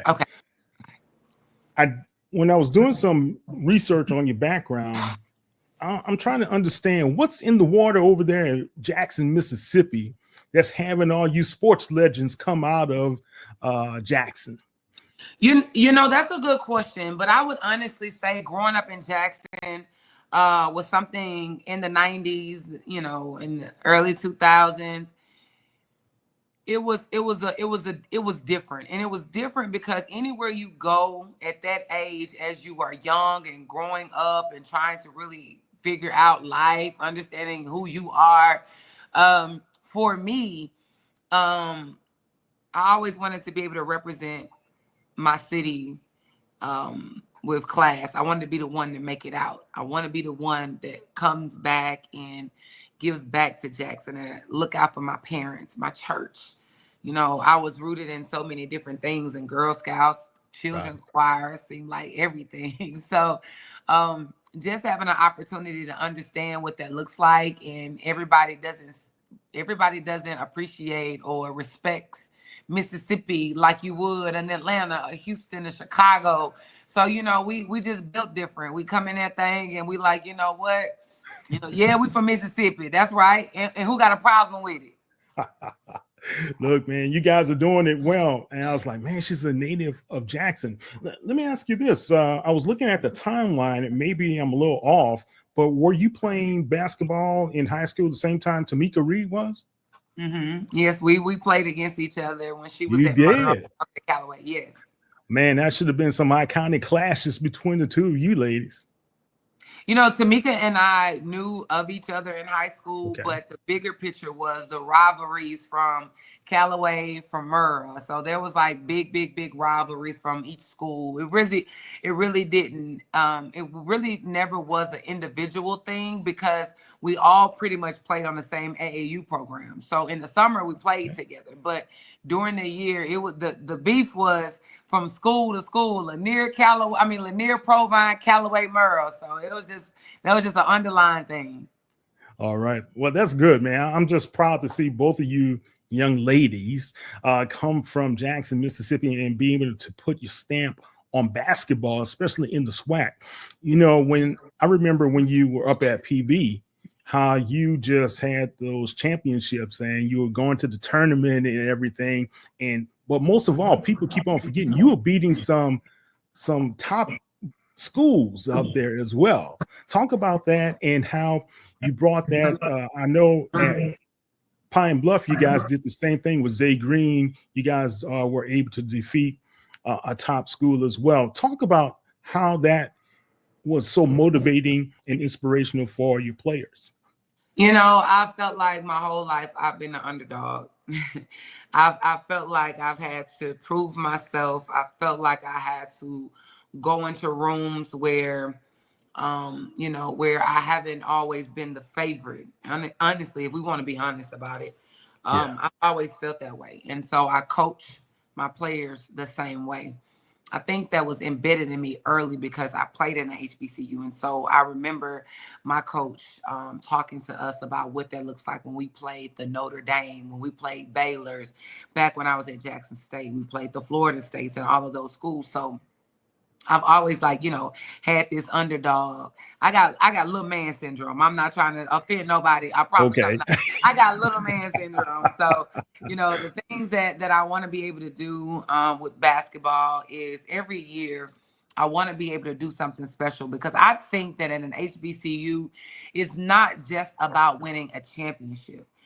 It is by all means. You ask my AD, he gonna tell you better win a championship. So I get that. Yeah, I don't know if Doc would agree with you on that one, right?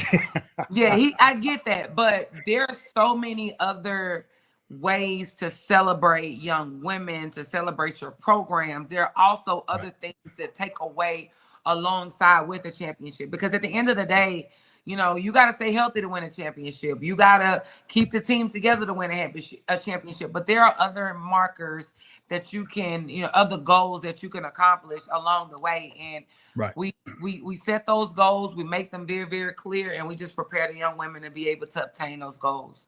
Yeah. You talk about health, especially when you play a long season toward the end of the season, health can become an issue. And when I used to cover the National Football League, especially the New Orleans Saints, that was the beat. It came down to who was the healthiest hitting playoffs and how they were able to have those guys ready and to be able to hit the ground running in those games. And I know toward the end of this year, you guys had over 20 wins, right? And that was historic for the Bulldogs program. But you also were kind of dinged up a little bit, correct? Yes, we definitely had a taste of the injury bug. Mo Davenport was a big piece to what we wanted to do this past season. Mo was a top player in the state of Alabama. She signed with Rutgers out of high school, and left Rutgers and transferred to UGA, and from the University of Georgia to Arkansas Pine Bluff with me here. And Mo is a 16 and under USA Olympian. She has a gold medal. She played with the USA 16 and under girls basketball team. And so Mo is definitely different. Mo Davenport, in my opinion, is definitely a WNBA draft kid. She should be on their boards right now, and she's really working really hard because she wants to have a professional career. I think had we had Mo, had we not had some other little injuries along the way, we probably would have done won maybe one or two more games. I thought that, we still had a really solid year without her. Oh, you had a tremendous year. Was it 21 wins or 22 wins? 21. Yep, 21. 21 wins. 11, yep. Hey, that's nothing to sneeze at, right? But also you had another big win off the basketball court.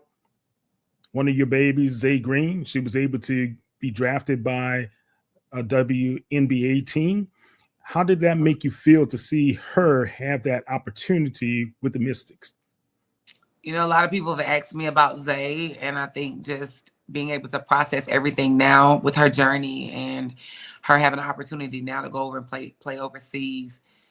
One thing that I love about Zay is everything that we set out for her to do, she was able to do it. She left the SEC, came to an HBCU, killed and dominated on the HBCU level, wanted to graduate from an HBCU. She did that. We thought that it was time for her to go back to the Power 4 schools because I wanted her to make sure she had all the tools that she needed to get drafted. I thought that was very important. A lot of people wouldn't agree. A lot of people wouldn't agree to me saying that. But, why is that? Why but wouldn't they agree? Well, just because they feel like, you can get seen at our schools. And she did. She made the WNBA draft boards while she was there. But just a lot of those other resources with managing money and her being able to get some money from the rev share with the new time, all of that was important for her as she prepared for what she needed outside of an opportunity. In HBCU, we gave you the opportunity. We gave you the platform. We gave you the education, and she did her part. She 100% did her part, represented and did a phenomenal job while we were together. And went on to the University of Alabama and did it too. So sure did. Zay is amazing, and I love that girl with all my heart, and I continue to wish nothing but success for her. Yeah, look, when she went to the Crimson Tide, she led them in scoring that season, right? She was top 3 in scoring for sure. Yeah, look, man. And they had 3 WNBA signings on that team last year. Yeah, well, kudos to you. Kudos to Zay as well for everything that you guys were able to accomplish there. So when you started your career, it was over as an assistant coach at Tougaloo, correct? Yes. Okay. Talk about that journey. I was working for the Social Security Administration. I was working for the state, processing. I was a disability adjudicator. I was processing people applying for disability. And I was on the job for 10 months. And I'm going to tell you, sitting in that cubicle, I was miserable every day. I was so miserable because I had just stopped playing basketball, maybe 2 years. And I wanted to I knew I wanted to coach. And everybody knows that when you get into coaching, you probably have to start from being a GA or you got to find your way in. Right.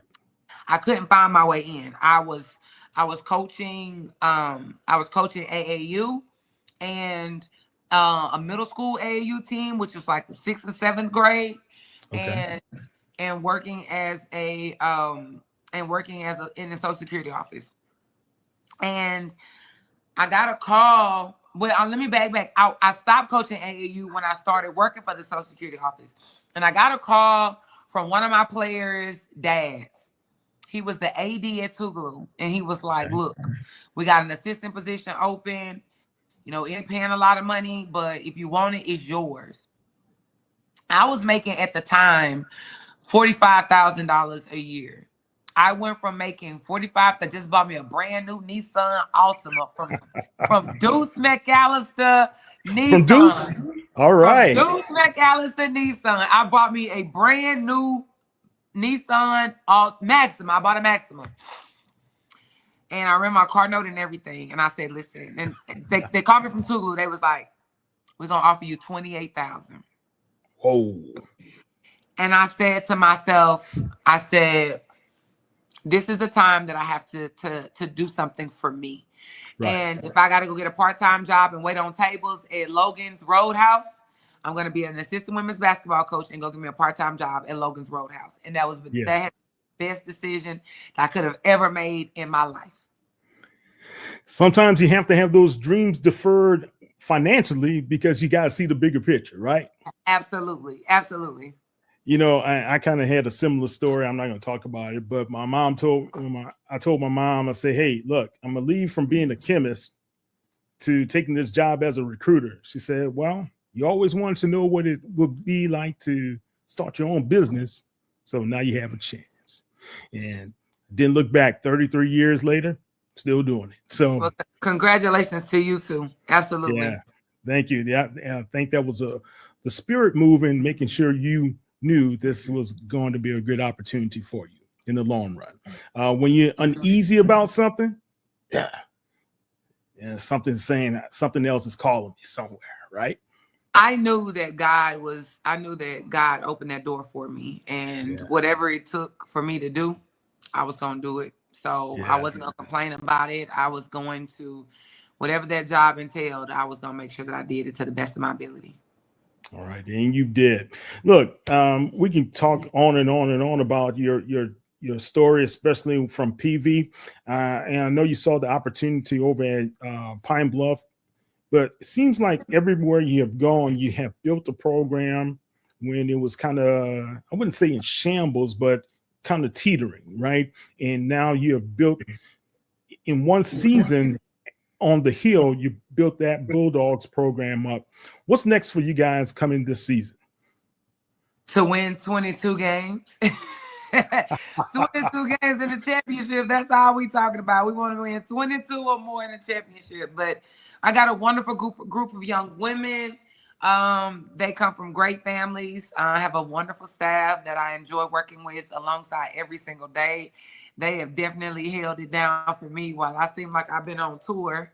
But they've done a really good job of just making sure that they can continue the message being the message, you know. And so I'm thankful to have such a solid group of people around me. So just continue to do great things and do God's work is what's important to me.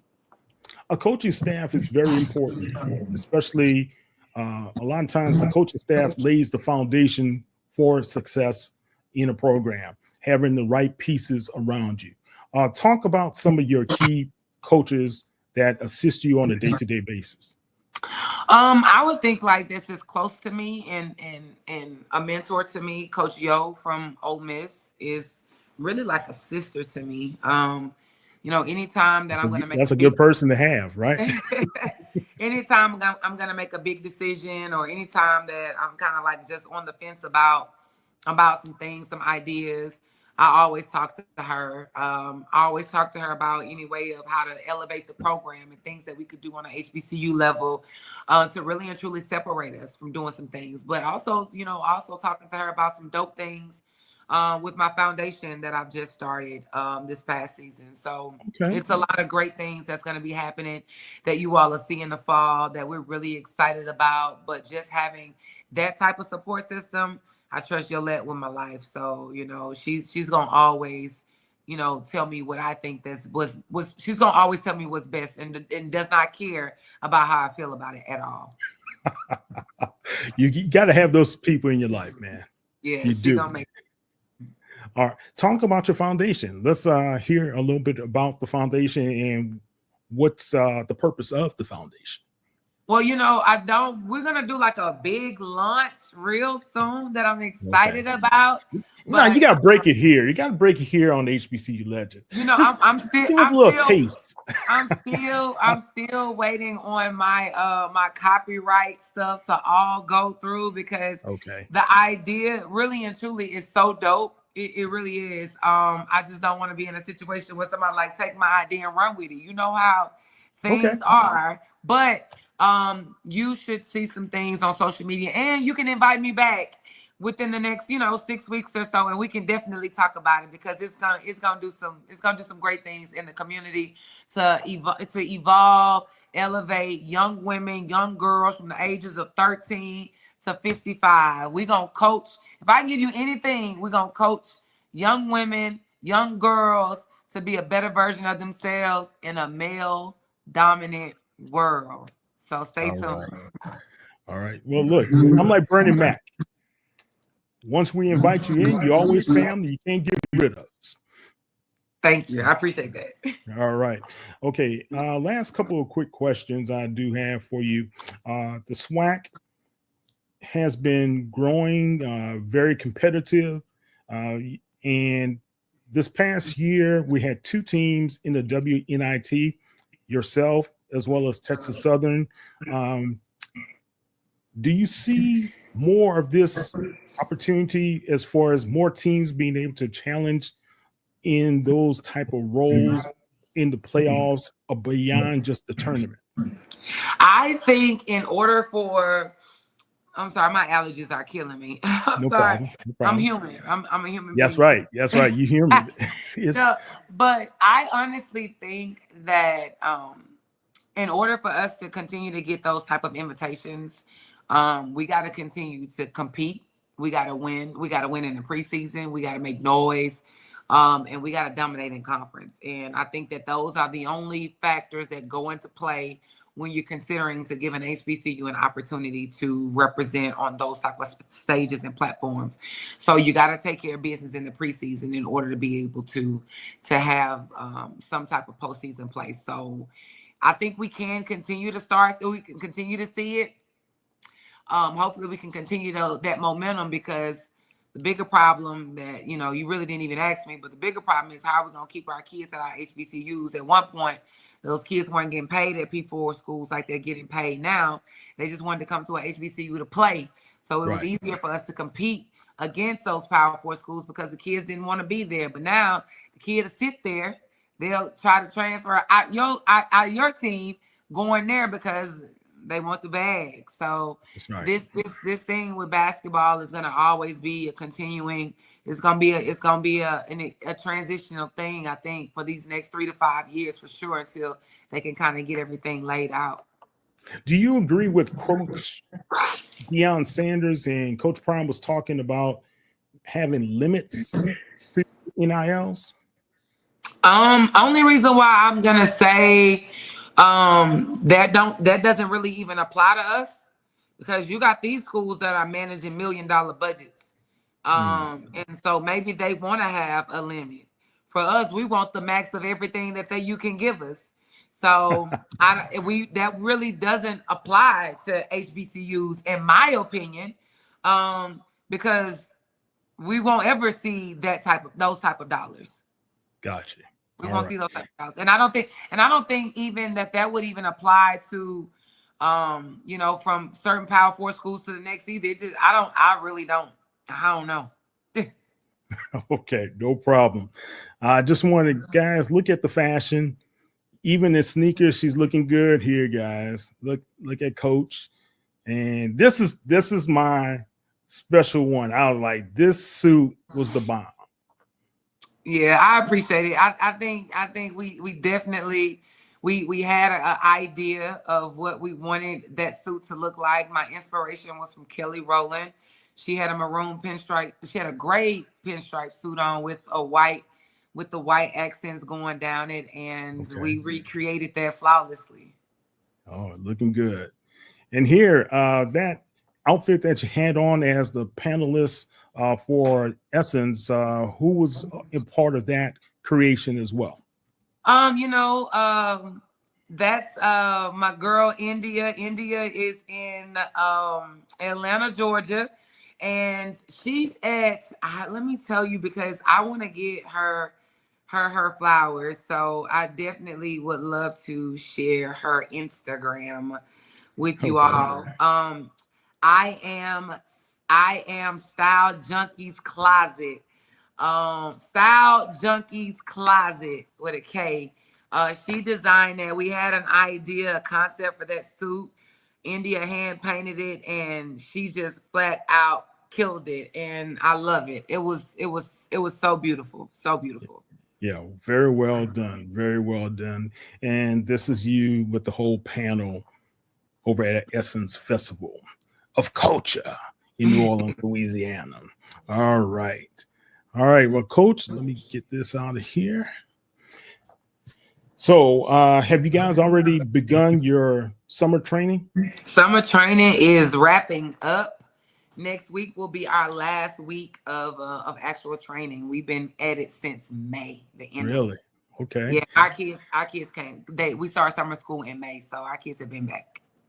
Which are the big non-conference games that you guys going to tip off with early on in the schedule? Well, we have, we don't really talk too much about the, because we got a splash. we inviting some people to the Hill. And Okay. I know my AD is gonna be really excited about announcing what Power 4 school is coming to Huntsville again this year. However, we will be down in Tuscaloosa. We will return to the University of Alabama. We're gonna head to Reno, Nevada. Of course, we're gonna be everywhere in the state. So north, south, east, west in the state of Alabama, we're gonna be all around there. But you know, we haven't released our schedule just yet, but it's going to be some great, highly competitive games, and I'm excited about that. Well, I'm glad. I think you guys are going to do very, very well this year. Now, here in the SWAC West Division, there's a young lady named, let's see, her name is Vernette Skeet, who has some things to say, and she made some noise this year. She really shocked some people. Talk about what you have seen of her progress. You know, I think anytime that a coach comes into this conference, it's very important for him or her to do an assessment of what winning looks like first. I've been in this conference as a player and as a coach, and I think that coming in, you really and truly have to look at what the winning product looks like. Because for me, I've always thought that I put a team together, and I thought that that team was good enough to win a championship, without me sharing too much, because I don't want to be giving out my keys to success, right? But I think that it's important that, you know, I'll give you an example. When Tamika Reed was at Jackson State, it was very important that we put a team together that could compete against Jackson State.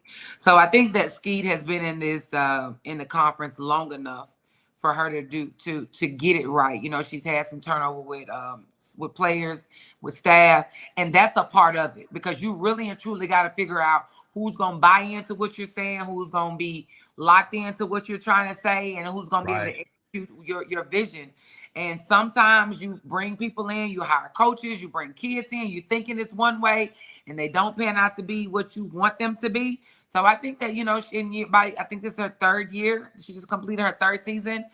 Completed third season, just got a contract extension. Exactly. And I think that's well deserving of her, because she stayed to course doing what she needed to do to get some success, and she did. All right, excellent. Coach, one thing about being on the Hill is that it's very, very nice campus, nice environment, great culture. Why is it that you wanted this job with Alabama A&M? Well, honestly, I'm a product of an HBCU, right? I believe in our schools. My parents went to Tennessee State.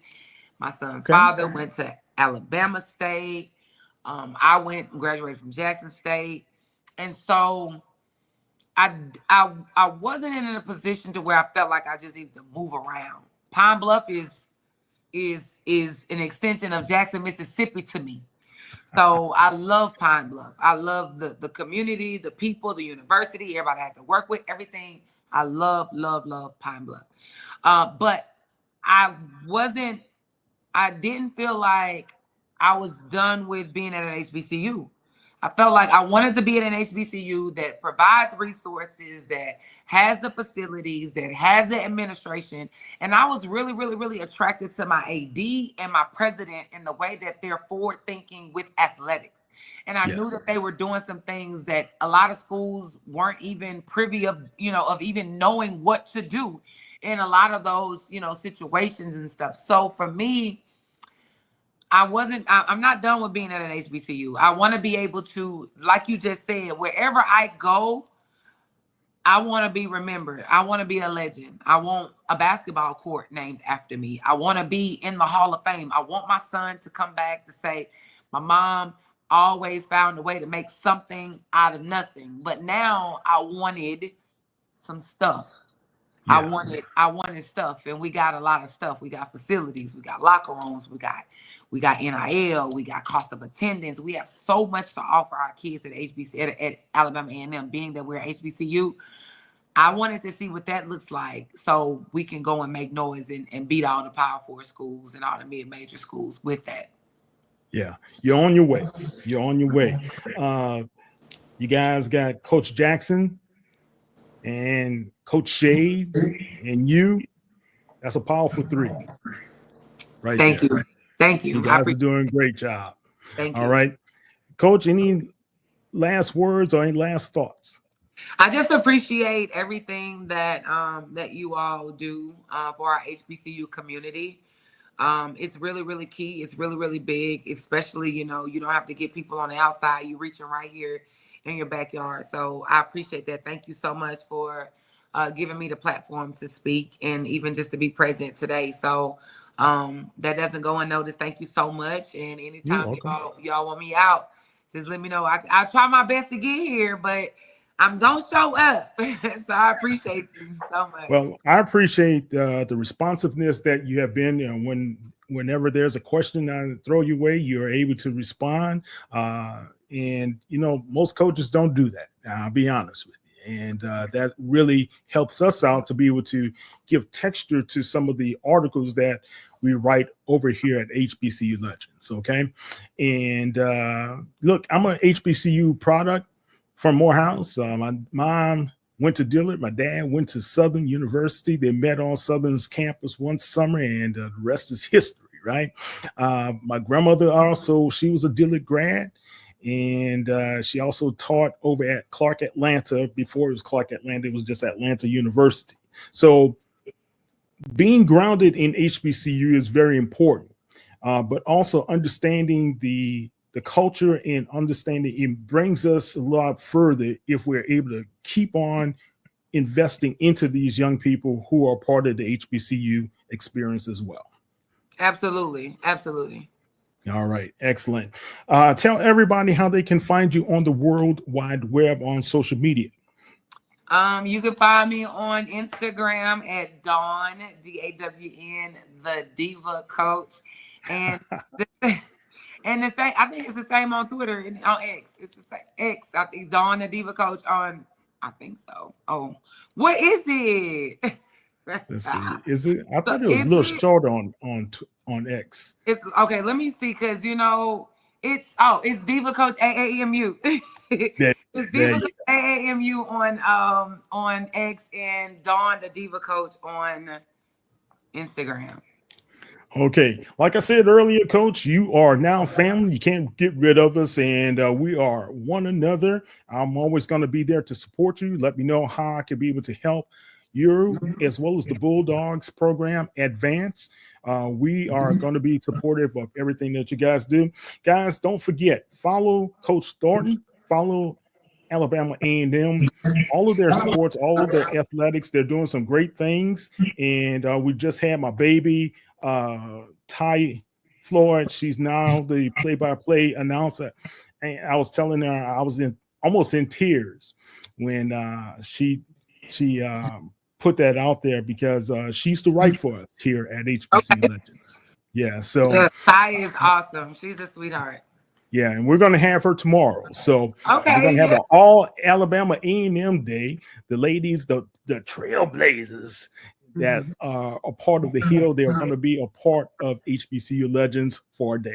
All right, guys, don't forget to follow us at HBCU Legends on all social media platforms. And you can follow me at KTMOZE, Kyle T. Mosley, at HBCU Legends on Sports Illustrated. That's Coach Thornton. I'm Kyle Mosley. You guys have a great one. Thank you, Coach. Thank you.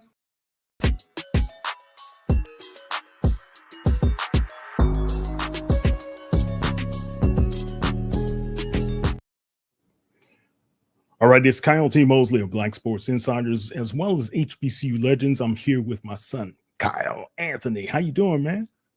I'm doing good. I'm all right. It's Kyle T. Mosley here. Yo, what's good, guys? How are y'all doing? Let me do it my way. Hold on.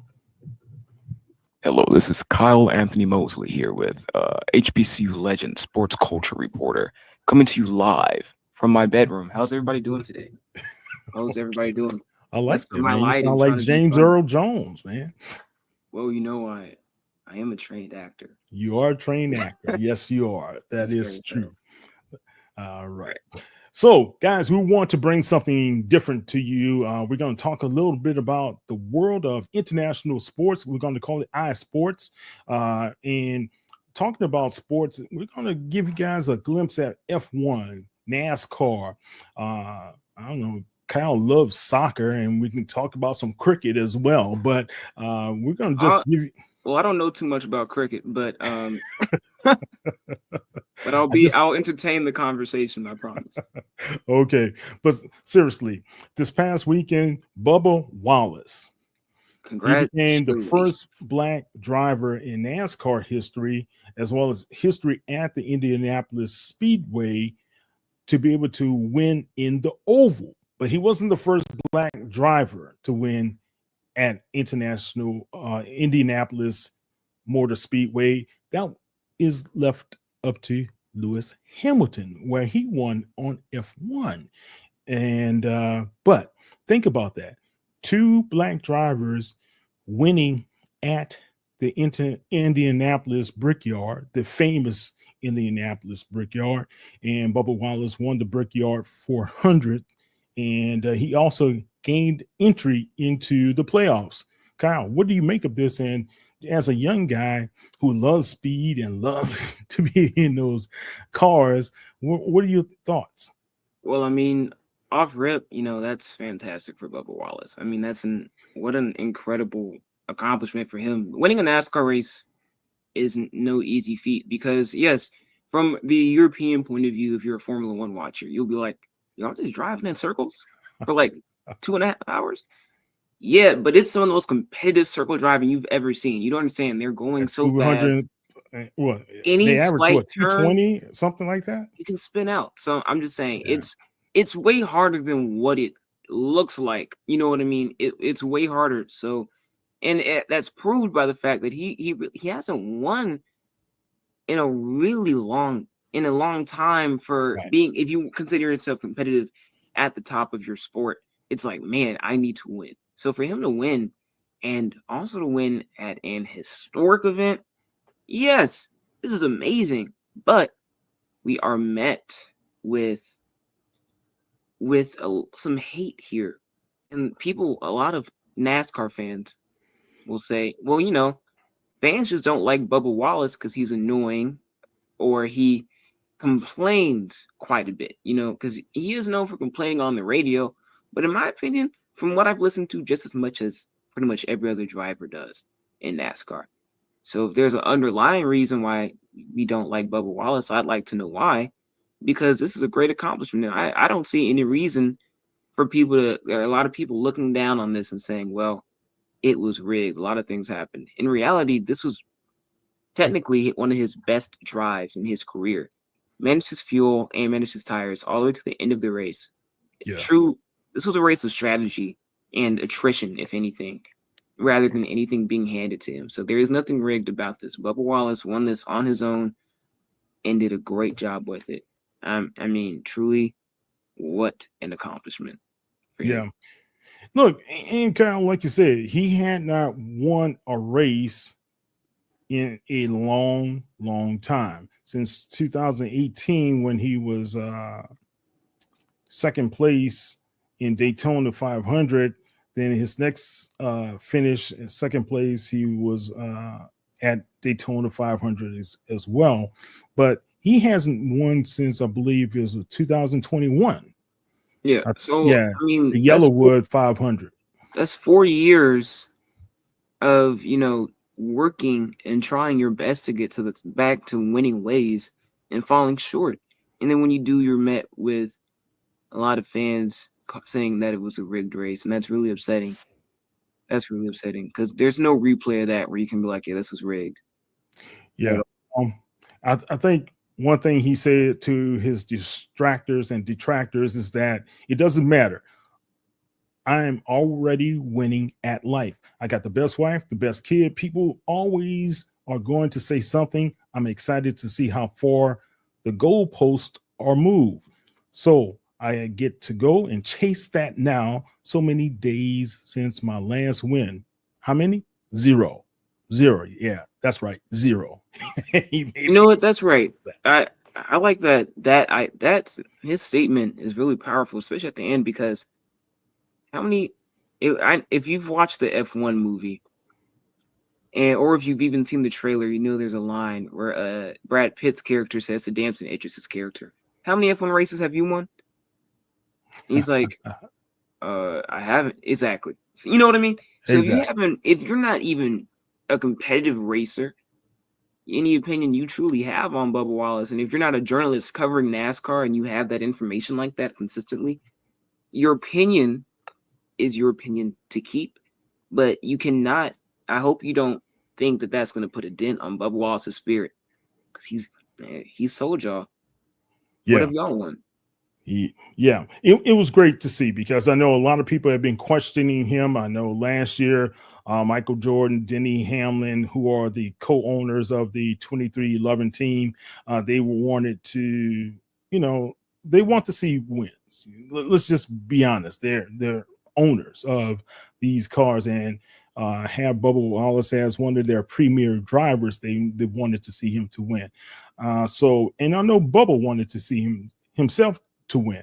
He had a series of did not finish. I think it was 4 straight races.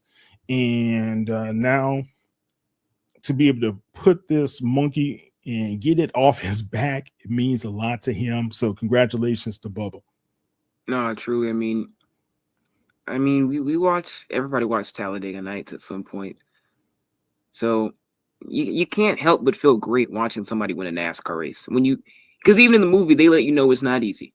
So you got to be happy for anybody to win one, especially when you're making history and doing so.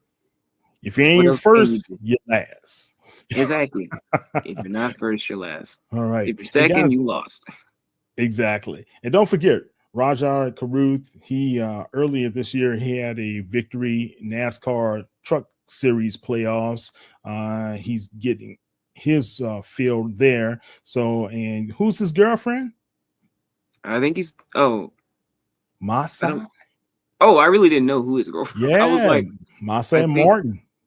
That's awesome. That's his girlfriend, man. So congratulations. And she's doing her event, on the 29th, right? Yeah, Texas Southern. Going through Labor Day weekend. What's the name of the event? Size Summer Cookout. Size Summer Cookout. And she's been doing that across the nation, guys, and it's been getting quite the following, and it's going to be great for Texas Southern people to be able to host that as well, especially with Labor Day weekend going against Prairie View at Shell Energy Stadium. And if you guys didn't know, Rajah Caruth is a HBCU. He's an alum of Winston-Salem State University. All right, Kyle, what's been happening on the F1 series? Well, last weekend we had the Belgium Grand Prix, so that was at Spa in Belgium, of course. And it was a wet race going into it. So we went for about 2 laps, and then we had a safety car because there's the FIA, they were worried about conditions and safe driving, didn't want incidents, and that's understandable, because especially after there has been a loss of life at Spa before, and we honor. Wow. Yeah, we honor Jules. His passing every time we come to Spa. Jules passed away. I believe he was in Formula 2 at the time, and he had a deadly crash. But so safety precautions at Spa are often, we look at them through a lens of ultra safety following that. But this race, a lot of fans could say it was very boring because of that. So after the race. Not after, but after that safety car, things just felt very predictable, because we did take a long break for the rain, and then once we did get back to racing, we didn't have a lot of overtaking, so a lot of fans might not have felt like there was the same. The best way to say it, they didn't feel that it was as entertaining as some races have been, but the conversation does go that way for a lot of Formula One right now. Across the board, there is the idea that sometimes the races just aren't being as entertaining as they were before. Even though, yes, we love open wheel racing, we love the cars, that's what we're here for. But entertainment is also a factor because it's starting to feel at we're leaning towards the money a lot. You know, the spectacle is no longer being the spectacle because of how grand it was on its own and exclusive. F1 is known as an exclusive sport because it is hard to get into. It's very difficult. And you pair that with it being European, a lot of Americans are like, wow, that's extremely exclusive because we're not just going to fly to Europe to get our child started into Formula One. And you have to start at the karting level. So if you're a child, of course. So there's a lot of money that you're putting into it. And it feels exclusive, right? But now we're in this realm of exclusivity doesn't feel the same as it used to, right? The how do I say this? It just doesn't feel the same. Monaco doesn't have the glitz and glamour that it used to in the sense of, wow, these are all the stars in the world. Yes, these are all the stars in the world, but we also saw a lot of them at Miami. We also saw them at Vegas. You see what I'm saying? So who are the stars, Kyle? I mean, let people know who are the people that you should you're be saying the stars of F1? Like, yes, or stars of F1. Okay. Well, right now, my GOAT honestly is Lewis Hamilton. He's my GOAT. Yes. He's not my favorite driver though. No. Okay, hold on. Some would say recency bias, but I disagree. I'm just a big Max Verstappen fan. His presence while he's driving is insane. I mean, I love him, man. On the Sundays going through. He's a bad man. Max is a bad man. Max's 2023 will never be forgotten. It was just insane consistency. I think at Spa that year he had like a 30-second gap after like lap 20. It was just insane. And I think that was without a pit stop from anybody else. He's just that the car paired with him in 2023 were just so competitive, you did not know what you were watching a lot of the time.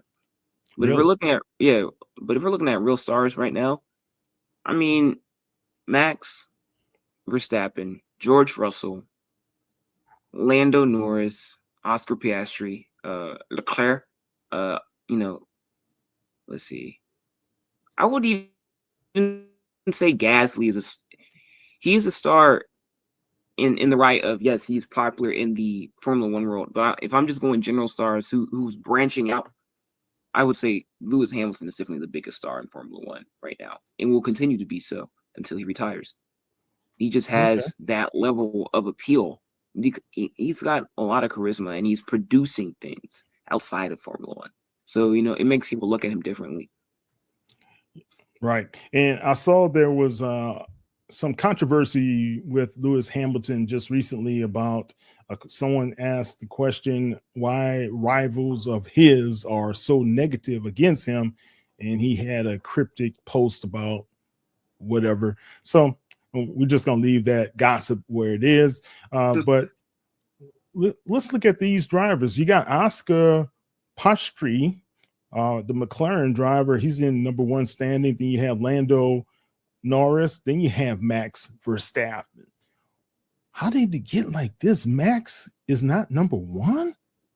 Well, we're in a very different spot right now. In terms of development wise, Red Bull team principal was fired a few weekends ago. And then, the car isn't the same this year. We don't have Adrian Newey in our aerodynamic department. He's now with Aston Martin. But the thing is, Aston Martin is also not performing well. So it's like, dang, if we could have Adrian Newey back, that would be fantastic. Because the car just has a lot of issues this year. There's a lot of complaints over at the Red Bull side with the car. But then on the McLaren side of things, they're just having a fantastic year. They haven't slipped up once. They've just been in a great position. I mean, there hasn't been much to go wrong for them going throughout this season. They've had minor issues, and when they were minor, they were so minor, it was during that race, and you didn't even – next thing you knew, they were back in the lead. So when you have Max, who is truly, in most people's eyes, the current best open-wheel driver in the world, the reason he is behind, I can't say it's actually due to the fact that he hasn't been driving well. It's, car truly hasn't been there. Hasn't been producing. he's been putting in the work. McLaren are just leaps and bounds above the competition this year. Okay. Which is great with it being the 75th anniversary and them being a historic team. It's great for them. Okay. Then you have George Russell, Leclerc, then Hamilton at number 6, Antonelli, and then Albon at 8, Huckelberg 9, Ocon at 10. All right, guys, that's from the F1 website and Formula1.com website, I should say. But you look at those guys, Kyle, and what are your thoughts? Honestly, this will shape out pretty evenly to what you're seeing right now. That's how I believe this is all going to shape out. Because Max himself, he will probably hover around that 3 and 2 position and probably jostle for position there with Lando, only due to the fact that Oscar is very locked in his driving style. He doesn't slip up. He rarely makes mistakes, but when he does, they do mess him up, and they're usually in qualifying rather than in actual race time. So This isn't something you would even notice on race day. Now, Lando and Max are friends. They're really close friends. So Lando will be like, after a race, they're like, where you headed? Oh, about to go get in the jet with Max. Like, that's so funny because they've grown up together as well. And a lot of these guys they've all driven the same circuits together and grown up in going from F1, going through F4 to F3 to F2 and now to F1. They've built relationships and they've built a rapport. So what we're seeing with a lot of the guys on the grid now is they don't even crash the way that we used to see crashes happen, because even though of course there's a respect before, there's even more of a respect with a lot of these guys, especially with some of them having raced on the same teams with each other and then going to another team later, maybe after 3 or 4 years. So okay. Well, that's they know each other well. So good. All right, let's turn our attention right now to the top racers in NASCAR, especially going into the playoffs. Denny Hamlin is at number 1, Chase Elliott, Alex Bowman, Kyle Lawson, who came in second to Bubba Wallace this past weekend, Chase Briscoe, Ty Gibbs, Chris Buescher, and Christopher Bell, and Mr. Priest, and then Bubba Wallace at number 10. This is from SI.com. Let's see, my man over here. Oh, they had 3 guys. They had Zach, they had Joseph, as well as Toby, all doing these their top 36 Cup drivers that are going to be a part of the playoff chase. All right, Kyle, any thoughts going into this weekend? What to expect in Formula One? We're going to be in Hungary this coming weekend. The Hungaroring is known as being a hard track. It sounds like I was okay. I do want everybody to know, if you don't know the name, it is called the Hungaroring.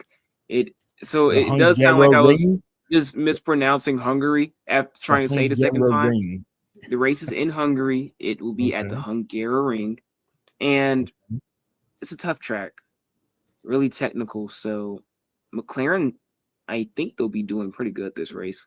That's the big thing for the Red Bull car. It isn't that on a more technical track, it does have more struggles than the McLaren does, while the Red Bull has great straight line speed.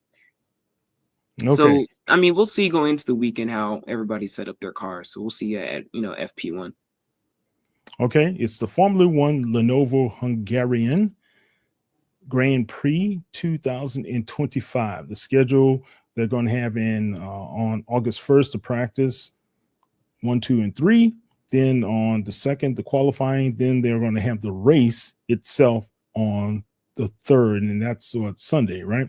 So that should be pretty interesting. And guys, if you love F1, you love racing, you got to keep your eyes out what's going to happen there. Kyle, you usually follow everything online. Where do you get to see the updates and some of the races yourself? Well, everything can be found now, thankfully. If you're streaming and you have ESPN, you can stream through ESPN and watch the races live, free practice, qualifying, everything. Before, we used to just have to do it through Formula One themselves. They have F1 TV, so it's a monthly subscription of $14.99, I believe. So if you want to do that, that's great because you get driver cams, all that. But you also get the same thing if you have ESPN Plus. So keep that in mind before you go purchase something you don't need to. If you already have one service, don't want you to have to buy too many streaming services if you don't have to, guys. But yeah, you can just download the app, download the Formula One app if you want to as well, so that way you can know what time the races are, because they are in Europe. So keep in mind they are qualifying, and practice can sometimes be at like 8 o'clock in the morning. So just look for things like that. Okay, but yeah, excellent. Just go through F1 themselves. They have all the information there. Awesome. All right. That's Kyle Anthony Mosley, our resident expert on everything racing, F1, as well as NASCAR. Guys, also soccer. Any major matches coming up with soccer, Kyle? We're not having any true major matches coming up right now. Right now we're in preseason, so we're going to see a lot of teams trying to gel a lot of their new guys and a lot of new signings. If we're looking from a real international standpoint, European football, a lot of eyes are on Barcelona. We're seeing how Lamine Yamal is going to be looking going into next season. He's donning the number 10. Last guy to wear the number 10 at Barcelona was Ansu Fati, and before him, it was Messi. So lineage to follow. Last guy didn't pan out. You're a new wonder kid. You don't want to put too much pressure on your shoulders, but let's see how you do.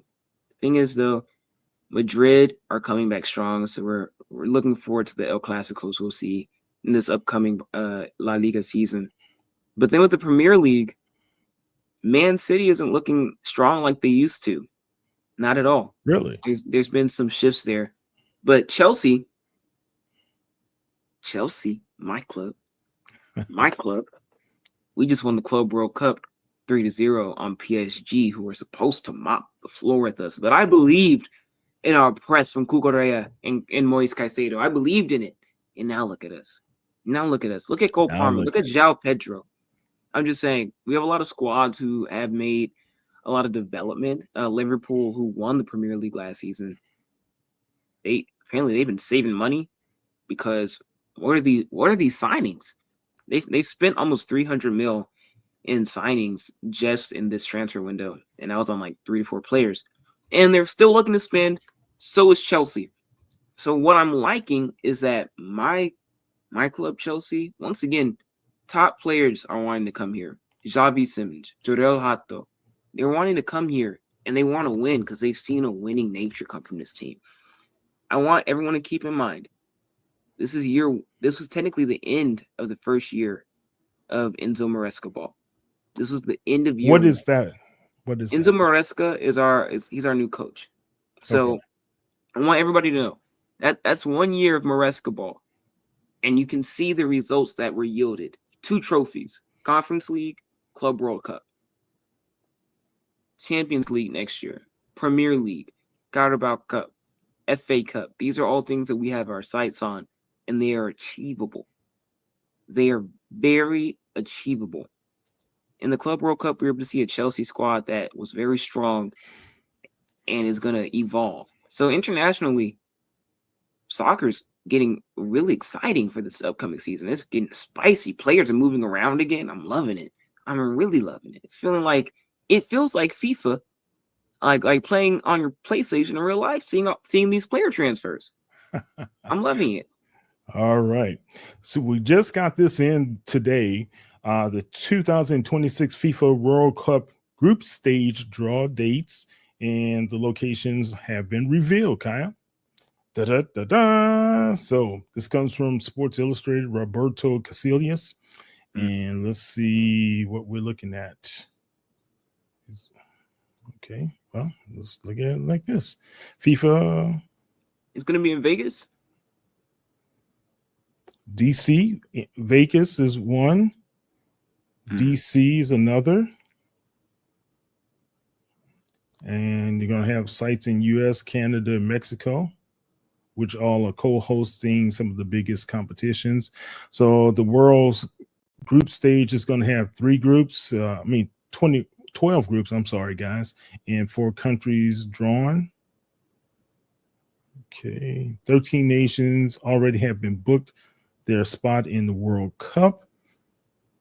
35 outstanding nations have to be able to qualify, right?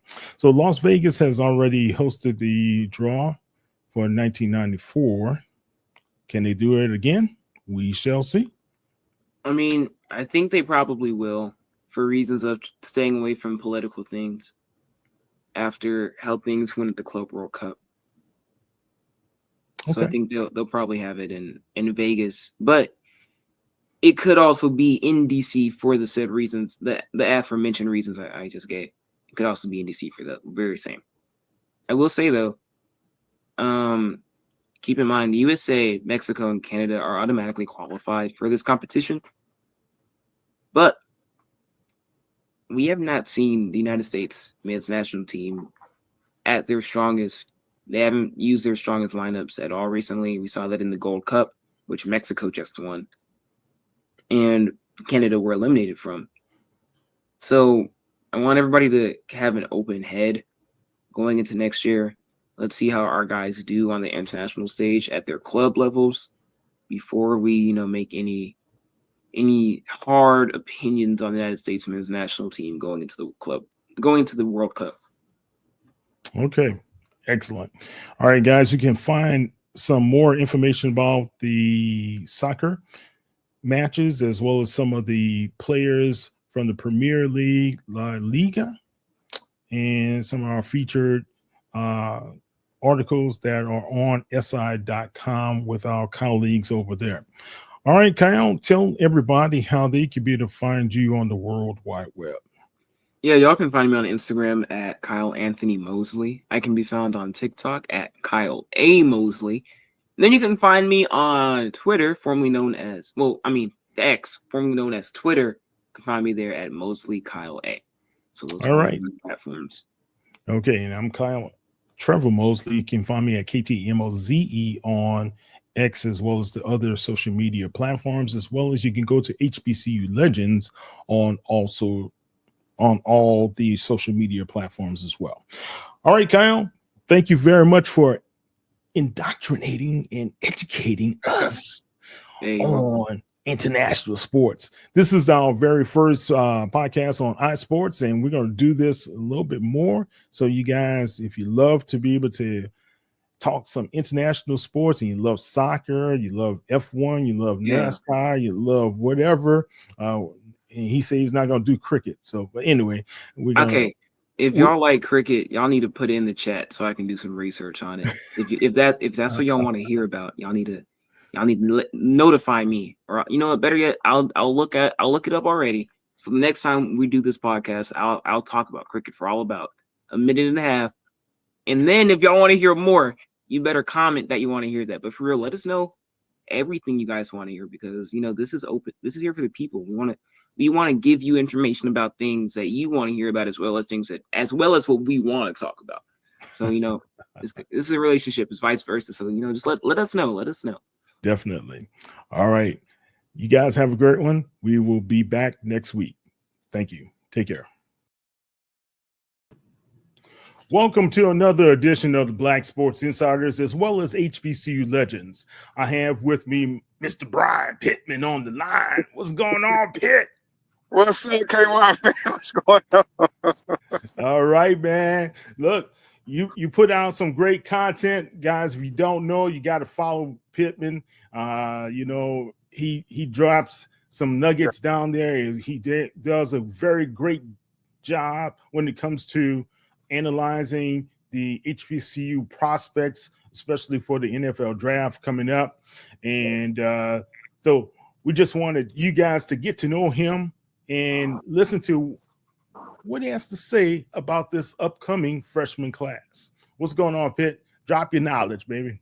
What's going on, KY, man? Hey, man, off the backdrop for KY, man. Yes, I am a skilled scout.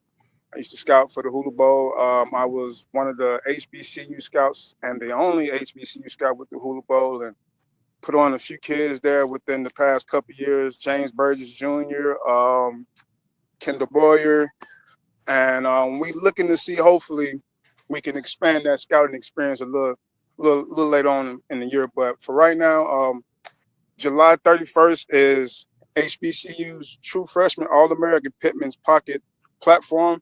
We're releasing the probably 90 to 100 players. It could be a little more.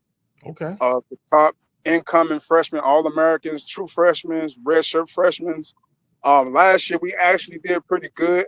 I believe there's a few D1 schools that actually looked at the list as well and did pretty good as well.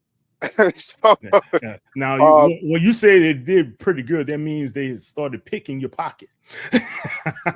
Too much. They weren't even putting us back in it either. So they were getting the pennies out and taking everything. So yeah, they've been following the list over the past few years, and it's been interesting because that wasn't the purpose of the whole platform. The whole platform was basically to give an insight, a faster insight of a tracking perspective of HBCU talent that is being put into our community and being recognized, man, because they're not recognizing them at a lot of other, additional platforms. They're not giving these kids the recognition that they deserve, and the coaches, man, because the coaches make an impact as much as the players. I feel like the coaches make that much of significance, bringing that much talent coming in, just like an Alcorn, like you got right. Coach Tremaine Jackson at Prairie View, man. I mean, come on, man, you can't. Without a shadow of a doubt, he's doing an excellent job down there in Houston. Yeah. Talking about some of the talent that's out there, especially the freshmen, but there's some good existing talent that you also make note of, and people kind of take a glance at some of your scouting reports there as well. Talk about that. It's been a hard road ahead, man. It's been tough at first. Because when you're trying to get in that room with some scouts at all levels, whether it's Canadian, UFL, NFL, it's a little rigid for some brothers like us, and I'm gonna be very honest with it. It is very rigid, but somehow I was able to maintain some type of honesty with that, and I've put out some additional innovative things, and it's been received somewhat fairly pretty good in some communities. And this year I've actually did the pre-draft 2026 HBCU prospects, and so far, man, I haven't seen too many people like basically kind of go against it to basically grade against what I put out, and that so far has been very significant for me. KY, man, I'm not gonna lie, man. I'm a little nervous because I want to be right, but just want to man, you never can be 100% right? So you don't know who's going to be making those decisions in those war rooms a lot of times, especially the scouting departments of the National Football League. So, hey, man, as long as you keep on putting out the work, that's what's necessary. Now, people are going to ask, who is Brian Pittman? What do you tell them? Oh, man. I just got to tell them they just got to keep doing their homework. I've always been misunderstood, man. How so? It's because of my nature. I'm a well-rounded guy. I'm, strong-minded. I'm not so judgmental, but I'm, critique with want to see things in perspective, want to see things being perceived correctly, want to see things done, especially from the HBCU community. And it has a lot of hardship of actually trying to be who I am, man. I mean, I really had to tap into a lot of psychological analysis to be Brian Pittman, man. And okay. I'm trying to let it be rewarding as the head on, man. So I guess sometimes when you're developing scouting reports and scouting talent, people want to know, did you play the position? Did you play? Where did you come from? What's going on? Well, I'm originally from Tampa, Florida. I'm actually here in Tampa, Florida. A lot of talent. You sweating. Yeah. Like you're in training camp. Yeah, I actually just got done working out. I had did a couple of dips, man. You know, man, 280, you got to stay in shape, bro. You do I a couple got you. dips. Yeah, so you know, it keep me motivated, man. So I try to do my best here in Tampa, as a national recruiter, and a national scout. I've been trying to tap in at my home school, Middleton High School here in Tampa, Florida. Been trying to help them along the way. It's an HBCU high school, to be honest. It's a historical Black high school, and man, you know, it's been challenging because it actually influenced my maturity a little bit more to be a better man, to help assist my old high school, and my old high school has helped assisting me, as like you was questioning, who am I? And it's helping me, man, become who I am. And I used to play football there. I played D tackle. My senior year, I did okay. Which technique were you in? Were you I was straight up technique. nose 3 technique? All right, okay. Three and a 1. I actually played both, man. So I was a little physical guy. I actually had some HBCU offers. Coach Willie Totten really wanted me at Mississippi Valley State. Coach Totten, I'm sorry, I ain't had I ain't had the grades quite yet. I was trying to come, but yeah, it's another story. Did you ultimately go elsewhere to college, or? I went to JUCO for 2 years. I went to Central Lakes Community College in Minnesota, and then from there I tried to go to some 4-year schools. I had a walk-on opportunity to go to Utah State in Logan, Utah. A few other schools, man. It just, my grades, bro, was tight.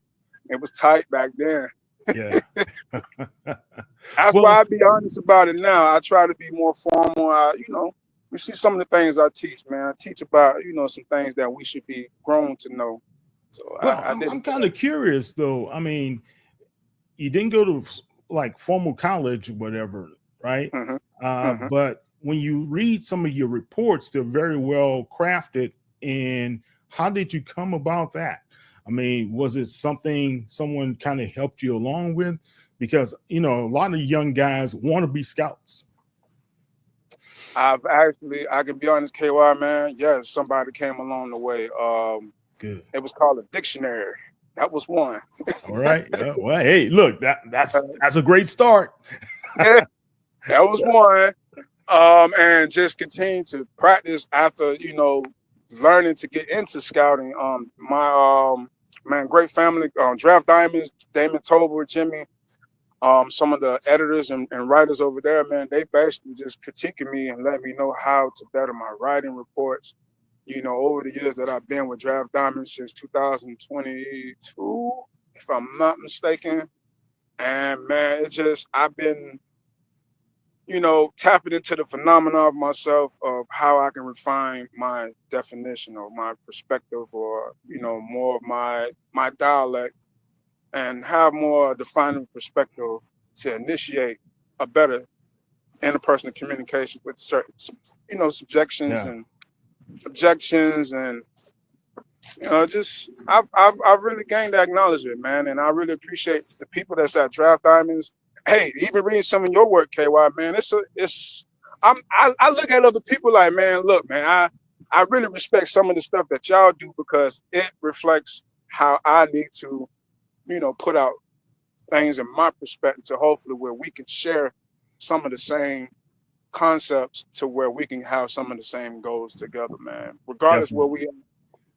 So as a intellectual guy, bro, I've really learned how to basically try to define myself, the aspect of life outside of the game, and the aspect adding life to the game, not in life in the game, adding life to the game.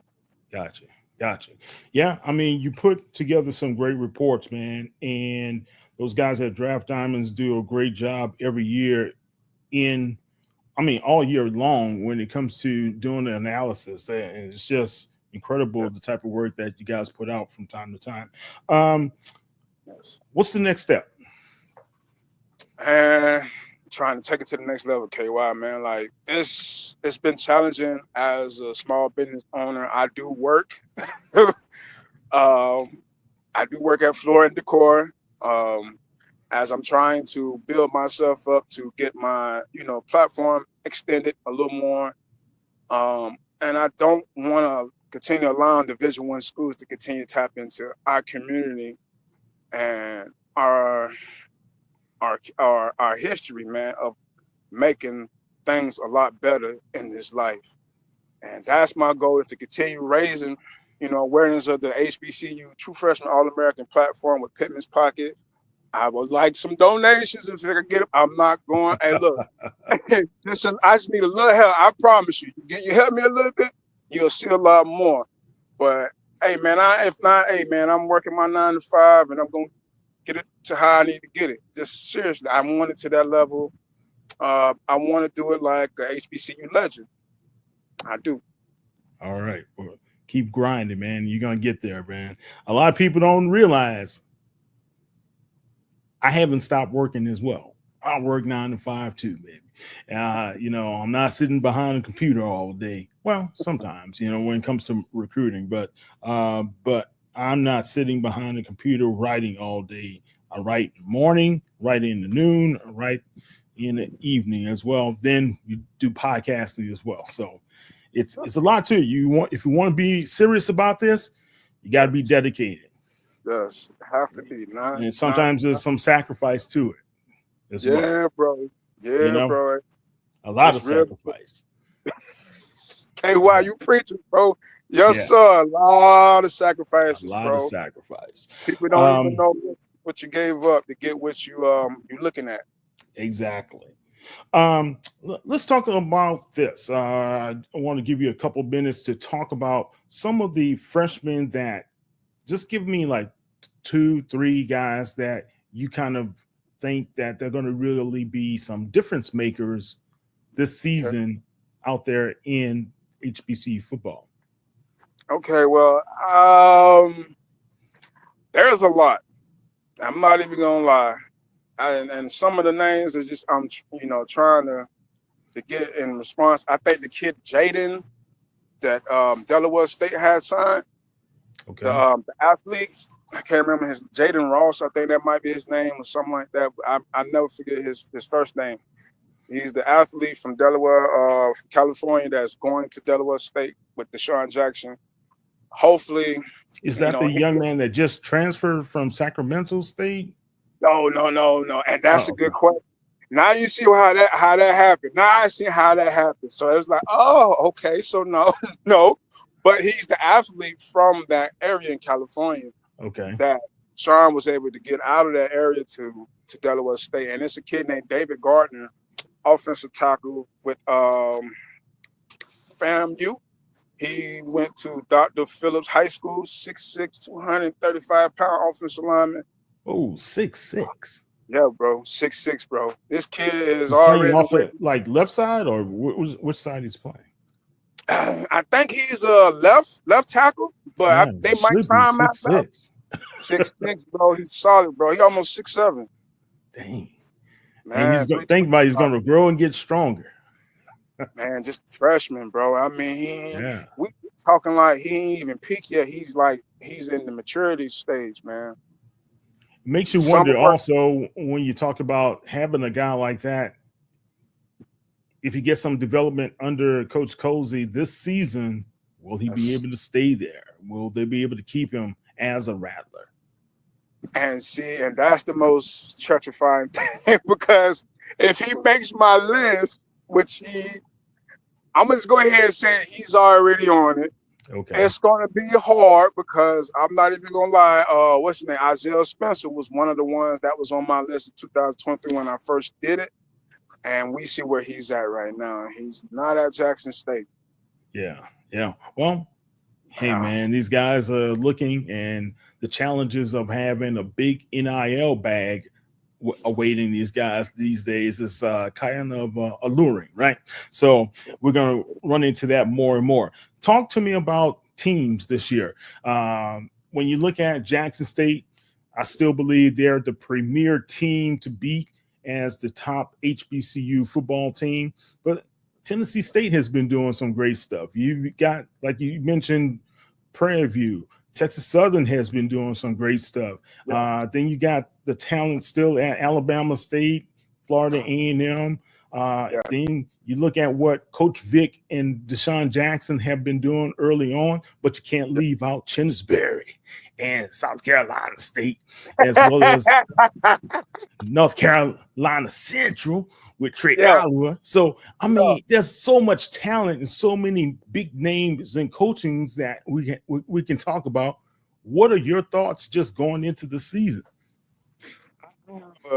Particular input on some of the, coaches, and I'm very glued with Jackson State in some aspects. I feel like Jackson has the overall most talent out of all HBCU. That's that's NFL ready. The only thing is the NFL just have to be ready for their talent. They cannot continue to make a strain on them. Be like, no, they can't be.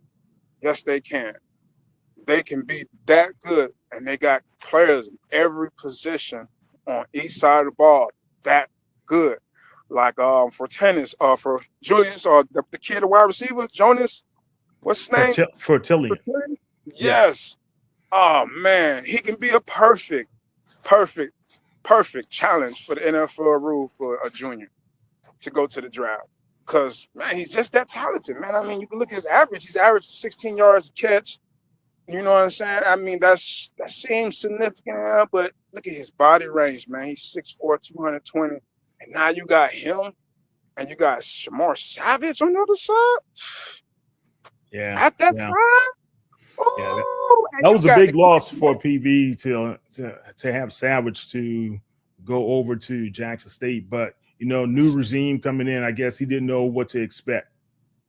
He didn't. And that's the thing about it. He didn't know what to expect by Tremaine Jackson, man. Tremaine is an excellent coach, man. I've known T-Jack, man, since the Kansas Westlands days, man. I mean, really? He may not. Oh yeah, T-Jack. I've been knowing T-Jack for a real long time, man. I've been recruiting since 2013, man. So I put over, 120 some kids to school nationwide. Actually, almost 200 kids nationwide, on in addition of the kids that I've been doing with HBCU. But Tremaine Jackson is an excellent coach, man.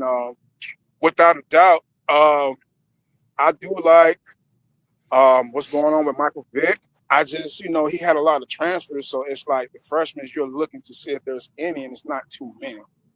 So that's like the only thing I'm just waiting to see. Can that experience help gain him some wins this year, just instead of just a few, So him, man, I want to see what Delaware State do, but I want to see also what Coach Eddie Robinson do. Now that's a good quest to wait for. I want to see if this year what Body does. Can Body step up? Is he healthy enough? Can they protect this man enough? Because, man, Body did some excellent work in Texas Southern when they had Coach Clarence McKinney. That was my boy. I ain't gonna lie about it. Sorry, Dishman. McKinney, that my boy. Coach was a good person, man. Coach was a real good person. He gave us access. He never was rude to us, and he always said, hey, Moses, what you need, so he's always was good. Let's put it to you like this, man. If you look at that SWAC West, there's a lot of competition to try to get that top spot away from Southern University. And you have, like you say, Tremaine Jackson, you have Coach Dishman and Texas Southern, but you also have Grambling that has, I think, a lot of pressure is on Coach Mickey Joseph as well as the Grambling State program this season, because the Grambling Knights, they need and they want to win, and they need to see a winner. What's your thoughts there? Coach Joseph put the pressure on himself with that. And it's been pressure on that program because of so much talent that comes in that program. Like you can question like what's going on with Mississippi Valley State or something like that. You can't question. You already know that, but you can question like what Coach Joseph's really going to do with that Grambling State program. Is it too young? Is it mature? Is he like? Does he have a grasp of his team? Because man, he has a challenge this year. You have a wonderful cornerback prospect in Blake Davis, right? that I'm looking to find out the first game against Ohio State or whenever they play Ohio State, I have to see what he does against that team. And if he can actually shut down Ohio State, #1 receiver, Jeremiah Smith, I mean, man, that would be an excellent perspective for Grambling State to take an initial step for the season. Now, can he continue to have that, motivation going forward? Depends on however it go with Ohio State, however they win or lose against Ohio State. We already know what can be, but you don't want to make them feel like that's not an expectation to lose. But you still want to see where would they come out after that game, and then from there on, that's when you'll want to see where is Grambling going to be heading towards, because they have no quarterback that I know of. They have a transfer. They have a few other ones that's coming in. And it's just like, can the offensive line sustain itself? Can they find – and they always had great running backs. And these running backs been leaving. And that's been hurting them because the running game is like the main thing for Grambling. Grambling always had a running game, or if not, they always had a passing game. And they ain't got both, they in trouble. Because they ain't got both. They keep losing these running back, and they got a good running back right now. This little young dude, they better keep him because they done lost the last 2 or 3 of them. They've been losing. Yeah. Well, I think also, Pitt, when you look at Grambling, Dooley, and then you have Hugh Jackson, and when Dooley was on this staff and all this other stuff, it never really came to be the way it should have been offensively. And they never had the right quarterback in mind or the right scheme for that quarterback. So right now you're in a position Coach Joseph feels very confident in the recruiting efforts that he and the staff were able to do this past off season. So let's see how it all translates out on the football field. All right, Pitt, tell everybody how they can find you out there on the World Wide Web, man. All right, man. Everybody, y'all can find me on Draft Diamonds. It's on Facebook, Twitter. It's on Instagram. My platform is called Pittman's Pocket LLC. Yes, I own the rights of that. I'm very happy to have ownership of that, even though I'm partnering with another ownership business. And man, they just do their part, man. You can find me on Twitter, Facebook. You can definitely find my articles even being shared by KY. So, hey, man, Pittman's Pocket is coming out July 31st. Everybody be ready for it, man. Just show some love, people. I mean, this is something that's very, I feel like, significant for us. And so far over the past 3 years and heading into this year, I wanted to make it more significant. So you're going to see a little more players from different other schools, and I just hope that these players, when they see their names on this list, they actually just get a little fire underneath their little rumps and decide, hey, let me go ahead and tie my shoes up correctly and let's make this happen. Let's stamp my name to this list, and let me make a name for myself. And I'm adding to make sure you guys make that happen for yourselves at your respective institutions and football programs, man. So yeah, definitely. Well, that's a great points, man. And what's your handle on X? At Phenoms. At Phenoms. I'm on at Phenoms. You can follow that. That's my other platform, Junior College Phenoms. I used to actually do recruiting with Junior College Phenoms. So you can find me on X with Junior College Phenoms or at O Phenoms. Okay, cool. Guys, we're going to have it out there for you as well. Follow Brian Pittman. That's my guy. And, we fam, man. So we're going to be able to roll like that.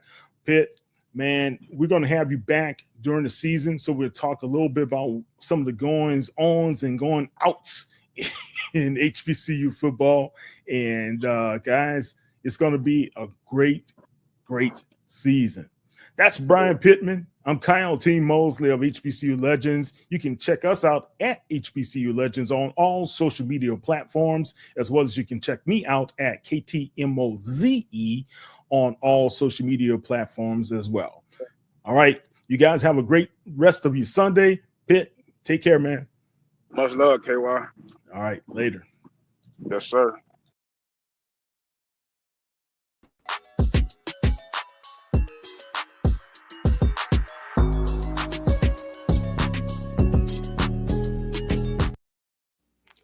Hi, Kyle T. Mosley here with AD Drew and Keisha J. Kelly of the Black College Experience. Going to talk about MEAC. The MEAC was in full force today with their media day. And Drew, you were there. And Keisha, you had some great observations to talk about what happened there. But guys, if you didn't know, is the 2025 MEAC Football Media Day at M&T Stadium in Baltimore, Maryland. And Drew, how was it all together, man? From what I get, because this was my first time going to the BAC, they had more media members there this year than they have had in recent history. I wonder why. Great venue. Mute her, man. Mute her. Mute the one, my left, your right. Anyway, great venue there at M&T Stadium. We were up here on the suite level. Had a nice area up there on the suite level. Oh, we know okay, Drew. We already know Black College Network. You guys are going to get taken care of because Doc and you guys. We already know that. We already know. No. I'm talking about the total where everybody was at, not us personally. All right. No. We know we about that sweet life over at Black College. But anyway, but no, great job, great setup. All the teams had their appropriate, step and repeats and everything. They had the different media sections. Obviously, you had those that were what we call your obligation media outlets, such as your ESPN's interviews and your HBCU game day. And there was plenty of space for secondary people to be able to do our interviews. Now, was HBCU Go there as well? Of course. That's one of those obligation interviews, as we like to call them, because they have a contract with HBCU Go, so they're going to make sure that they be able to get their content in. So great breakfast. Of the 6 teams there, 4 of them actually had printed materials for us to be able to go through. Did not have opportunity to go through them. I'll look through them later. For some reason, everybody ran out of the Norfolk State window. I grabbed one. I went back to the table to grab a second one because somebody grabbed mine off my table, and it was all gone. So don't know why that one was so popular. I wonder why. Keisha, any idea? Maybe it's the colors. I have no idea. Maybe they like the green and gold. Behold. What is it? Gold, the green and gold. Maybe it's the colors. I don't know. But got an opportunity to talk to 5 of the 6 head coaches and their respective teams. Who did you guys not have a chance to speak to? We talked to everybody but Central. Trey Oliver was a little bit up under the weather, so we didn't force the issue with Trey Oliver. But got an opportunity to talk to Trey Oliver last week at the BX SWAC presses. So we've got content from Trey Oliver. We just didn't get any additional new content today, but we did get the other 5 teams taken care of today. So overall, I think it was a great experience. If I had to rate certain things about that one, I'll point blank, I'll say this. The HVAC award for press conferences goes to the SWAC. The temperature in the room at the SWAC was controlled perfectly. Okay. The other 3 events that I went to, temperature was a little bit on the hot side, if you understand what I'm saying. Okay. So it was a little warm up there today, They are doing construction on the stadium. I don't know if that has something to do with it or what, but it was the same thing at the SIAC when we were at Georgia State for the MEAC SWAC. It was a little bit warmer. That would be number 2 on the HVAC awards that we're going to give out. Okay. All right. Well, right. Let's do it like this, man. Keisha, Drew, both you guys were at SIAC and SWAC. Drew, you also added the MEAC, but nobody attended the CIAA. Based upon what you saw, Keisha, from the MEAC, but also being in attendance at the other 2, and you, Drew, how do you guys rate this particular media day, the MEAC? What was your thoughts in compared to the SWAC and everything else, Keisha? Well, Drew was there, so I can only go by what I see. One of the things that I think, this was Brian talked about this last week, which I think he made a really great point. I don't know if y'all remember when they used to bring all the coaches out with the helmets and introduce them in the beginning. And that was like the perfect photo op. So I really liked how the SWAC used to do that. And that was kind of like the opener for it. This year, and in SWAC Media Day, it's like it really was no opener to me. It's like no opener. So it's just like we kind of do like just delve into it. It's no opening statement. With the SIAC. What about the MEAC? Did they have an opening? Yes or no? Well, their format is a little bit different than the rest of the conferences. Okay. All right. Keisha, other conferences start off with their stage show, as I call it, where the coaches come up, commissioner come up, et cetera, et cetera, et cetera. Right. The MEAC does it the exact opposite. The MEAC opens up and let the players and the coaches talk to the media outlets, and then they close with the stage show with Jay and Tiffany hosting the event at noon Eastern on ESPN. But your interviews start in the 9 o'clock hour, so you have two and a half hours to get your content, and then they close with the with the actual TV portion of it. So the formats are a little bit different, and there's things to like about both formats. Okay. All right. Keith, continue. I'm sorry. Oh, no. I think it was, more so the SIAC. I guess I'm just used to that opening. So with Commissioner Holloman, with that opening, that's just what I'm used to, that opening. I'm used to opening just to get it started. And so that's just what I got used to. I wish like Brian was saying, I wish the SWAC would go back to that. But it's just like we kind of jumped into it. And I'm just looking at my picture frozen down there, Kyle. But yeah. Okay. All right. Cool. All right. We still have your beautiful face there, so we're good.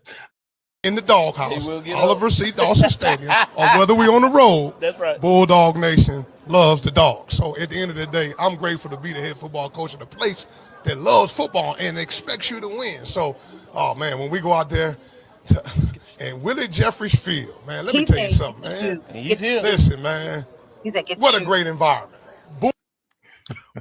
We was talking about the shoe game. He's like, get the shoes. Yeah, I was telling my cameraman, and I didn't realize we was in the wide shot because we didn't have the monitor back there. Like, I'm like, get them shoes. Get the shoes. Get the shoes, because we had some coaches who had crazy. Look how they looking. Even they know he crazy. Yeah, we had some coaches that had the kicks on. Had some a good sneaker game. Last week it was Coach Jackson. Coach Jackson came in with the shoes on. Coach really had on the boots. Yeah, Coach really had on boots. Coach Dishman had on boots too. Yeah, Texas boots on. Boots. Yeah. So just trying to bring some fun, just trying to bring something else to the media day. And speaking of, I've got to throw this out. And Keisha, I do got 2 more minutes now. Why is everybody on Southern about their dress from the SWAC? What was wrong with their dressing? I'm not gonna say everybody, But there's somebody out there who put out a said Southern was the worst dressed team at the SWAC Media Day. Hold on, I thought Givens looked very presentable. Coach looked very presentable. I didn't find anything wrong with him. Everybody don't have to dress alike to represent our university, which Southern was one of the teams where everybody did not dress alike. So they weren't coordinated. Is that it? Yeah. To quote your best John Witherspoon, one coordinated. You gotta coordinate. And I've even seen posts today about Delaware State. Like, we didn't know that MEAC Media Day was business casual and not business professional. Do you guys actually believe that Deshaun Jackson is not going to be Deshaun Jackson? And that's my point. He's going to wear what he wants to wear and do what he wants to do, and he's always been that way. If he was there in a T-shirt with about 10 gold chains, I might have said something. But he was there. Delaware State down. He had his hair back, right? Shirt. He had on a white shirt. The players had on, I believe, the players had on red. You know, so he could distinguish himself, which is just like you see on the sideline where the coach wears contrast to what his players wear. But they were all in team issue gear. Right. Are we focusing on the wrong thing, everybody? Mm-hmm. We're talking about but we want these kids to be individuals. You know, 10 years ago, Kyle, everybody was focused on the hair. You let that kid come with dreadlocks, and then back in the day when we was in school, Kyle, you let that kid come with a curl and all that stuff. Are we focusing on the wrong things with this stuff? Do we have to have that much clickbait, everybody? I do. I think the thing is that everybody's trying to find that, like you said, the clickbait. They're trying to find that one thing. And I always say sensationalize it, right? Yes. And it's like, what works for me is not going to work for y'all. Like, y'all notice I'm always with the, can I play football? Because y'all know I'm little and I can't play football for nobody's team. That's just my thing. I know I'm small. Cal, you better not laugh.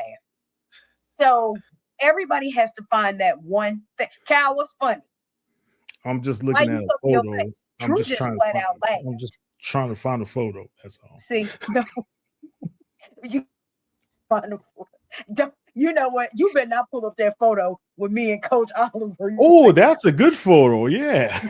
Let me try to find that one. So seriously, Trey Oliver, 6'4", 6'5".